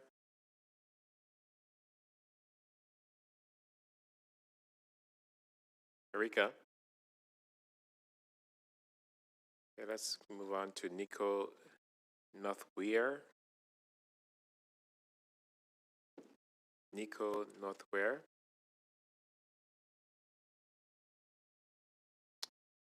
I see you. We have 3 minutes. Go ahead. We'll come back to Marika. Perhaps she's having difficulty. Go ahead. Good afternoon. My name is Nico. I'm here to speak on transit priority measures to support the 505 Dundas 6-minute network. I am a resident of Ward 9 Davenport and regularly use the streetcar network to commute to work and around the city generally. I recently started a new job and regularly need to commute to work around Dundas and Spadina. From my home in Davenport, the most logical commute to my work would be to take a bus south and then catch the 505 streetcar going west along Dundas. However, when I have taken this route before, I often experience something that I'm sure many people in this room are familiar with: waiting and waiting for the streetcar only for it to arrive packed with other commuters, then boarding the streetcar and staring out the window at bikers, joggers, and even sometimes walkers as they are able to outpace the streetcar. Due to these significant issues with the 505's reliability and slowness, I often choose to go out of my way and take the bus further south to take the 501 Queen Street car instead. Despite the longer commute in terms of distance, taking the Queen Street car often gets me where I need to go faster and more often on time than taking the Dundas Street car. I also have encountered similar issues with the 505 Dundas streetcar when leaving work. I often stand for well over 10 minutes at the Spadina and Dundas 505 stop, waiting for the streetcar to show up, even though the TTC's own service standard promises that 505 streetcars are supposed to run every 10 minutes or better. It makes sense to me then that the TTC's own data shows that less than 50% of 505 streetcars show up on time during evening rush hour. Despite the proposed turn restrictions and parking restrictions only covering part of my route to work, I do believe that these changes would make a difference in speeding up the streetcar and helping me and other riders get to and from work and other activities on time. Beyond my personal opinion, there's also significant data to show that these types of changes work. For example, when the city implemented a temporary parking ban on Dundas between Spadina and McCall in Councillor Sachs's ward, travel times improved by 21% going west on weekdays. This change was so successful and such a benefit to transit riders like me that it has now been made permanent. Accordingly, data shows that the city must implement turn restrictions and parking restrictions across the entirety of the Dundas streetcar line, not just the areas under discussion today, in order to truly make the 505 a functional and reliable streetcar route for the over 200,000 people who rely on it every week. Thank you. Thank you. Any questions for the deputant? Seeing none, thank you. Alex Salton. You have 3 minutes, Alex. Thank you. Yeah, thank you, Chair. My name's Alex. I'm a resident of Ward 10 and a member of TTC Riders. I want to echo some of the other comments made here today by saying that it's a relief to see the city implement more priority measures to help its beleaguered streetcar network. Banning left turns and parking along stretches of Dundas is a great start, but we need to go further if we actually want to achieve 6-minute service or better. We should extend these priority measures along the entirety of Dundas and Broadview, for example, and to the rest of the streetcar network across the city. Till recently, I lived at Monroe Street in Dundas in Toronto Danforth in the Riverside neighborhood. And even though I lived just steps from the streetcar stop, I rarely used the 505 to get downtown during the day because I knew I was going to get stuck in traffic most likely. And when I chose to bike instead, I actually found myself passing multiple streetcars by the time I got to Yonge Street. So, though I don't live along Dundas anymore, I do wish I could rely on the Dundas car to get to places like Riverdale Park on Broadview Avenue. But with how slow the streetcar is, there's no way I'm making the Sunset, and I actually did miss it one time. Mm-hmm. Given how busy the streetcar line is, and given that it's an important connection to Line 1 and Line 2 in a couple different locations, we need to make sure that it is fast and convenient. Far more people take the 505 to travel along Dundas than drive, and our street design should reflect that. Furthermore, there's no reason why a few parked cars should hold up 100 some odd people in a Dundas car. If we are serious about 6-minute service, then we need to create strong priority measures along the whole corridor. Banning left turns and parking is one of the best ways we can speed up our streetcars, and it's also cost-effective and easy to implement. But if we want to make a meaningful difference, then we need to apply these measures to the whole 505 corridor, and for good measure, the entire streetcar network. Thank you. Thank you. Short and sweet. Any questions for Alex? How's it going? Seeing none. Thank you, Alex. Fuad Aga? Again, help me pronounce your name properly if I messed it up. No worries. All right. Good afternoon. My name is Fuad. I am also with the TTC Ride as a placement student. And I would like to say, first off, thank you very much for considering this. These recommendations are really important. As someone who frequently uses the 505, I'm a resident of Ward 11, but the 505 is equally important to me. I'm happy to see it receive the attention it deserves. It is a vital streetcar that already moves hundreds of thousands. The meeting minutes said it moved over 205,000 every week, which is a spectacular number for how slow it is. It's only logical to say that more streetcars will move more people, and I thank the city councilors for their considerations to improve their service. I'm not sure if you're all aware, but there is currently someone on Instagram who has gone semi-viral for timing his runs when streetcars depart subway stations, and he has managed to beat them to their final destination almost every single time. The issue is much larger than just increasing the amount of 505 streetcars, like the deputants who have been here before me. They've already said that we need to shift the way we view streetcars, not as an obstacle, but that we have to deal with them as a key pillar of our system. Think of how many cars a single streetcar can replace. Not to repeat the obvious, but signal priority, new switches, and dedicated lanes will elevate our streetcar service. Most importantly, parked cars should have no space on streets with streetcars. A parked car endangers pedestrians, streetcars, cyclists, and other cars as well. Removing parking will stop drivers from swerving between parked cars like the deputants before me have described, and streetcars will make more safer stops, and the streets will end up being safer for everyone and will be a joy to be around. And I just wanted to say thank you very much for giving the 505 the attention it deserves, but I believe that this policy should be implemented, like the deputy said before me, on other streetcars, such as the 506, who suffers very similar issues. Last winter, I believe I was on the 506, and I was around where college starts to curve into Little Italy, and there was a parked car that was sticking out. It was in its parking spot, but it was sticking out ever so slightly, and that car ended up blocking the entire streetcar network and the cars behind it, because the streetcar was blocking not only the streetcar lane, but also the cars behind it. And so that one parked car ended up disrupting everyone during a snowstorm. And I believe that with these policies in place, it will prevent things from this happening, and people will end up enjoying the streetcars more and using them, and actually treating them like a necessary part of our system, not just something you get on just to get out of the cold or just to avoid walking. Thank you. Thank you. Any questions for the applicant? Seeing none. Thank you, sir. Ahmed El Sherbini. Online. Yes, hello, can you hear me? We can, 3 minutes. Okay, perfect. Thank you. All right, good afternoon. My name is Ahmed. I'm a proud resident of Ward 11.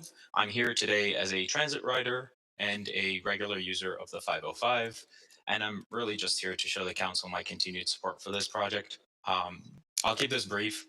Any low infrastructure changes that improve the speed and reliability of transit are a real benefit to people who live and work around this area. Bunching has been a big issue. I've personally experienced this waiting for a streetcar only to have like several of them arrive at the same time. I'm glad to see this initiative and adjustments like this, especially in the downtown core where I think it is very much needed. The timing is also ideal if changes like if these are implemented, they will be implemented in January, hopefully when the coldest parts of winter set in. And reducing bunching and long gaps in services will mean fewer people left standing out in the cold waiting for the streetcar.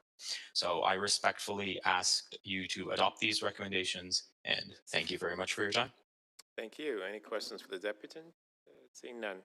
Marika Robiliard, I know that you're having some difficulty earlier. Are you able to hear us? And Yes, can you hear me now? we can. 3 minutes. Go ahead. So my name is Marika Robiliard. I live in Spadina, Fort York. I'm speaking today to support the transit priority measures for the Dundas 505 streetcar. So I take the 505 every day to work. It's only a 4-kilometer trip from Bathurst to Roncesvalles, but I leave an hour early every day, make sure I'm not late. Because of all the issues with reliability and also just the speed of the streetcar. And even on the times I leave early, about once a month, I have to get an Uber, which I know is not a privilege that everyone has. So I have to get an Uber in order to not be late to work. And on those days, I really realize how slow the 505 is and how much faster I can get to work in an Uber. And I would prefer to not have to take an Uber or drive to work. I would prefer to take the streetcar. Every once in a while, the stars align, and I only wait a few minutes for the 505. It's not stuck in traffic. It's not stuck behind a parked car. It's not stuck behind a car turning left, and I get to work quickly, and it feels amazing. And so I'm hoping that these measures will be a step towards making that happen, not every once in a while, and I'm hoping it'll be more of a regular occurrence. As other speakers have mentioned, the reliability and the speed of the 505 only gets worse in the winter. Last year, I was stuck on the 505 for an hour, not once, but twice, because of a single parked car blocking the tracks. So I'm hopeful that these measures will prevent more major delays like this this coming winter. So I'm in support of these measures proposed today. I hope they'll be implemented along all of Dundas, including my ward of Spadina and Fort York. And I hope it's just another step towards a more robust transit priority along Dundas. Thank you for your time. Thank you. Any questions for the deputant? Seeing none, and that was the last speaker. Any questions of staff on this item? Seeing none, speakers on this item? I will just say, Mr. Chair? sorry, go ahead, Councilor Bravo. I have a motion. Okay, go ahead. My motion is requesting of the General Manager of Transportation Services and consultation with the TTC CEO to collect traffic and transit data and monitor the performance of these transit priority measures, subject to data availability, and that we get a report back on the findings in May 28, 2026 meeting of the Toronto and East York Community Council. I just want to thank all the deputants who are here today to voice their support for these efforts. Absolutely right that we need to do everything from the city side to ensure that the network of streetcars is working effectively for transit riders. I see it not just as a member of the TTC board, but also, seeing the Davenport deputants here and myself as a daily transit rider. It's important that we clear every hurdle to ensure that this is a reliable and effective way to move people. We can't have a subway in every part of the city. This is an affordable and proven means to move large numbers of people throughout the city, and you can see consistently the generational challenge here of having so many young people relying on transit. And I will say, in so much of the, working class people, people that have multiple jobs, people that are combining school and work, who need to get around the city, being late is an existential threat. People get fired when they're late. They don't have an accommodating employer. This is really like materially significant to our lives. That that staff have worked collaboratively and an evaluative piece when we make these kind of changes to continue to make the case for moving forward faster to get more people moving. Thank you, Councilor Bravo. Any questions for Councilor Bravo on the amendment? Seeing none, Deputy Mayor Malik, go ahead. Thank you very much. I have a motion. And you can put it up on the screen, and it addresses the inclusion of Ward 10 in this matter. I'm very pleased to see the improvements that are coming to the streetcar network at 505 Dundas Streetcar to increase service to 6 minutes. It's such an important step in making this route more reliable and an option for encouraging folks to use transit and active transportation as much as possible. When we make that a priority, we see the impact on, taking cars off the road and addressing our sustainability measures, and the city as an environmental leader. I've worked with staff on this motion and have been getting clarity as to why Ward 10 may not have been included in the original recommendations at the very start, and to make some of the important changes to turning and no stopping to facilitate these streetcars moving as quickly as possible. And I'm keen to make sure that this new service improvement is supported as much as possible to be successful on Dundas. And I want to give a big thank you to everyone who has spoken to us about it and reached out to our offices, particularly TTC riders and their volunteers, and everyone who spoke to us today about these improvements. TTC Riders hosted a whole summit event this past weekend that we had members from Spadina Fort York and also from my team attend, and that's just the start. And we're committed to continuing the work with you on more improvements to transit in Ward 10 and across our downtown. My amendment focuses on ensuring Ward 10 is included in a report back to council, and also ensuring that staff are engaging some of our key local stakeholders further, including BIAs, residents associations, and Trinity Bellwoods Farmers Market, to ensure accessibility for their programming and for all users. Thank you very much. Okay, thank you. Any questions on the amendment? Seeing none. I will say a few words as well. My office has been working for the last 2 months with Transportation Services and the TTC themselves to implement recommendations of those changes that you see before you here today in Toronto Centre, Ward 13. I too want to thank all the deputants who came in today to depute and passionately express their frustrations with us, but also to the possibility of things getting better.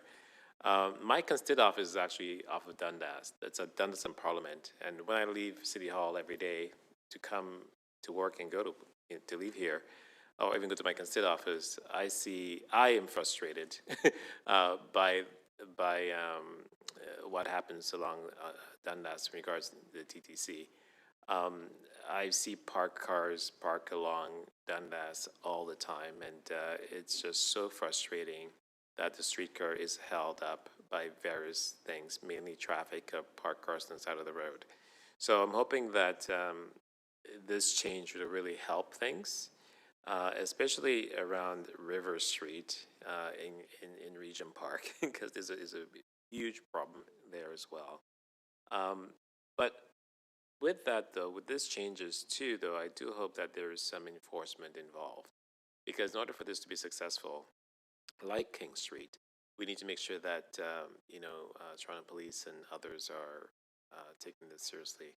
So I'm very optimistic of this change. I think it's one piece to the puzzle. There's more to come, hopefully, and I'm happy to see that my council colleagues, Deputy Malik, is adding to this as well. And I think we need to have a citywide approach when it comes to transit and particularly around streetcars. So with that, I'm going to ask that the first motion, Councillor Bravo's motion, put on the screen. All those in favor? Those carried. Deputy Malik's motion on the screen. It's coming up shortly.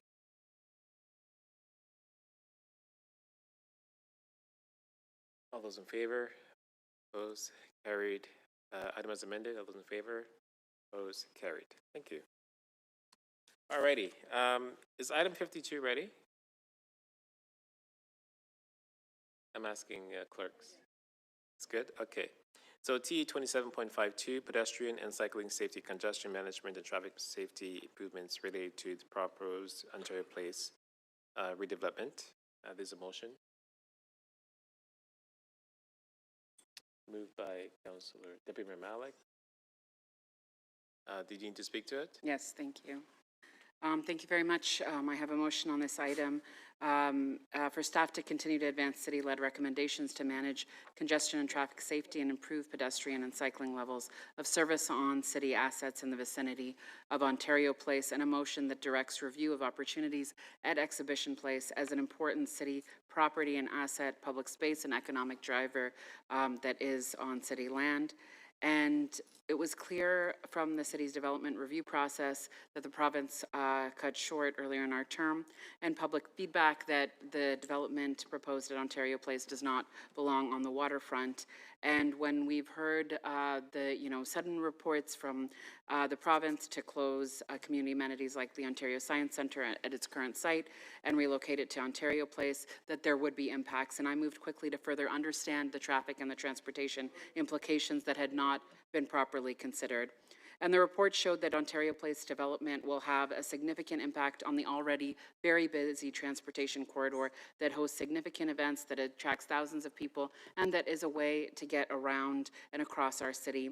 Out of that report, I asked for city staff for recommendations to manage congestion and traffic safety and improve pedestrian and cycling levels of service in the vicinity of Ontario Place. And the report before us today has many important proposals for improvements to make movement along Lakeshore Boulevard and in and around Ontario Place safer for all users. Unfortunately, though, up until this point, city staff do not have confirmation from the province that these plans will be considered or implemented.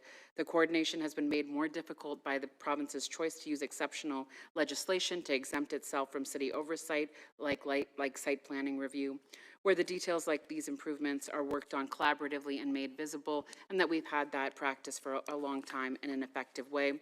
And on top of that, with the recent discovery that the Ontario Fall Economic Statement and Bill 68 extended the Rebuilding Ontario Place Act to include Exhibition Place and extraordinary powers from the city, I have more concerns that active, transparent work with the city is being sidelined, and city staff are looking closely at the implications and the facts of this legislation, and if it is what it appears to be, that is an enormous concern and not acceptable.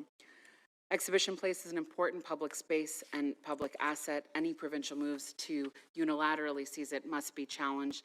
And in our community and planning for the waterfront, moving people safely has to continue to be our priority. Better transit and active transportation must be priorities for how we bring people to our waterfront, and the province has to be a partner in this with us to take these concerns seriously. And while staff continue to move forward coordination on improvements that include Ontario Place property, my motion directs that city staff continue to advance plans for improvements on city-held roads and assets, and I will move staff recommendations along with my motion. Thank you very much. Okay, you want to put Council Deputy Mayor Malik's motion on the screen?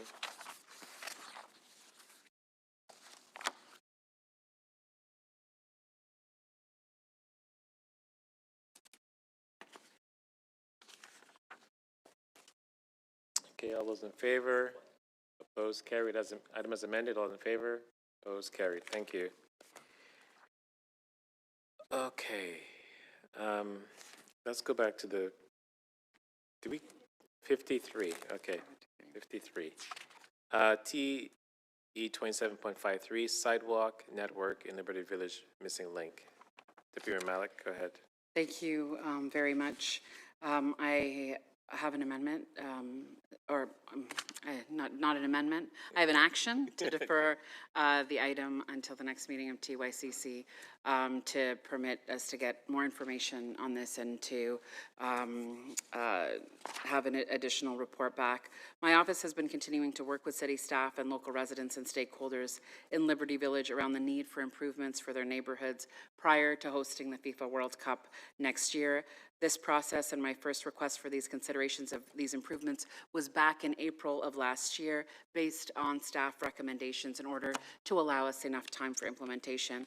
And I've said before and will continue to say that as we welcome the world to Toronto and that having Liberty Village as the front door for the largest sporting event in the world, we need to ensure that we are leveraging every single opportunity to make this neighborhood more accessible and more beautiful for residents and visitors alike during the hosting period and as a legacy of our time engaging in the preparations for the FIFA World Cup.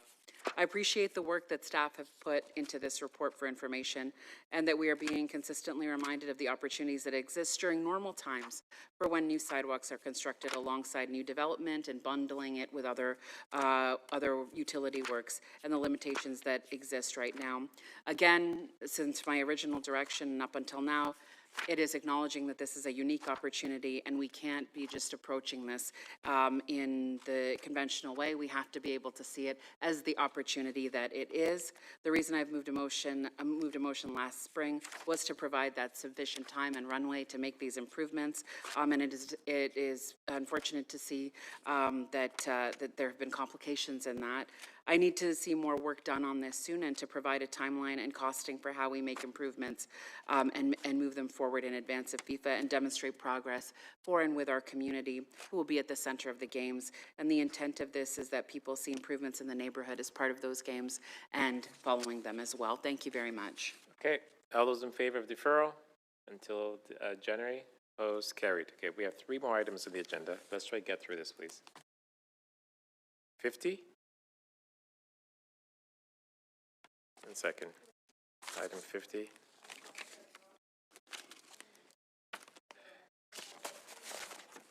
I have 3 fast items.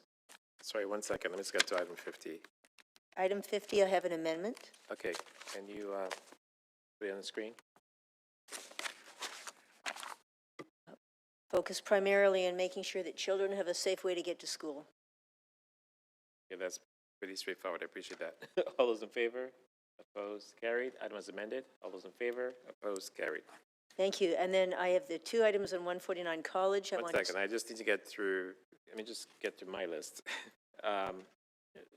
Item T 27.5, 257 to 259 and 291 Lakeshore Boulevard East, 2 small streets and 200 Queens Quay East, Queenside Block 1 and 2, zoning bylaw amendment and part lot control exemption application decision report.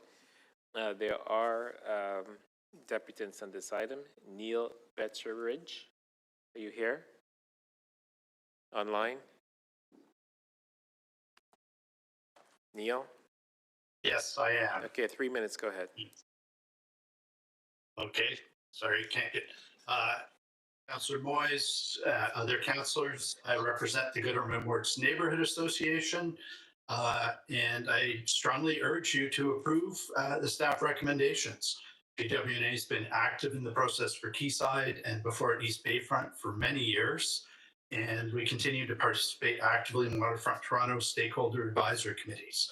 We live actually just up the block on Parliament Street from the Quayside site. We're delighted in this period in the market of exceedingly challenging conditions for development that Quayside's proponents are bringing forth revisions that deliver more genuinely affordable rental housing while providing the broader community desirable community facilities and a high quality public space in the form of the community forest. Unlike many other planning applications we're seeing this year, we've got high confidence the Quayside team will actually deliver these much needed new homes, and they have the urgency to do so, getting shovels in the ground next year. I'd like to say how much we appreciate Council's major financial support, along with funding from other levels of government. That's been key to securing the 553 affordable rental units in this first phase, a commendable increase of 94 units over the plans we supported you approved last year. Also delighted these affordable units are truly affordable following the city's official plan definition of affordability tied to household income rather than the often questionable affordable rates linked to average market rents. So we'll have good, secure homes for families for many decades ahead. Allies and Morrison's Building 2 is a great addition to the site. And we like the community facilities being shifted to that building, the corner of Small and Lakeshore, with a pickup drop-off area. This makes them more accessible to the broader community. Want to commend Waterfront Toronto development team for the sequencing. Even though they've had to do some adaptation on the site, we're still getting community facilities and affordable rental housing in the very first phase of Quayside, as opposed to other developments like East Bayfront, where there's been buildings for years. It's only just this fall that we finally got the opening of the community rec center, and the site that's supposed to have affordable rental housing is still just an empty site. We like the changes along Queens Quay East, breaking up Block 1C to allow more light, make it more inviting for folks on Queens Quay East, which, you know, candidly is a troubled street from a pedestrian and livability perspective. So having something that connects it to the nice community forest, welcomes people in, very good. You know, always sad to see the provincial government attacking the city's good work around climate change and net zero. So we're pleased that the Quayside proponents are continuing to support sustainability objectives and have not copped out on this. Thank you. Thank you. Any questions for Deputant? Sorry, is this not a 5-minute stat item? No, it's 3 minutes. Okay. Thank you. Next up is Stuart Linton. Stuart?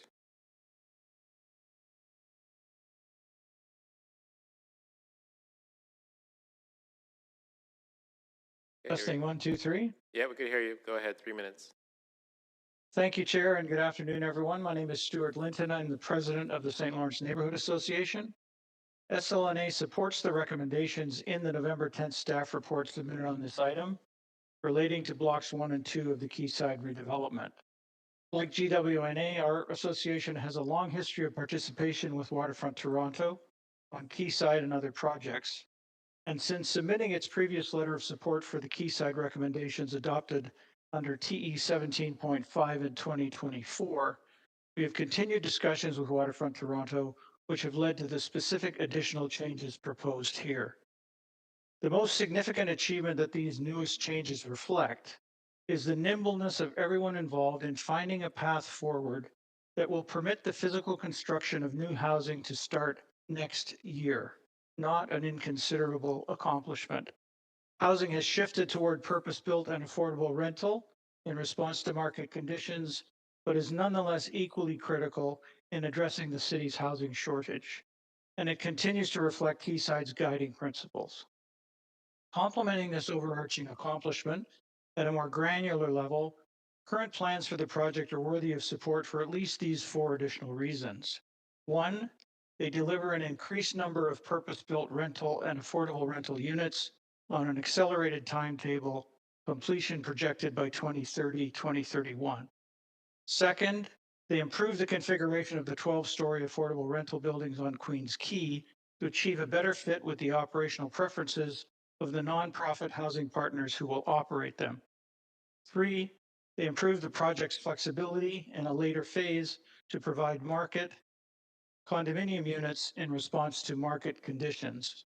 And 4, they retain significant community benefits previously proposed, including the community forest, the community hub, and the child care center. Breaking ground in Quayside in 2026 is a major benefit of this revised proposal.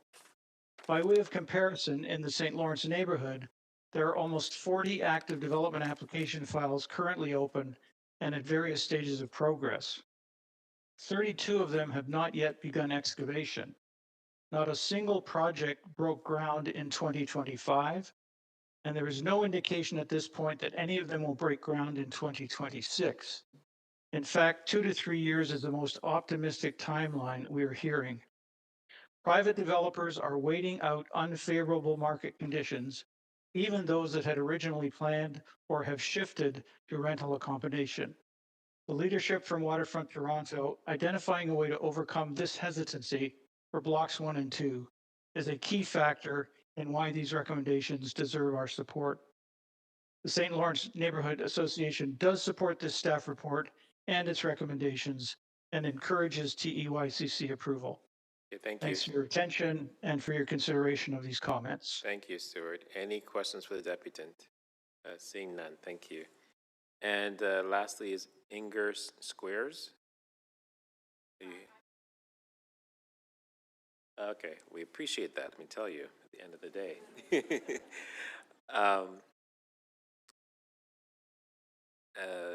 Deputy Mayor Malik, this is your item.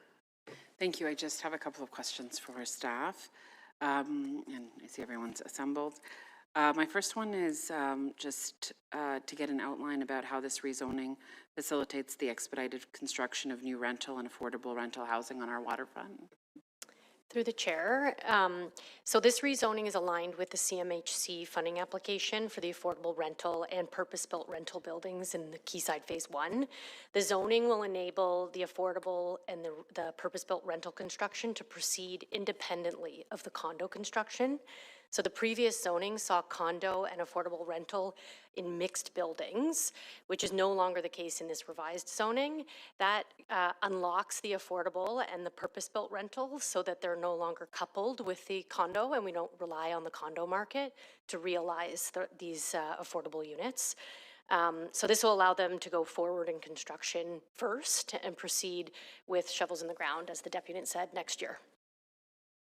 Thank you. And can you provide the affordable housing framework for Quayside for the site, including the number of units and the level of affordability and the phasing and planning for an operator? Through the chair, this is Sue Chen from the Housing Development Office. The affordable housing being provided at Quayside includes approximately 550 affordable rental homes to be operated by up to 4 different not-for-profit, Indigenous, and community housing providers. The affordable rental homes will meet the city's income-based definition of affordable housing, and the housing providers will secure construction financing and own and operate the delivery of the project and tenant and operate the affordable rental homes for about 99 years. And just my final question, one of the deputants had remarked on sustainability and on the green standards. Can you just summarize what the green standards are that are being advanced on the site? Through the chair, Jed Kilbourne from Waterfront Toronto. The goals for sustainability on Quayside remain unchanged. Quayside's going to be zero fossil fuel, zero carbon certified, certified by the Canada Green Building Council's zero carbon building design. Which will include achieving embodied carbon intensity standards. It will meet the TGS version 4 tier 1, but also meet those the certification for zero carbon building. Thank you very much. Those are all my questions, and I do have a motion. I'd like to speak to the item. Motion on the screen, please. And you want to speak to it? Yep, thank you very much. I have a motion, and it is on the screen. And this motion secures additional enhancements to the site that have been agreed to by the developer, Waterfront Toronto, and City Planning. And as we move forward with rezoning, they will be focused on the improvement of the publicly accessible space that this project will provide. And the Quayside project represents one of the most important opportunities on our waterfront to create a community that meets our ambitious goals and that, provides that livable, affordable, and vibrant downtown community that has been my priority and my commitment. We are looking at what we like to call a complete community here, and to ensure that through the extensive public engagement and the work by city staff and Waterfront Toronto, we have a plan before us that we can be proud of.